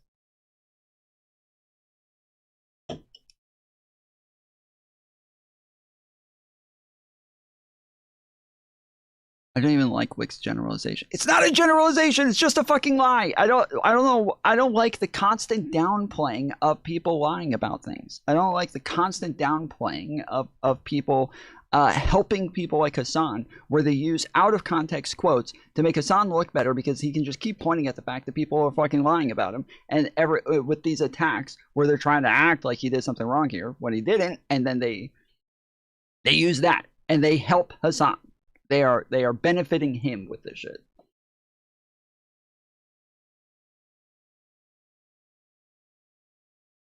Yeah, definitely don't keep reading. Just stop halfway through. I'm sorry. The argument that we're having is over the part that I've read so far.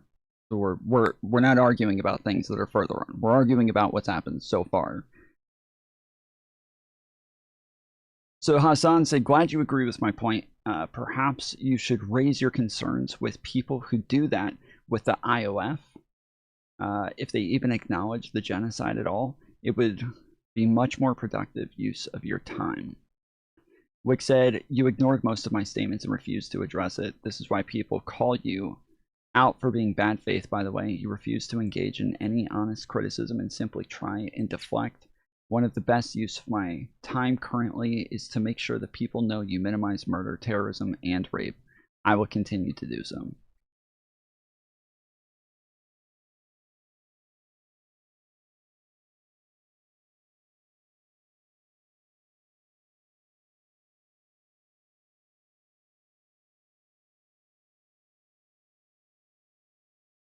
in this quote, again, Hassan is arguing against people who are downplaying murder and rape. Like, Hassan is the one who's arguing people who are downplaying rape. Hassan is the one who's doing that. So he didn't ignore his points. Wick just actually agrees with him. When Hassan says, glad you agree with my point, he's just right. Like, he's literally just correct. Wick just agrees with him. He accepted Wick's example, which means he implicitly knows he does that.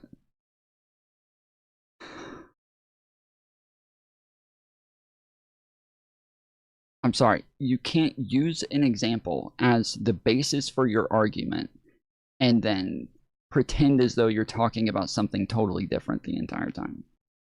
If this is the basis of his argument, this is the example that he's using for Hassan downplaying these things.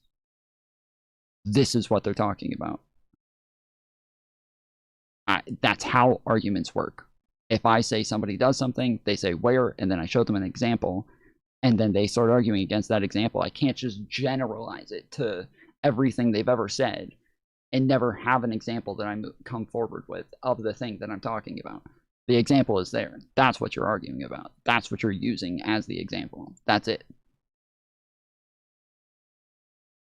In the example that they're using, they just do agree. He is right.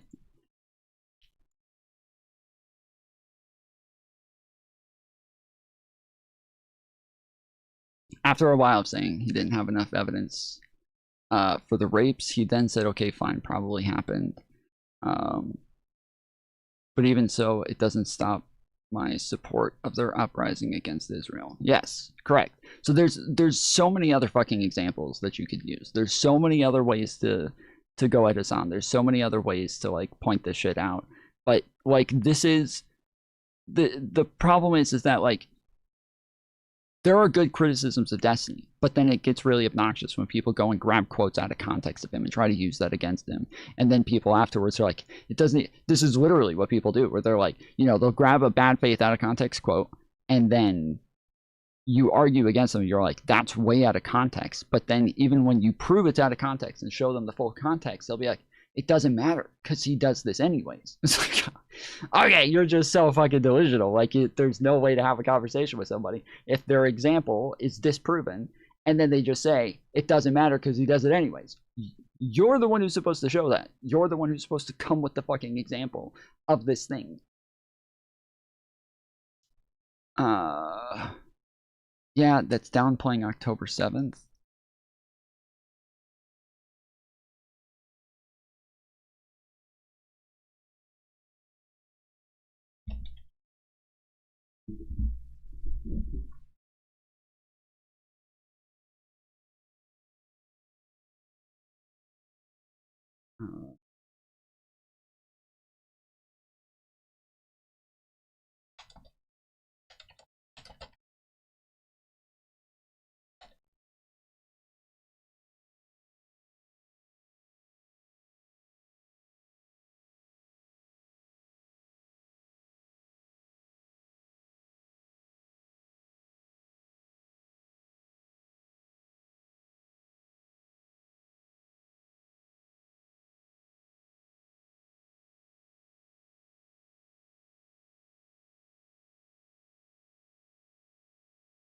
All right, 1 second.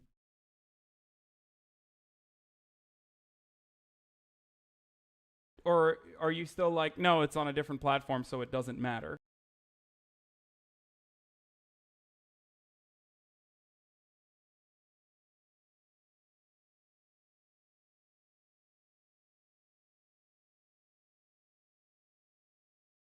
Ongoing apartheid. Doesn't matter if rapes happen on October 7th. Like, that doesn't change the dynamic. Any kind of Zionist. Fuck, it's going to him reviewing this. I don't want his review of it.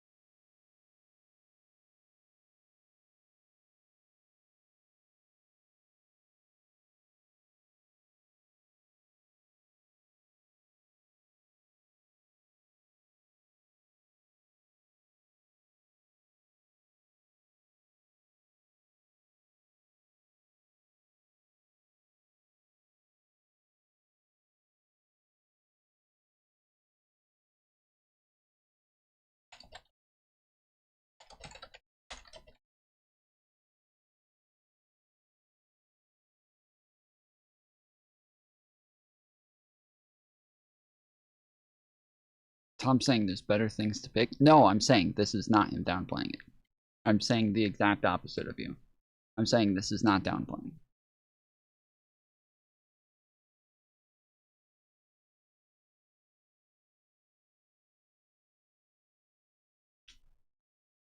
It doesn't seems like okay. I think this is it.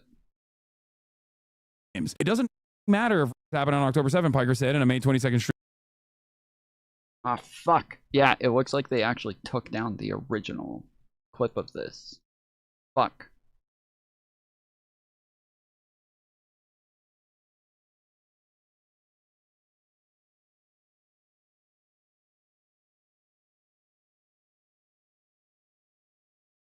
Said while live streaming, it doesn't. Fuck. Yeah, it looks like he took down the original clip of this, so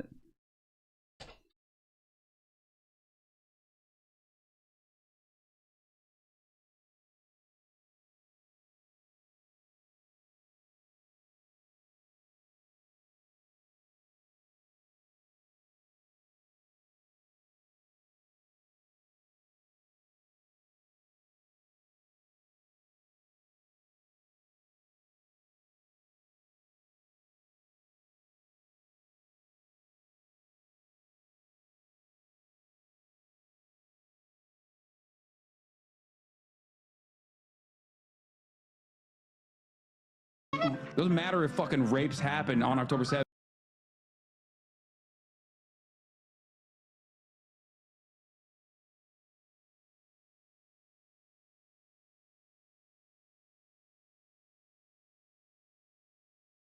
Events while playing video games. It does not change the dynamic for me one bit because I don't think genocide is appropriate as taking place on October 7th. Here is the assaults are a routine part of. Here is the video that they cynically use too. Atrocities. Or no, this isn't the video. There's another one. There's another one that they use. And what's so disgusting about it is that I then follow up by saying that even if there were that took place, it does not change the dynamic for me one bit because I don't think genocide is appropriate as a retaliation. That is psychotic. If your argument is that genocide is appropriate because hypothetically occurred, or even if hard evidence exists and occurred on this day by the thousands, if you think that genocide is appropriate as a retaliation to that, you are a psychopath. That's it. You are a Nazi. It's an insane Nazi argument. A lot of people anti-Semitism dog whistle because it's propaganda and none of which data. The clip that they always use out of context is this one. None of which justifies Israel's actions. So it doesn't even matter. None of this justifies that Palestinians have a right to dignity, a right to emancipation, a right to live free lives, free from. You know, says that saying Hosmer is anti-Semitism dog whistle because it's propaganda in Hebrew. Yeah, I mean he's. I just stop telling me what Ethan is saying. Yes, it's no different than telling me what Asmongold's opinion is. Okay, yeah, he's a stupid person. I don't know what to tell you. He's desperate to like hold on to anything. Michael Rappaport ass. Okay, that's it. There's no redeemable quality at that point. Newsflash: fork found in the kitchen. Stories of horrors that supposedly took place on October 7th. Hamas burned babies in ovens. They burnt babies alive? They put children and burned them. Okay. Yeah, I can't find the original clip, but yeah, he is arguing with somebody who's saying the rapes didn't happen, and he's saying he literally says at points that there is evidence of this. There are girls who claim this, so it doesn't make sense to keep arguing against that shit.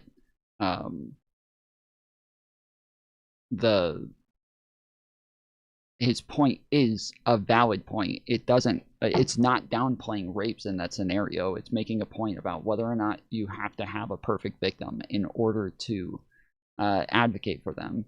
And this is what people constantly do, where they find somebody who they think is bad, and then they start just throwing everything, including the kitchen sink, at them. But they don't have to, like, they can still be wronged in areas. They can still be imperfect in areas. You know, this is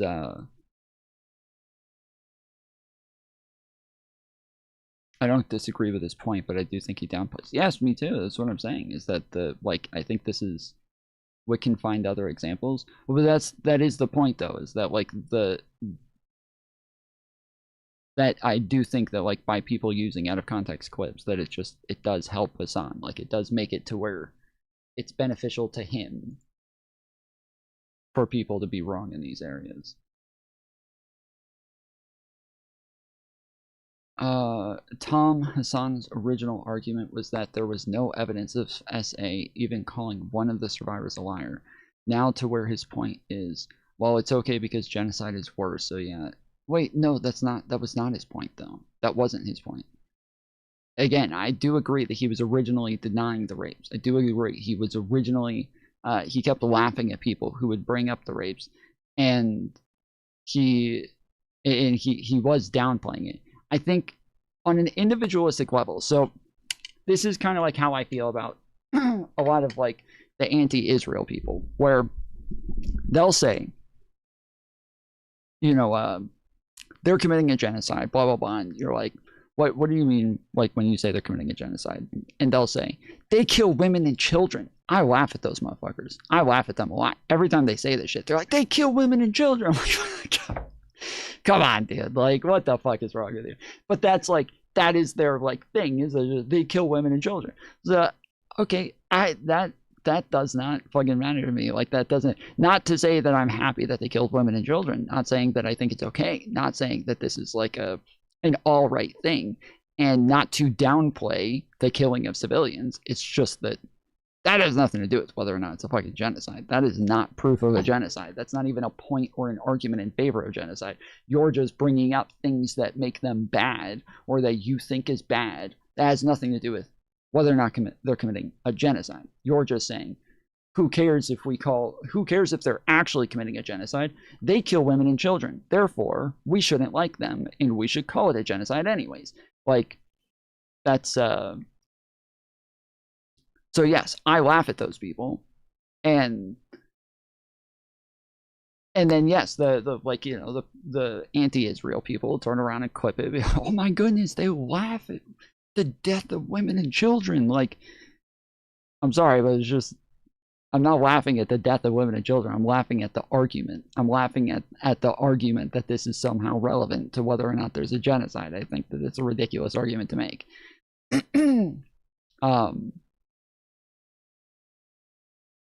So yes, in these cases where they do say, like, you know, who gives a fuck if rapes happened on October 7th, like, they're right. Like, it just has nothing to do with whether or not you're against Israel. Like, if the conversation is about whether or not Israel is bad, and somebody brings up they raped people on October 7th,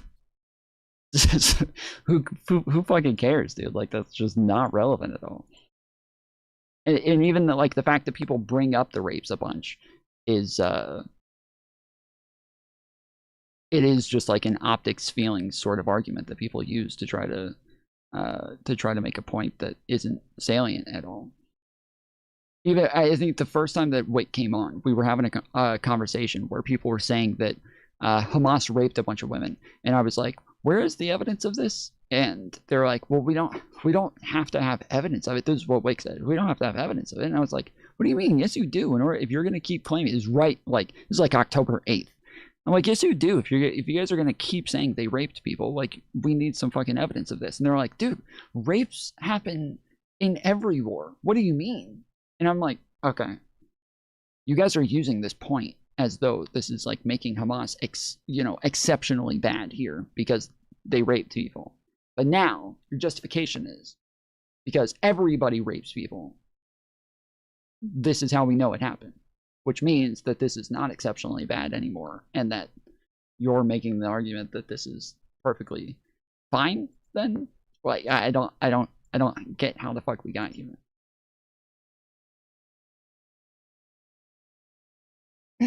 At the time, they were using it to say Israel had the right to respond forcefully. I guess. I mean, I think that before this, we had evidence of Israeli soldiers raping people as well. Like, it's just, in that case, it would be a good argument for Hamas responding forcefully. If the question is, does SA allow for genocide, not verbatim, the U force you to determine if the mass SA of victims is worth discussing because there is a genocide happening, which is worse. That isn't, so it's, again, that's not really the question. It's about whether or not people should be anti-Israel or anti-Palestine or anti-Hamas, right? That is like the conversation that is being had in these scenarios. And so the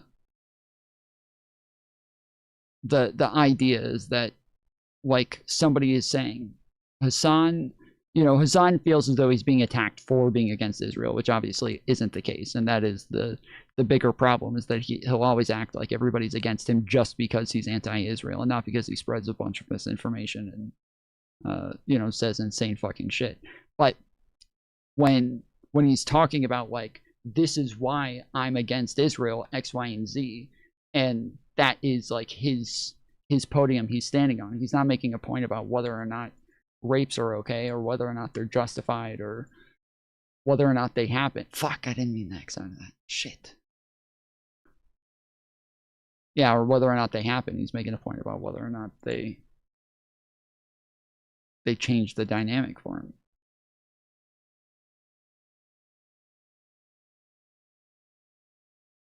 I honestly just hate this combo so much now. Israel versus Palestine has become such a chaotic combo because the answer is there is no answer unless you're willing to force one side or the other. Yeah, I mean, I've said from the beginning, if you're staunchly on one side or the other, you're on the wrong side. Like, I have felt this way pretty much the entire time. If you're staunchly on one side or the other, you're on the wrong side. I don't think that there is a good guy in this scenario.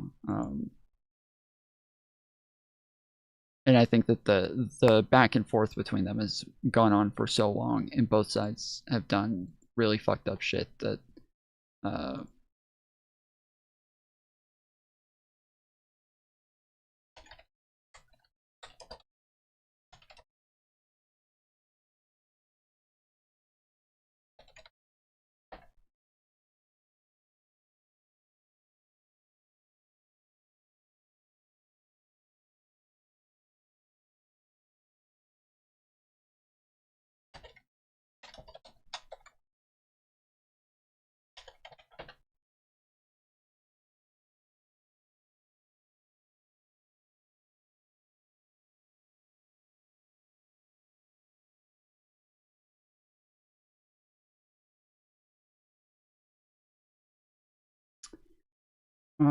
UN findings 2024 report by the UN's Independent International Commission of Inquiry concluded that sexual and gender-based violence against Palestinians by Israeli forces precedes October 7th and is intrinsically linked to the context of prolonged occupation.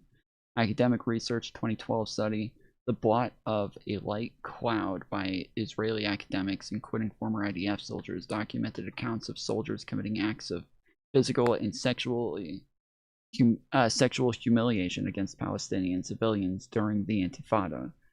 Some Israeli soldiers have historically been convicted by military courts for such offenses committed prior to the 2023 conflict. Recent UN reports describe SGBV as an element of ill treatment intended to humiliate and terrorize the community. Post-October 7th surge, while historical evidence exists, these same international bodies have documented a sharp increase in reports of rape, forced nudity, and sexualized torture perpetrated by Israeli forces following the October 7th attacks.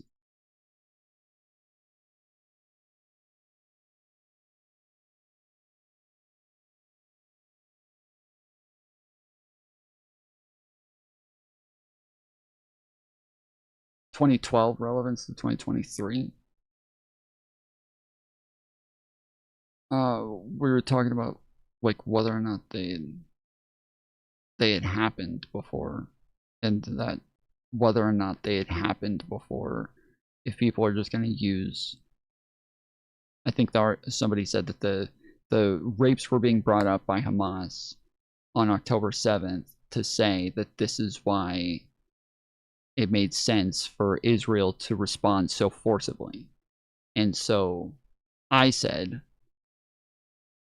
but hadn't the IDF been found to have engaged in rapes against Palestinians before October 7th?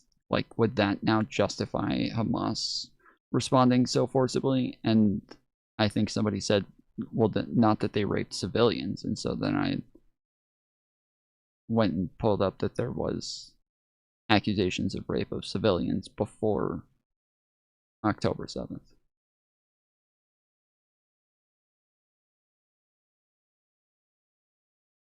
Whereas to me, I agree with this on. I don't think that still wouldn't justify it. Exactly, that's what I'm saying. I don't think that the rapes are relevant. I don't think that people bringing up rapes is relevant at all. That was my whole point. That I don't think that they're relevant.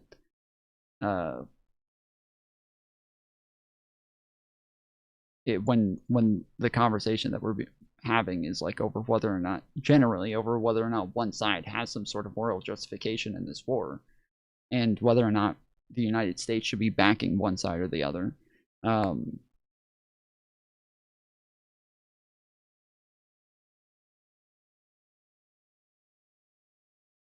My point was that yes, whether or not rapes happen does not say that, like, it doesn't justify a more forcible response, and doesn't seem to be relevant to the larger conflict at hand.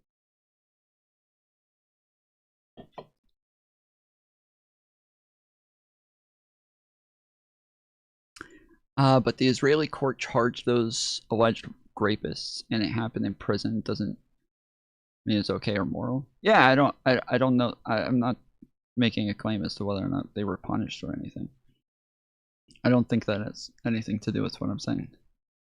At the time, Tom, the conversation was about whether Israel should be responding at all by force.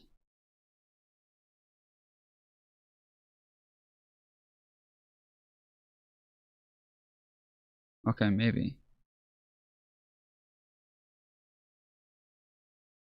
Maybe. I don't think I ever remember that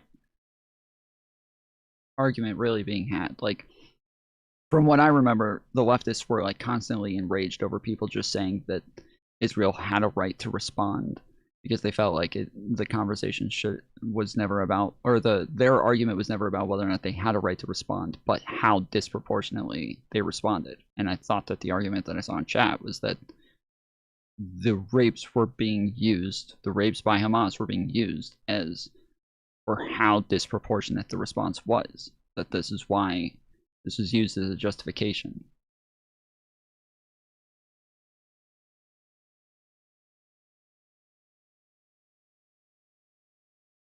What about the mass protests and acquittals for Israeli torture and SA of prisoners? We're talking about before 2023. We're talking about before October 7th.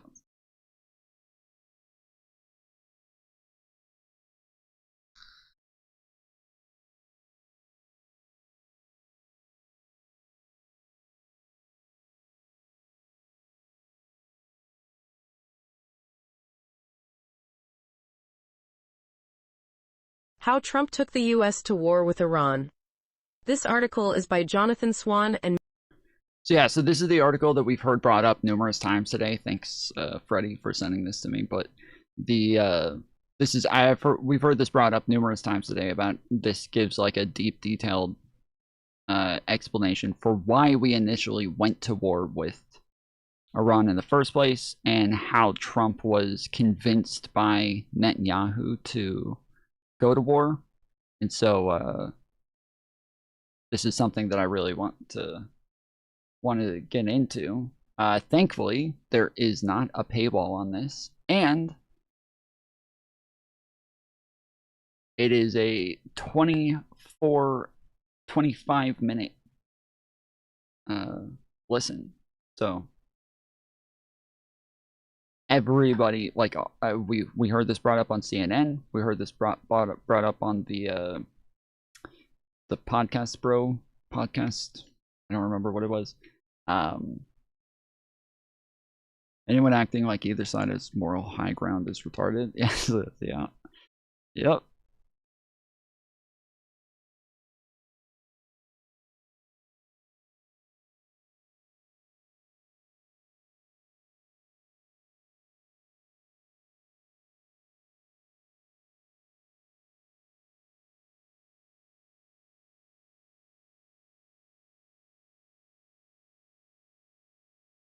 They did drop the charges as of last month. I was gonna say I thought I heard that they did end up dropping the charges.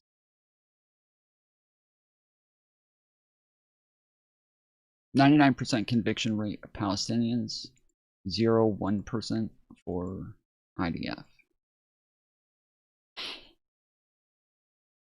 Sheesh. Maggie Haberman, and read by an automated voice. The black SUV carrying Prime Minister Benjamin Netanyahu. Yeah, as I was saying, this is really big. I really want to hear this. This is apparently just like a groundbreaking article that has just kind of all of the information that everybody's been wondering since the start of this war. This apparently kind of blows a lot of the shit wide open, so. Arrived at the White House just before 11 a.m. on February 11th. The Israeli leader, who had been pressing for there a 0.25 option? It doesn't have a speed option. I was looking for it a minute ago.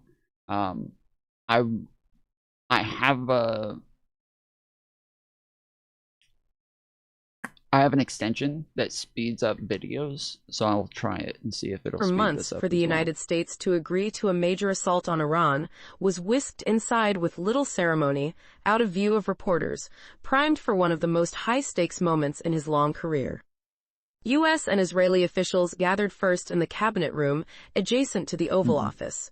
Then Mr. Netanyahu headed downstairs for the main event, a highly classified presentation I feel like they used to have a speed option. I thought. On Iran for President Trump and his team in the White House Situation Room, which was rarely used for in-person meetings with foreign leaders.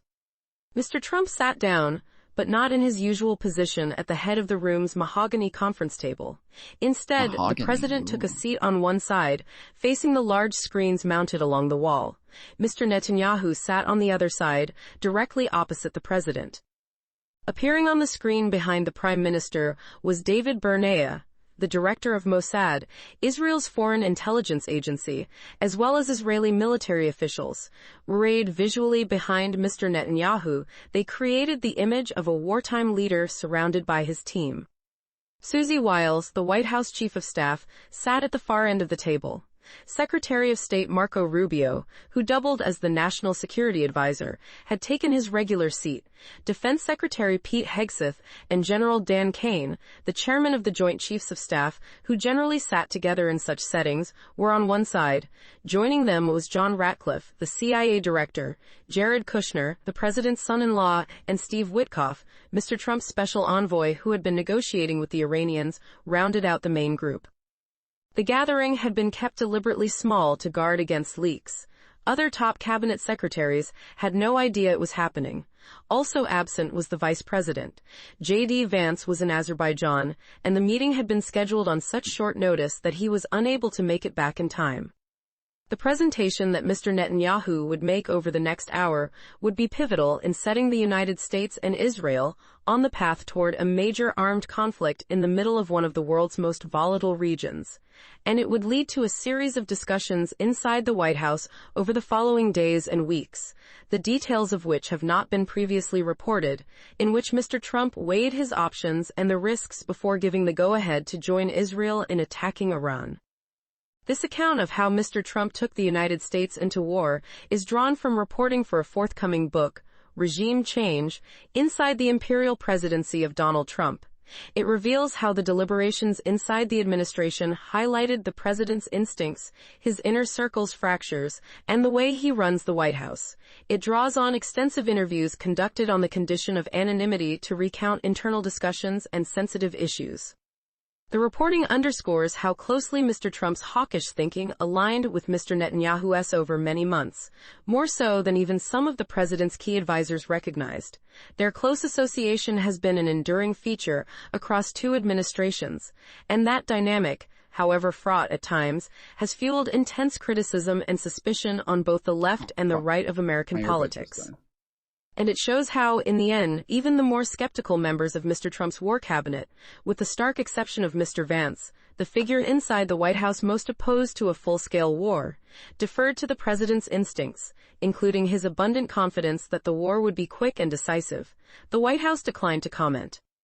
In the Situation Room on February 11th, Mr. Netanyahu made a hard sell, suggesting that Iran was ripe for regime change and expressing the belief that a joint U.S.-Israeli mission could finally bring an end to the Islamic Republic. At one point, the Israelis played for Mr. Trump a brief video that included a montage of potential new leaders who could take over the country if the hardline government fell. Among those featured was Reza Pahlavi, the exiled son of Iran's last Shah, now a Washington-based dissident who had tried to position himself as a secular leader who could shepherd Iran toward a post-theocratic government. Mr. Netanyahu and his team outlined conditions they portrayed as pointing to near-certain victory. Iran's ballistic missile program could be destroyed in a few weeks. The regime would be so weakened that it could not choke off the Strait of Hormuz, and the likelihood that Iran would land blows against U.S. interests in neighboring countries was assessed as minimal. Besides, Mossad's intelligence indicated that street protests inside Iran would begin again, and with the impetus of the Israeli spy agency helping to foment riots and rebellion, an intense bombing campaign could foster the conditions for the Iranian opposition to overthrow the regime. The Israelis also raised the prospect of Iranian Kurdish fighters crossing the border from Iraq to open a ground front in the northwest, further stretching the regime's forces and accelerating its collapse. Mr. Netanyahu delivered his presentation in a confident monotone. It seemed to land well with the most important person in the room, the American president. "Sounds good to me," Mr. Trump told the prime minister. To Mr. Netanyahu, this signaled a likely green light for a joint U.S.-Israeli operation. Mr. Netanyahu was not the only one who came away from the meeting with the impression that Mr. Trump had all but made up his mind.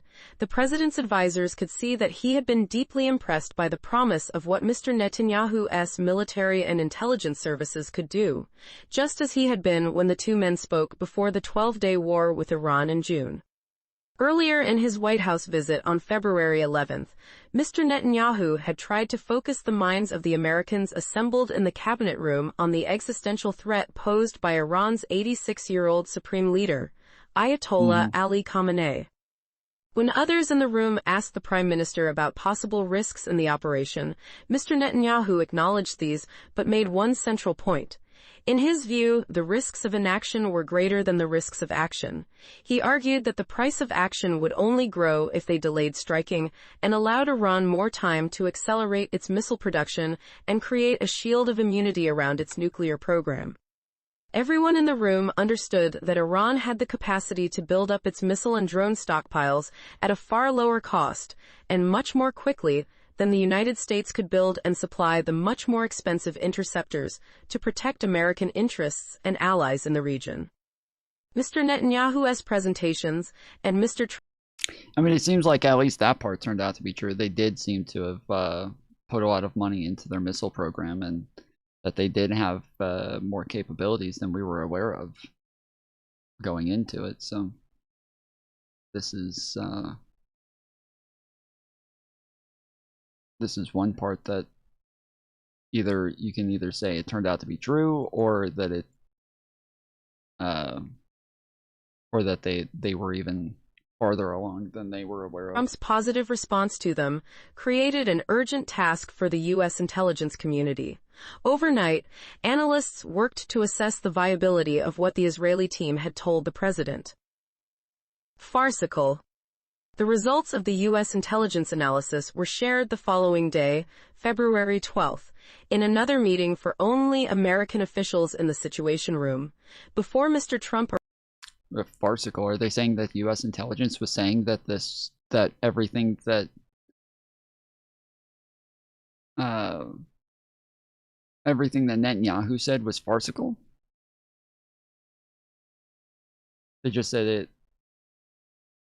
The U.S. intelligence sentiments. Farcical. Arrived, two senior intelligence officials briefed the president's inner circle. The intelligence officials had deep expertise in U.S. military capabilities, and they knew the Iranian system and its players inside out. They had broken down Mr. Netanyahu's presentation into 4 parts. First was decapitation, killing the Ayatollah. Second was crippling Iran's capacity to project power and threaten its neighbors. Third was a popular uprising inside Iran. And fourth was regime change with a secular leader. The two goals were farcical. Okay. Leader installed to govern the country. The U.S. officials assessed that the first two objectives were achievable with American intelligence and military power. They assessed that the third and fourth parts of Mr. Netanyahu's pitch, which included the possibility of the Kurds mounting a ground invasion of Iran, were detached from reality.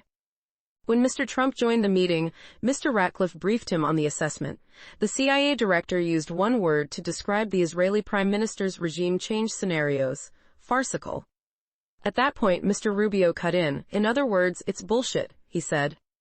Mr. Ratcliffe added that given the unpredictability of events in any conflict, regime change could happen, but it should not be considered an achievable objective.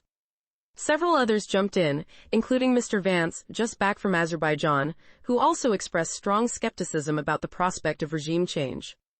The president then turned to General Kane. General, what do you think? General Kane replied, Sir, this is, in my experience, standard operating procedure for the Israelis. They oversell, and their plans are not always well developed. They know they need us, and that's why they're hard selling. Yeah, they really want Iran taken out. Iran is a nuisance for them, even more so than Iran is a nuisance for us. And so they would really like if Iran was just not Iran. they would just really, really like it if that just was not the case anymore. But they have a very different way of dealing with things than the United States generally does, and so they would just like Iran to just kind of be over with already and just to be able to move on from them. But the United States, again, generally doesn't try to do this in the way that Israel would, but I suppose if you were ever going to try to get somebody to do it, Donald Trump would be the one. Mr. Trump quickly weighed the assessment. Regime change, he said, would be their problem. It was unclear whether he was referring to the Israelis or the Iranian people. But the bottom line was that his decision on whether to go to war against Iran would not hinge on whether parts 3 and 4 of Mr. Netanyahu's presentation were achievable. Mr. Trump appeared to remain very interested in accomplishing parts 1 and 2, killing the Ayatollah and Iran's top leaders and dismantling the Iranian military. General Kane, the man Mr. Trump liked to refer to as Razan Kane, had impressed the president years earlier by telling him the Islamic State could be defeated far more quickly than others had projected. Mr. Trump rewarded that confidence by elevating the general, who had been an Air Force fighter pilot, to be his top military advisor. General Kane was not a political loyalist, and he had serious concerns about a war with Iran, but he was very cautious in the way he presented his views to the president. As the small team of advisors who were looped into the plans deliberated over the following days, General Kane shared with Mr. Trump and others the alarming military assessment that a major campaign against Iran would drastically deplete stockpiles of American weaponry, including missile interceptors, whose supply had been strained after years of support for Ukraine and Israel. General Kane saw no clear path to quickly replenishing these stockpiles. He also flagged the enormous difficulty of securing the Strait of Hormuz and the risks of Iran blocking it. Mr. Trump had dismissed that possibility on the assumption that the regime would capitulate before it came to that. The president appeared to think it would be a very quick war. See, this is what I said when I was saying that Trump thought that they weren't going to do this, is I think that Trump thought that, like, Iran would just be too scared to actually push back in any real way. That he thought that they were just going to cower and that, like, you know, they would just be super ready to just meet any demands that Trump was going to give to them. But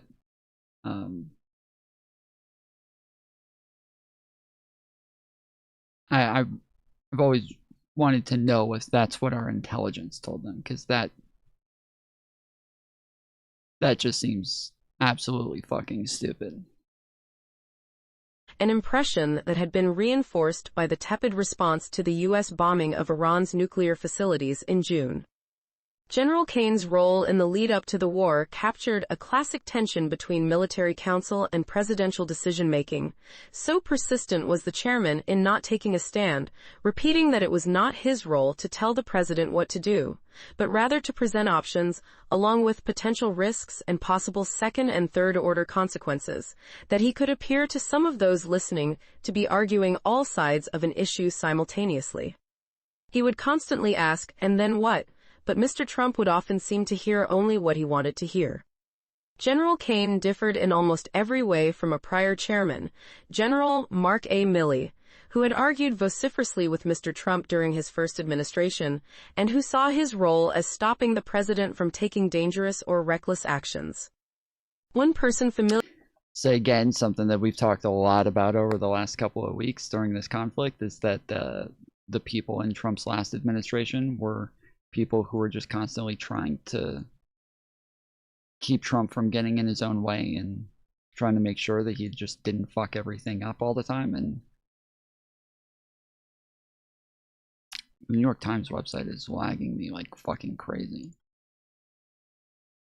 I don't think there's anything I can do about this. This is making me lag like hard.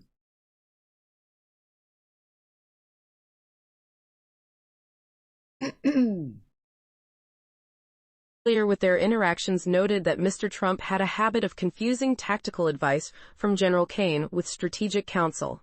In practice, that meant the general might warn in one breath about the difficulties of one aspect of the operation, then in the next note that the United States had an essentially unlimited supply of cheap, precision-guided bombs and could strike Iran for weeks once it achieved air superiority. To the chairman, these were separate observations, but Mr. Trump appeared to think that the second most likely canceled out the first. At no point during the deliberations did the chairman direct...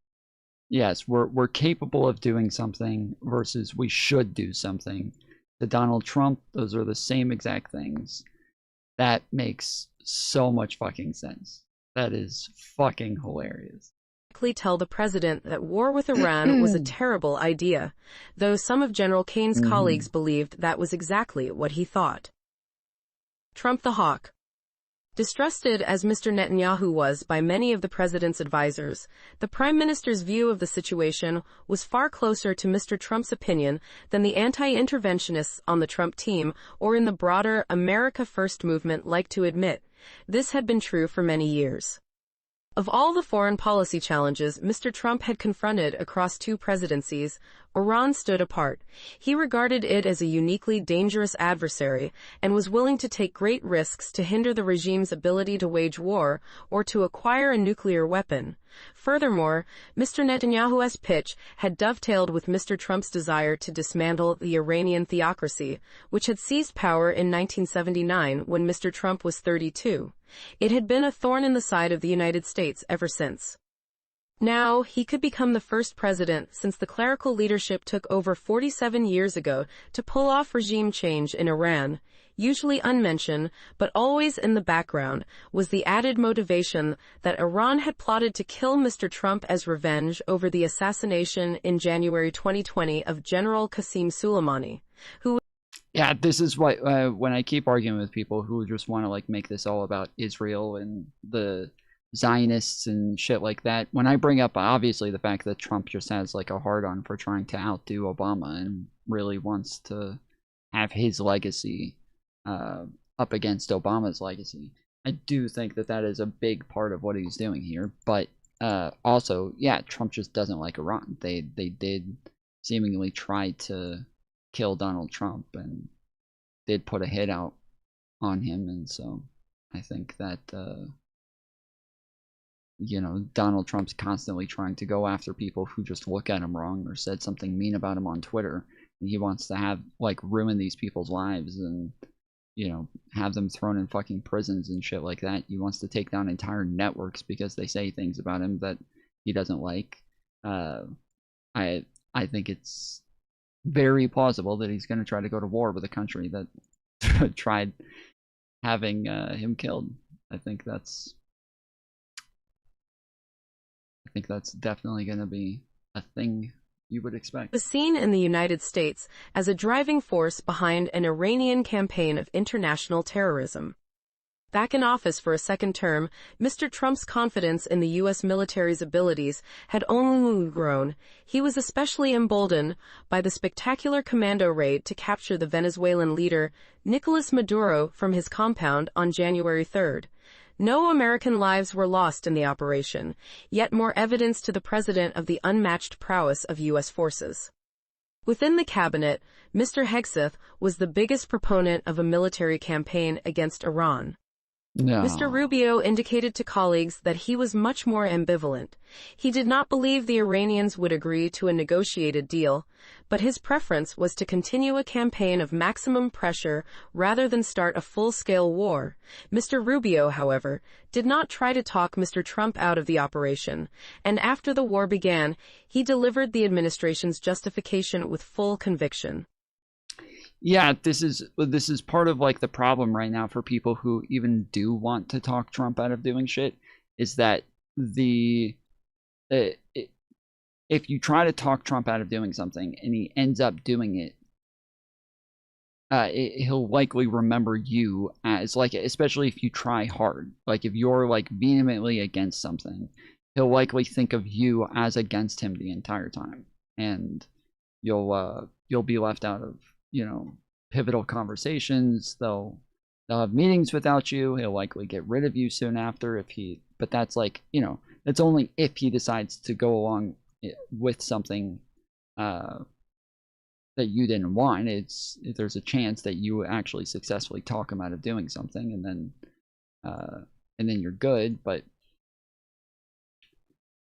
it seems as though, yeah, these people who, even the people with brains who would normally talk Trump out of doing something, they're not as likely to do so, because he's going to sit around and pout afterwards and throw a fit like a little baby. So you don't actually get real advice from your advisors. Ms. Wiles had concerns about what a new conflict overseas could entail, but she did not tend to weigh in hard on military matters in larger meetings. Rather, she encouraged advisors to share their views and concerns with the president in those settings. Ms. Wiles would exert influence on many other issues, but in the room with Mr. Trump and the generals, she sat back. Those close to her said she did not view it as her role to share her concerns with the president on a military decision in front of others, and she believed that the expertise of advisors like General Kane, Mr. Ratcliffe, and Mr. Rubio. I mean, that's true. That is definitely true. Though, like, it is definitely not her role in front of others, especially. Like, if Donald Trump like respects her opinion and wants to ask her for it, and does so, he likely is not going to be doing so in big meetings, especially with a bunch of generals and people there. Like, that would not make a whole lot of sense. She's like his what is his chief of staff? Like, that is not something she should be doing, for sure. Was more significant for the president to hear. Still, Ms. Wiles had told colleagues that she worried about the United States being dragged into another war in the Middle East. An attack on Iran carried with it the potential to set off soaring gas prices months before midterm elections that could help decide whether the final 2 years of Mr. Trump's second term would be years of accomplishment or subpoenas from House Democrats. But in the end, Ms. Wiles was on board with the operation. Vance the skeptic. Nobody in Mr. Trump's inner circle was more worried about the prospect of war with Iran, or did more to try to stop it, than the vice president. Mr. Vance had built his political career opposing precisely the kind of military adventurism that was now under serious consideration. He had described a war with Iran as a huge distraction of resources and massively expensive. He was not, however, a dove across the board. In January, when Mr. Trump publicly warned Iran to stop killing protesters and promised that help was on its way, Mr. Vance had privately encouraged the president to enforce his red line. But what the vice president pushed for was a limited, punitive strike, something closer to the model of Mr. Trump's missile attack against Syria in 2017 over the use of chemical weapons against civilians. The vice president thought a regime change war with Iran would be a disaster. His preference was for no strikes at all. But knowing that Mr. Trump was likely to intervene in some fashion, he tried to steer toward more limited action. Later, when it seemed certain that the president was set on a large-scale campaign, Mr. Vance argued that he should do so with overwhelming force in the hope of achieving his objectives quickly. In front of his colleagues, Mr. Vance warned Mr. Dude, I didn't have trouble with lagging all night. The whole fucking night. And now all of a sudden I am lagging really badly in this game. Maybe I put too many colors. I did too many colors on my snack. That's the problem. What up, Modi Mo? Trump that a war against Iran could cause regional chaos and untold numbers of casualties. It could also break apart Mr. Trump's political coalition and would be seen as a betrayal by many voters who had bought into the promise of no new wars. Wow, that's crazy. That's crazy that, like, you know, even Trump's own cabinet was saying that this would be the case. Crazy, while you got all of these magatards out here trying to pretend like, no, we never thought that. No, we all thought Trump was going to go to war with Iran. Yeah, we all felt like he ran on going to wars and doing lots of wars. That's what we all remembered. The liberals are trying to act like Trump ran on no new wars, but none of us ever had that impression. Mr. Vance raised other concerns, too. As vice president, he was aware of the scope of America's munitions problem. A war against a regime with enormous will for survival could leave the United States in a far worse position to fight conflicts for some years. The vice president told associates that no amount of military insight could truly gauge what Iran would do in retaliation when survival of the regime was at stake. A war could easily go in unpredictable directions. Moreover, he thought there seemed to be little chance of building a peaceful Iran in the aftermath. Beyond all of this was perhaps the biggest risk of all. Iran held the advantage when it came to the Strait of Hormuz. If this narrow waterway carrying vast quantities of oil and natural gas was choked off, the domestic consequences in the United States would be severe, starting with higher gasoline prices. Tucker Carlson, the commentator who had emerged as another prominent skeptic of intervention on the right, had come to the Oval Office several times over the previous year to warn Mr. Trump that a war with Iran would destroy his presidency. A couple weeks before the war began, Mr. Trump, who had known Mr. Carlson for years, tried to reassure him over the phone. "I know you're worried about it, but it's going to be okay," the president said. Mr. Carlson asked how he knew. "Because it always is," Mr. Trump replied. In the final days of February, the Americans and the Israelis discussed a piece of new intelligence that would significantly accelerate their timeline. The Ayatollah would be meeting above ground with other top officials of the regime, in broad daylight and wide open for an air attack. It was a fleeting chance to strike at the heart of Iran's leadership, the kind of target that might not present itself again. Mr. Trump gave Iran another chance to come to a deal that would block its path to nuclear weapons. The diplomacy also gave the United States extra time to move military assets to the Middle East. The president had effectively made up his mind weeks earlier, several of his advisors said, but he had not yet decided exactly when. Now, Mr. Netanyahu urged him to move fast. That same week, Mr. Kushner and Mr. Witkoff called from Geneva after the latest talks with Iranian officials. Over 3 rounds of negotiations in Oman and Switzerland, the two had tested Iran's willingness to make a deal. At one point, they offered the Iranians free nuclear fuel for the life of their program, a test of whether Tehran's insistence on enrichment was truly about civilian energy or about preserving the ability to build a bomb. The Iranians rejected the offer, calling it an assault on their dignity. Mr. Kushner and Mr. Witkoff laid out the picture for the president. They could probably negotiate something, but it would take months, they said. If Mr. Trump was asking whether they could look him in the eye and tell him they could solve the problem, it was going to take a lot to get there. Mr. Kushner told him because the Iranians were playing games. "I think we need to do it." On Thursday, February 26th, around 5 p.m., a final Situation Room meeting got underway. By now, the positions of everyone in the room were clear. Everything had been discussed in previous meetings. Everyone knew everyone else's stance. The discussion would last about an hour and a half. Mr. Trump was in his usual place at the head of the table. To his right sat the Vice President. Next to Mr. Vance was Ms. Wiles, then Mr. Ratcliffe, then the White House counsel David Warrington, then Stephen Chung, the White House Communications Director. Across from Mr. Chung was Caroline Leavitt, the White House Press Secretary. To her right was General Kane, then Mr. Hegseth and Mr. Rubio.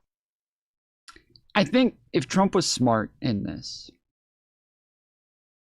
he would have actually just said that we're assisting Israel in this conflict.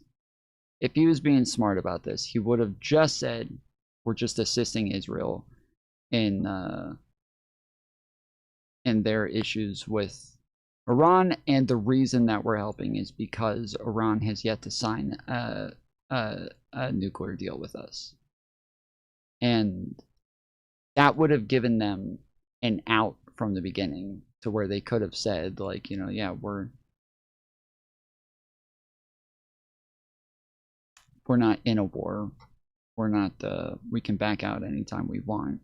We're just helping them in the beginning, and if we think their issue is going on for too long, then we can just back out and tell Israel to quit it.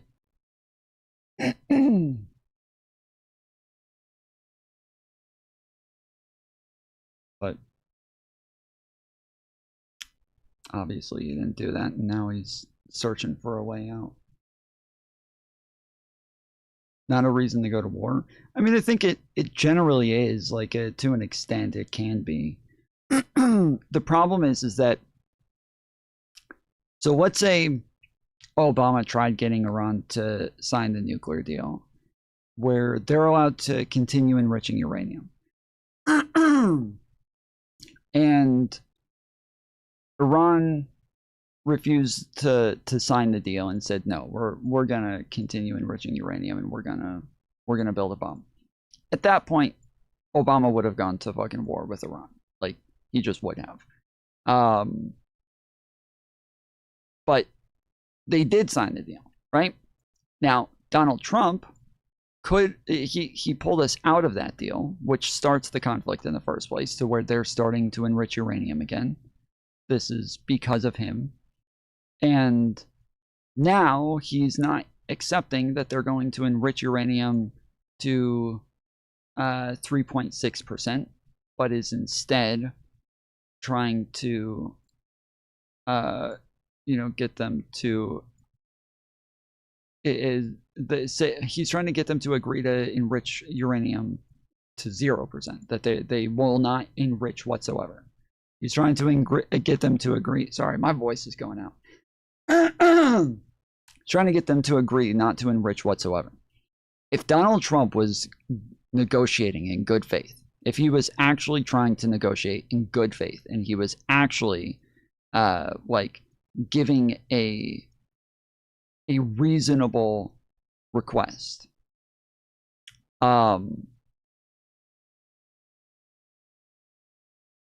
like he was saying, hey, we want you guys to agree not to enrich above 3.6%, and they refused that, just like Obama, I would understand why Trump would want to go to war and want to, or assist Israel or whatever, as part of a maximal pressure campaign, whatever. But yeah, because Donald Trump is not giving a reasonable limit on their enrichment levels, that is the entire issue here. And so while I would say it is technically a good reason to go to war, that's not the scenario here, because Trump is not being reasonable. He is not allowing he's not allowing for there to be reasonable negotiations. So where assisting Israel may have been a better play, but a hard sell, and Trump has too much ego. Maybe, yeah, because he wants Netanyahu to follow his lead, not the other way around. Maybe they devastated the leader's whole family. He's more hardened. He won't agree. The nuclear card is the only one they have, so they will never give that up. That's why North Korea won't be attacked. No, I disagree. I don't think that they actually I don't think that they actually want.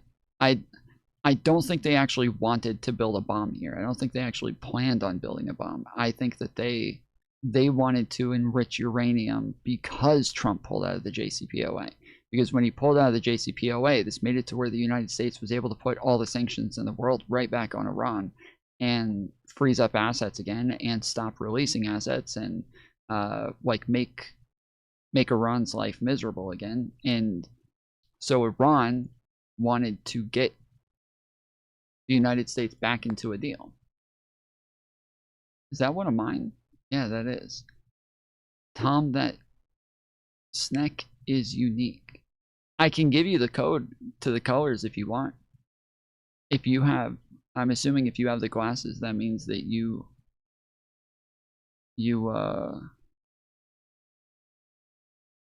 yeah, I can give you the code to it, and you can just paste it, I think.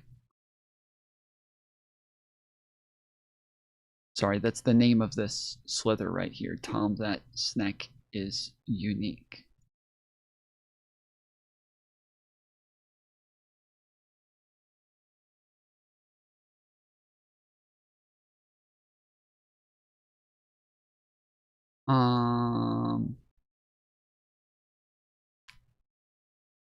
So yeah, the money that they wanted released, the assets that they wanted released, obviously is going to be more important to them. And so I don't think that they actually planned on building a bomb. I think building a bomb was plan B. And so I think that they would rather the United States come back to the table and come back to an agreement with them so that they can get their assets again and have sanctions lifted and all of that. But that if they couldn't get that, well, okay, then they'll just build the fucking bomb then, and then that'll at least make it to where the United States can't keep striking them.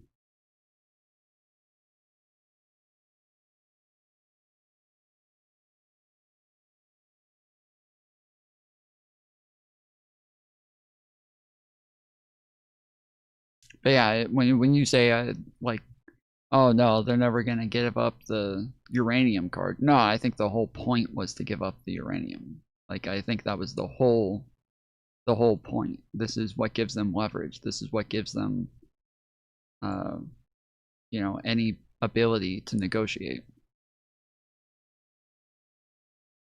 The war planning group had been kept so tight that the two key officials who would need to manage the largest supply disruption in the history of the global oil market, Treasury Secretary Scott Bessent and Energy Secretary Chris Wright, were excluded, as was Tulsi Gabbard, the Director of National Intelligence.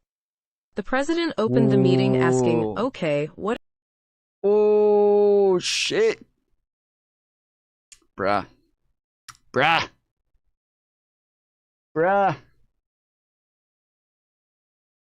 That is wild, dude. That is fucking wild, bro. So you're talking about your DNI and your counterterrorism teams are not part of your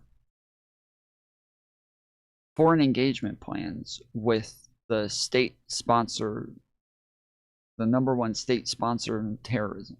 Like, holy shit, dude. What the fuck is going on over there? Trump already accepted their 10-point plan. Wait, what do you mean he accepted it? They didn't agree to it, no. They didn't agree to the plan. They agreed to use that plan as the start of their negotiations. They didn't. When you say he accepted it, I don't know what you mean by that. Stop hitting Hezbollah to getting all bases out of the Gulf. Wait, the stop hitting Hezbollah was for Israel, not for the United States. And Israel did not agree to it. Israel is still fighting Hezbollah right now as we speak.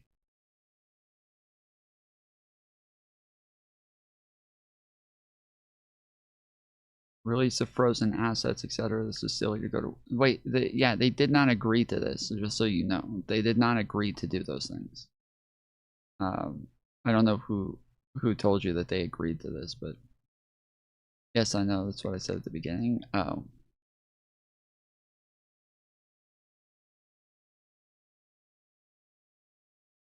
That's accepting. Okay, I don't care what term you use, just as long as you understand that that doesn't mean that we've agreed to it.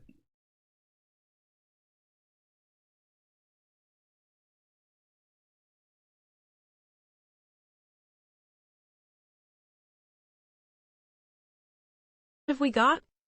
Mr. Hegseth and Mr. Kane ran through the sequencing of the attacks. Then Mr. Trump said he wanted to go around the table and hear everyone. The U.S. already violated the start of the agreement, so Iran said no deal? What are you talking about? How did the United States violate it? And when the fuck did Iran say no deal?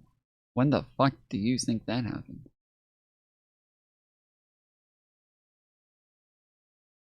As of right now, we are currently in a ceasefire with Iran. I have no idea what you're talking about, Maxine Knight. That does not seem to be the case. I don't know where you got that from.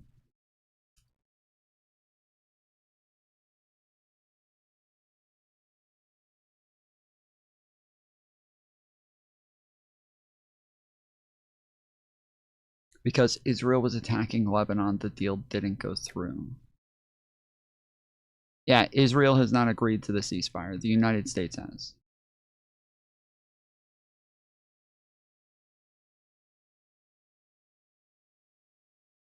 Yeah, Trump cannot agree to a deal on behalf of Israel.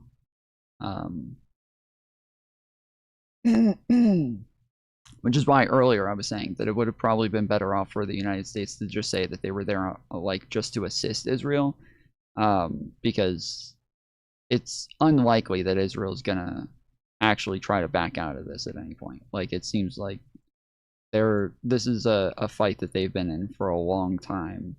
The United States does not want to be in this fight, and they were just trying to get the United States to come help finish it off, which hasn't happened. And I think that they were hoping that the United States would just be in it until the end as well. But I see no way that Israel actually backs off.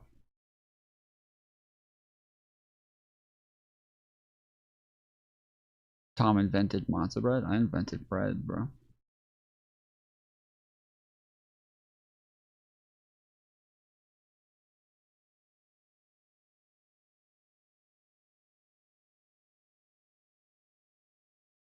Recent stories say the strait is closed again, whatever that means. So it's not technically open, not technically closed. Currently, the idea is that this is even within the agreement, is that Iran is going to keep the strait as part of the agreement. They're going to continue to charge people to go through the strait, and that they're going to continue to control the strait. And that they'll just from now on make money off of deciding who does and doesn't go through the strait. To where before that wasn't the case, you could just go through the strait, but now they're tolling everybody. And apparently Donald Trump was even talking about the fact that he wants to go into a joint venture with Iran to control the strait with them so that they both make money off of it, which is likely not gonna fucking happen. I don't know where the fuck he thought that that was gonna happen, but yeah, it seems as though this is like the strait's closed openness. From my understanding is that they are not they're not opening it up for free access, and that they have to, I mean, even part of it, they have, like, they still have mines in this strait apparently, and so they would have to trolley any sort of ships through the strait anyways to avoid all the fucking mines. So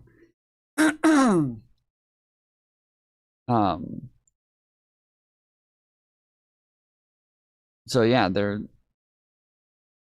I suppose charging a fee to take everybody through. I just checked my Google, guys. I'm in the know. They aren't letting Trump ships in, only liberal ones. Oh.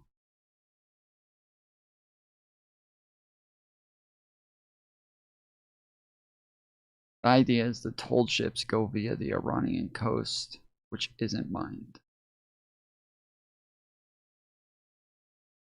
Huh, okay. One's views. Mr. Vance, whose disagreement with the whole premise was well established, addressed the president. "You know, I think this is a bad idea, but if you want to do it, I'll support you." Ms. Wiles told Mr. Trump that if he felt he needed to proceed for America's national security, then he should go ahead.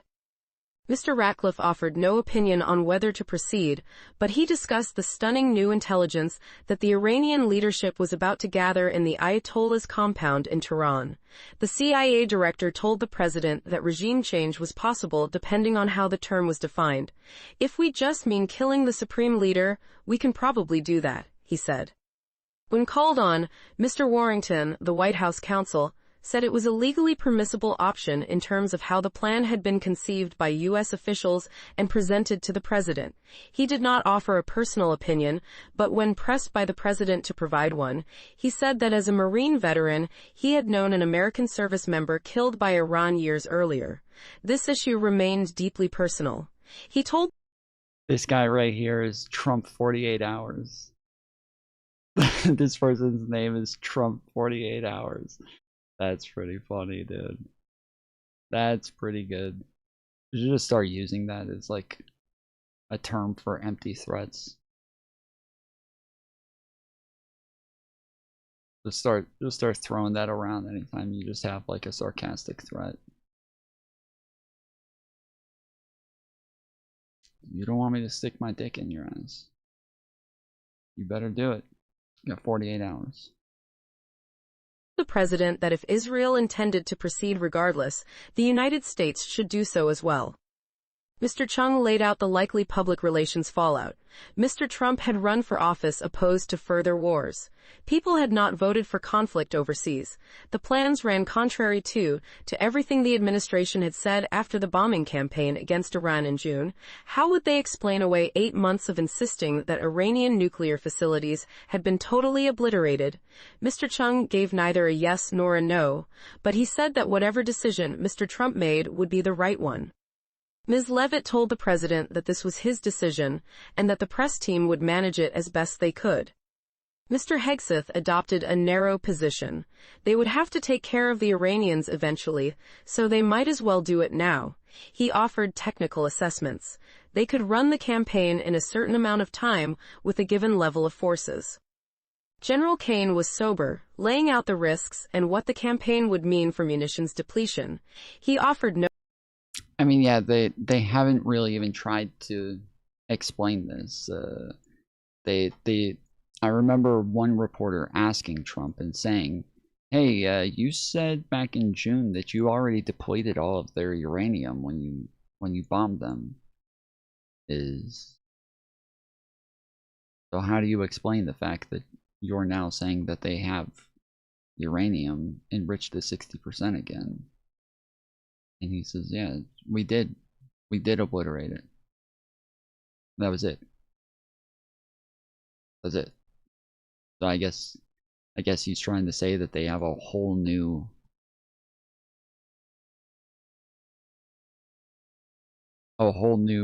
stockpile of uranium that is the same exact weight, enriched to the same exact percentage, that is there for. Is this this is the same uranium that they're saying is like at the bottom of rubble, right? Like the IAEA was reporting back in fucking November that they had this uranium. Like, this isn't uranium that they took forever to go build back up. This is uranium that, like, back when they initially bombed them, our own intelligence said that Iran moved the uranium before Trump bombed them in June. So our own intelligence seemed to believe that we didn't get it, but Trump kept insisting that we fucking got it, and then here we are now, almost a year later, going after the same fucking uranium, apparently. No opinion. His position was that if Mr. Trump ordered the operation, the military would execute. Both of the president's top military leaders previewed how the campaign would unfold and the U.S. capacity to degrade Iran's military capabilities. When it was his turn to speak, Mr. Rubio offered more clarity, telling the president, if our goal is regime change or an uprising, we shouldn't do it. But if the goal is to destroy Iran's missile program, that's a goal we can achieve. Everyone deferred to the president's instincts. They had seen him make bold decisions, take on unfathomable risks, and somehow come out on top. No one would impede him now. I think we need to do it, the president told the room. He said they had to make sure Iran could not have a nuclear weapon, and they had to ensure that Iran could not just shoot missiles at Israel or throughout the region. General Kane told Mr. Trump that he had some time. He did not need to give the go-ahead until 4 p.m. the following day. Aboard Air Force One the next afternoon, 22 minutes before General Kane's deadline, Mr. Trump sent the following order. Operation Epic Fury is approved, no aborts. Good luck. Damn.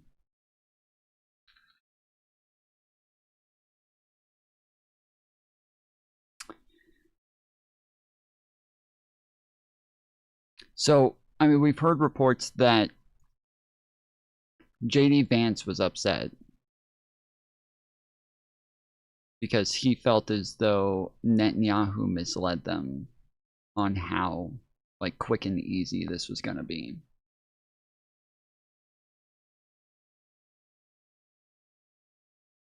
Did we hear a timeline from Netanyahu in this?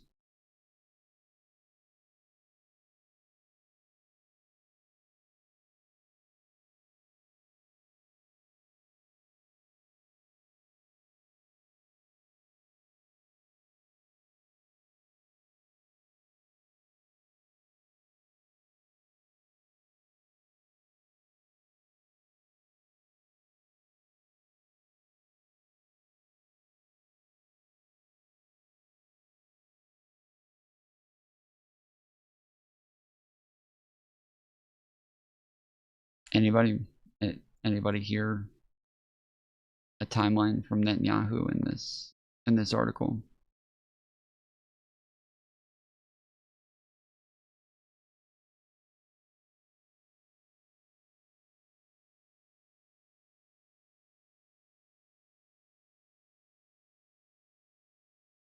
Timeline for what?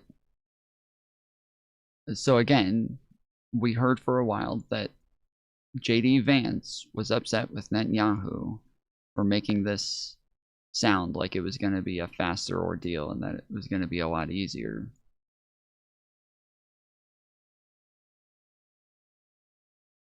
So, was there a timeline for the war? Was there anything that we heard in this that would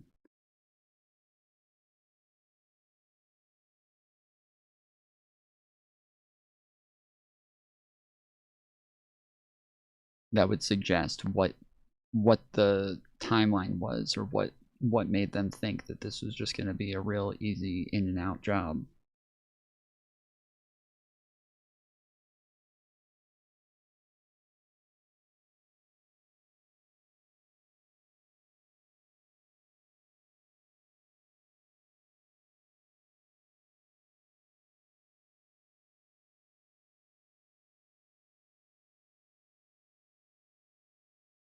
Did he shake his fist? No, apparently he got into it with Netanyahu about it.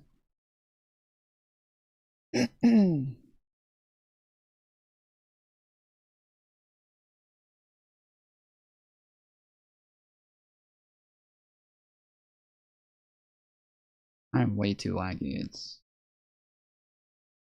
not really.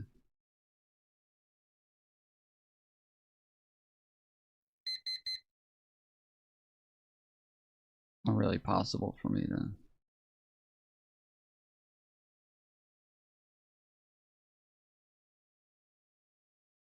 do very much on this fucking game with all of this lag.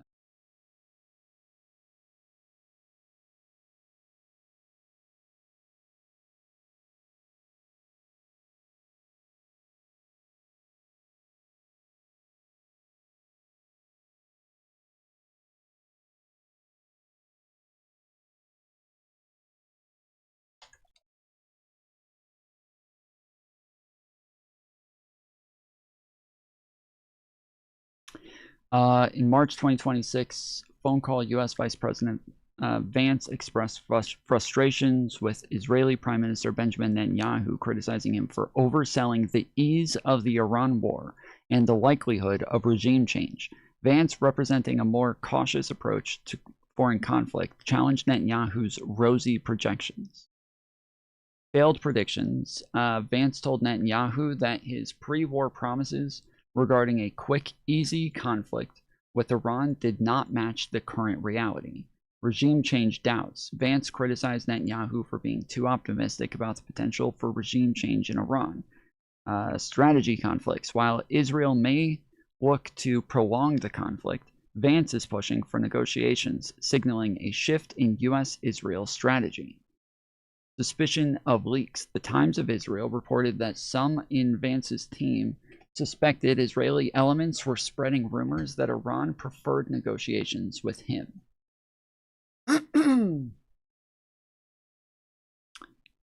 Yeah, you guys remember when there was, there were rumors about the fact that Iran wanted to negotiate with Vance because they thought that he was more sensible and more willing to negotiate because he was anti-war. And then apparently Vance and his team started thinking that that was Israel who was spreading those rumors because they thought that Israel was mad that Vance was anti-war and that he was going to try to pull out of the conflict and that he was going to convince Trump to pull out of the conflict. And so they were hoping that if they spread these rumors that Iran liked Vance, that this would make Trump distrust Vance.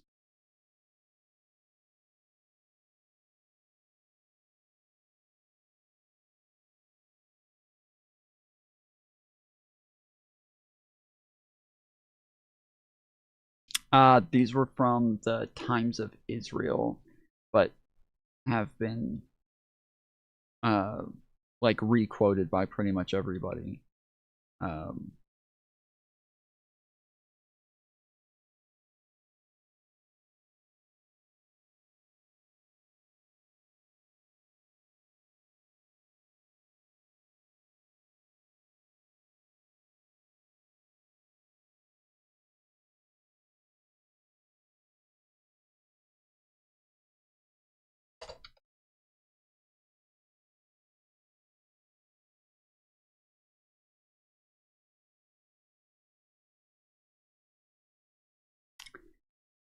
From The Hill, Vance blames legitimate misunderstanding for dispute over whether Lebanon included in the ceasefire.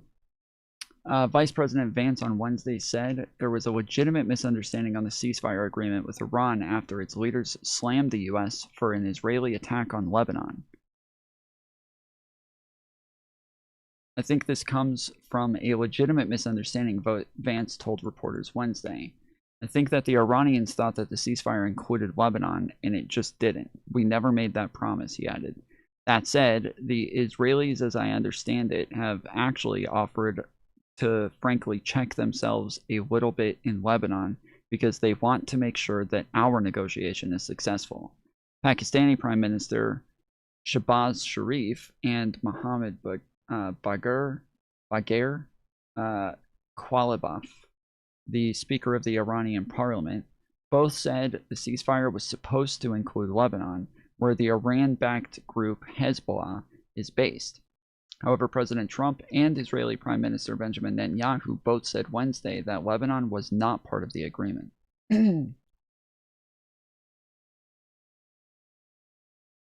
president is always most interested in results, and it was the Iranians who backed down, not President Trump. He said that they would face very grave consequences, as you just laid out, by the 8 p.m. deadline if they did not agree to reopening the Strait of Hormuz. And what did they do last night? They agreed to reopen the Strait of Hormuz.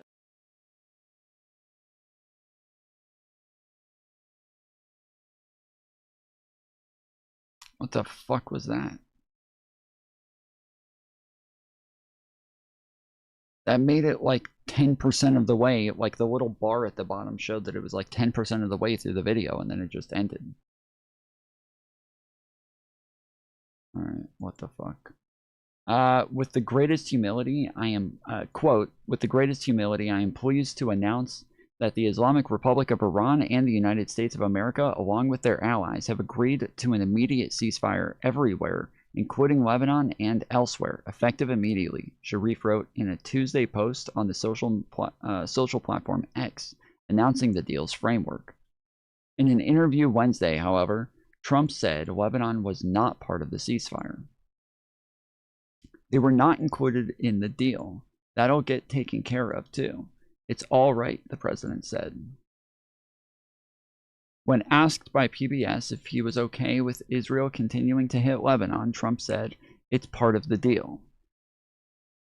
Everyone knows that, he said. That's a separate skirmish.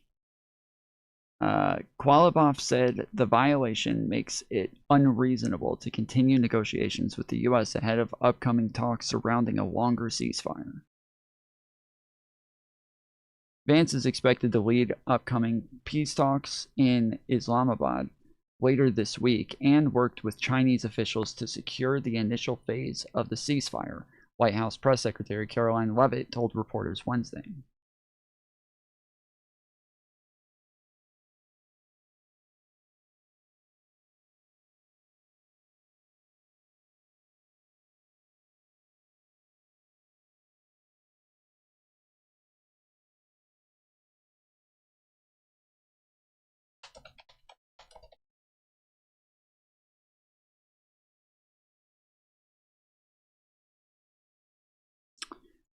As of April 2026, the Strait of Hormuz is experiencing extreme volatility and near total closure due to escalating military tensions between Iran, Israel, and the United States.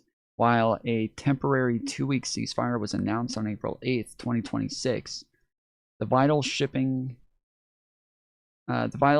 artery remains under tight Iranian control and faces severe disruptions, impacting over 20% of global oil and LNG supplies.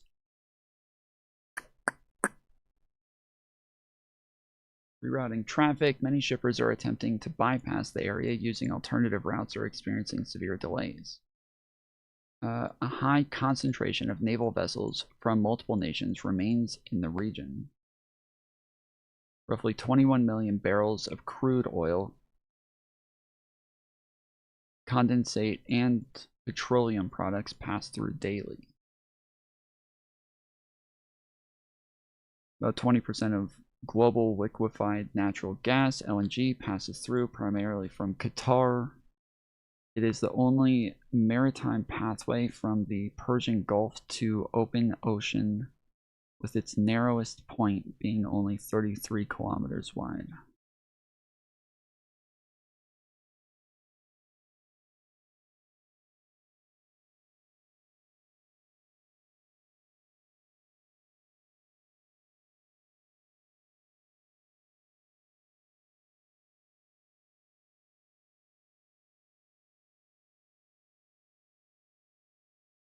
Transit in 24 hours, 11 ships.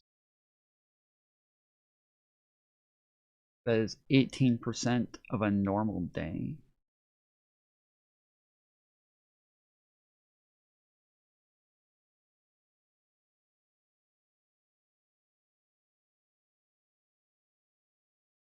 That's 11 ships in 24 hours.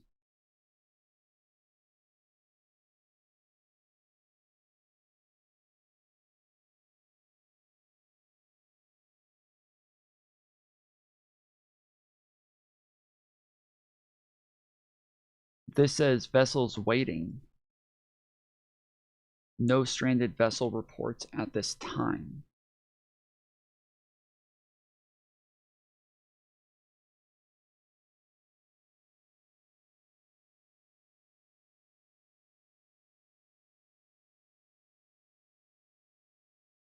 So are there tons of ships waiting or not?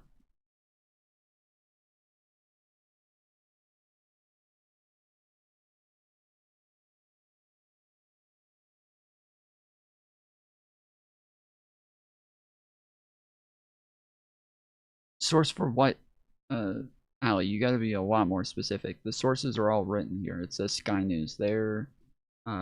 Sky News, Tufts Now, the Strait of Hormuz Monitor. They're listed over here as well on the side.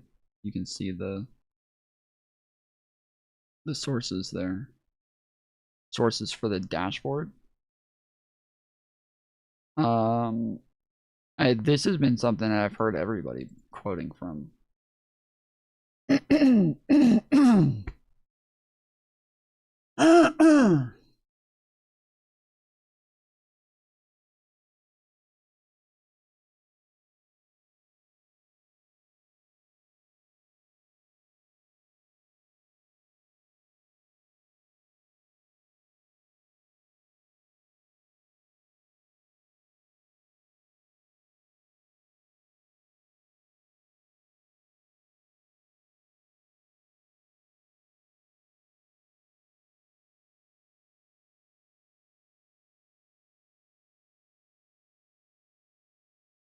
So it says only 2 to 3 ships transited overnight.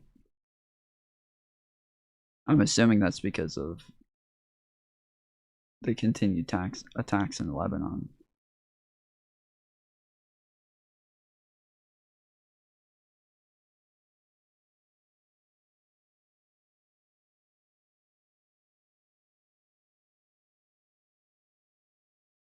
Sometimes they hallucinate sources. Yeah, I mean, all of this seems to align with everything else that we've been going over today.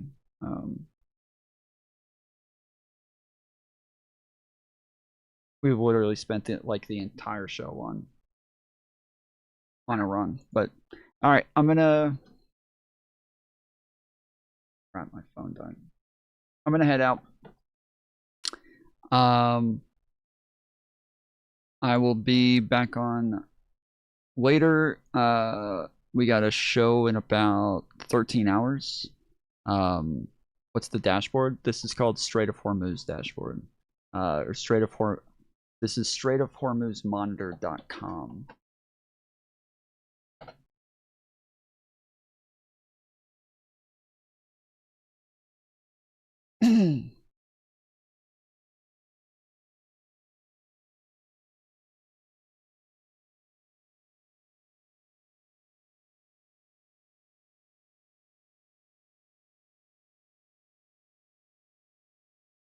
Is the ceasefire good news for the global economy? Well, it's all about the Strait of Hormuz. This is the passage where we get so much oil and gas, which is so important for everything.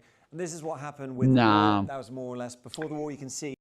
Nah, this guy's spreading fake news. That's the liberal woke agenda, dude. That's Trump said Strait of Hormuz doesn't affect us.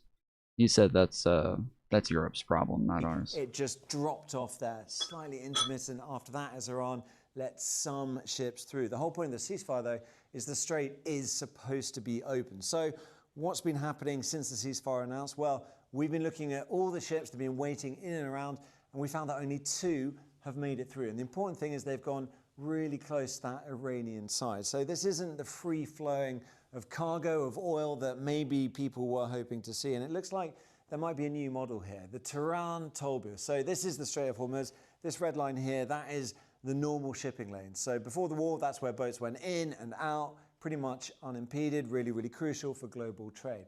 But since the start of the war, you've had this dotted line in green. This is the Iran-controlled route. And what it does is send ships really close to Iranian territory where they can physically, visually check out ships and give them permission or not to cross the strait. What does it actually look like in action? Well, this is an image from Tuesday. And what it shows, this is satellite imagery, so bear with us. Here is a tanker making its way through Iranian-controlled waters. And what you have here are 2 speedboats going to check out that tanker. Now, given these are waters controlled by Iran, given you don't really want to be in them if you don't have permission, these are likely, possibly IRGC, Iranian Revolutionary Guard Corps speedboats on their way out to inspect a tanker. And that might be the model we have in the future, because we've had different statements here from the US and from Iran. First of all, Donald Trump's calling for the complete, immediate and safe opening of the strait, saying that is what was going to happen.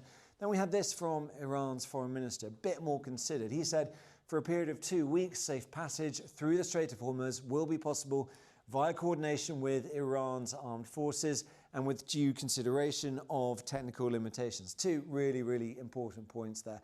Iran's armed forces, that suggests Iran very much still in control, at least according to their foreign ministry, and with due consideration of technical limitations. That sounds like the brake is being applied. We're not just going to see traffic flowing through the Strait of Hormuz straight away. So that means that all the effects on the global economy, even things like the gas prices coming down, oil prices going down, is going to take a while to filter through. And that is assuming that the ceasefire even holds. Yeah. Yeah, that's what I was saying earlier. That is what it seems like right now. I would assume the things we'll get a lot more information if they're supposed to meet on the 12th. Then that's when we'll get better answers. But I mean, obviously, if Pakistan thought that the United States was speaking for Israel and agreeing to a ceasefire, and then Israel's like, nah, bro, we have nothing to do with this. I don't know what the fuck. You guys agreed with Trump. You didn't agree with us. So, I mean, that makes sense. It does, like, that does make sense. It would be weird for them to like come to an agreement with Trump and then think that this applies to Netanyahu. That would be really weird. But I feel like that should have probably been made clear. If they send their 10-point plan and then Donald Trump just sends a message back saying, like, we agree to this as a tentative starting point for negotiations, probably should have said, like, also, though, the things pertaining to Israel, you'll have to talk to them about that. But I would guess they didn't, because Donald Trump had a deadline, and because he had this deadline, he did not want to come out of this saying there is no agreement right now. He needed people to believe that there was an agreement in that moment so that he had a way to back off his threats. And so he just went along with it and said,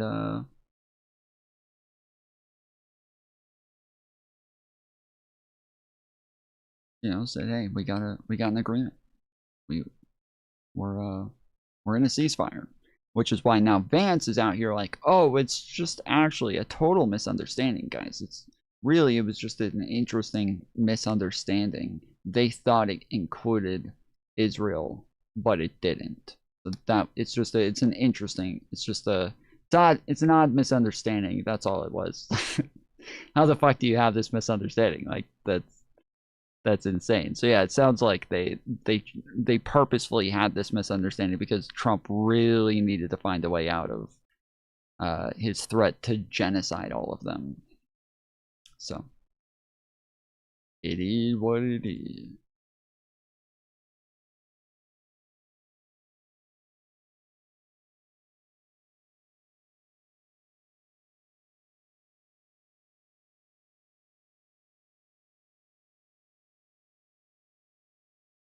But all right, I'll be back on later tonight. We got a panel at 5 p.m. on Fatty. He is doing politics panels now. So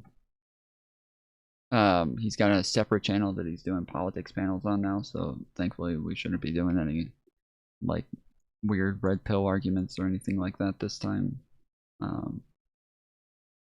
And we will be talking about the Strait of Hormuz at the time. So excited to have that debate today. And I'll see you guys then.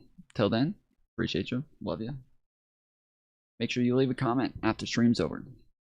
Oh, wicked. Also, I want to know, like, leave a comment and let me know. I want to know what you guys think, like, about the ceasefire, about the Strait of Hormuz. I want to know, like, specifically, like, do you guys think that that Trump purposefully pretended that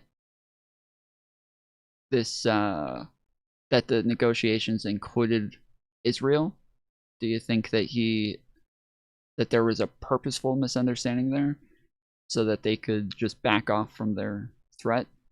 Or do you think, maybe they thought Iran was sending these 10-point plans to Netanyahu as well? Or what do you think? What do you think happened there? Let me know in the comments. And the comments are really helpful to push the stream in the algorithm and make it to where we're more likely to have other people find the channel. So do me a favor, leave a comment. Later, fools.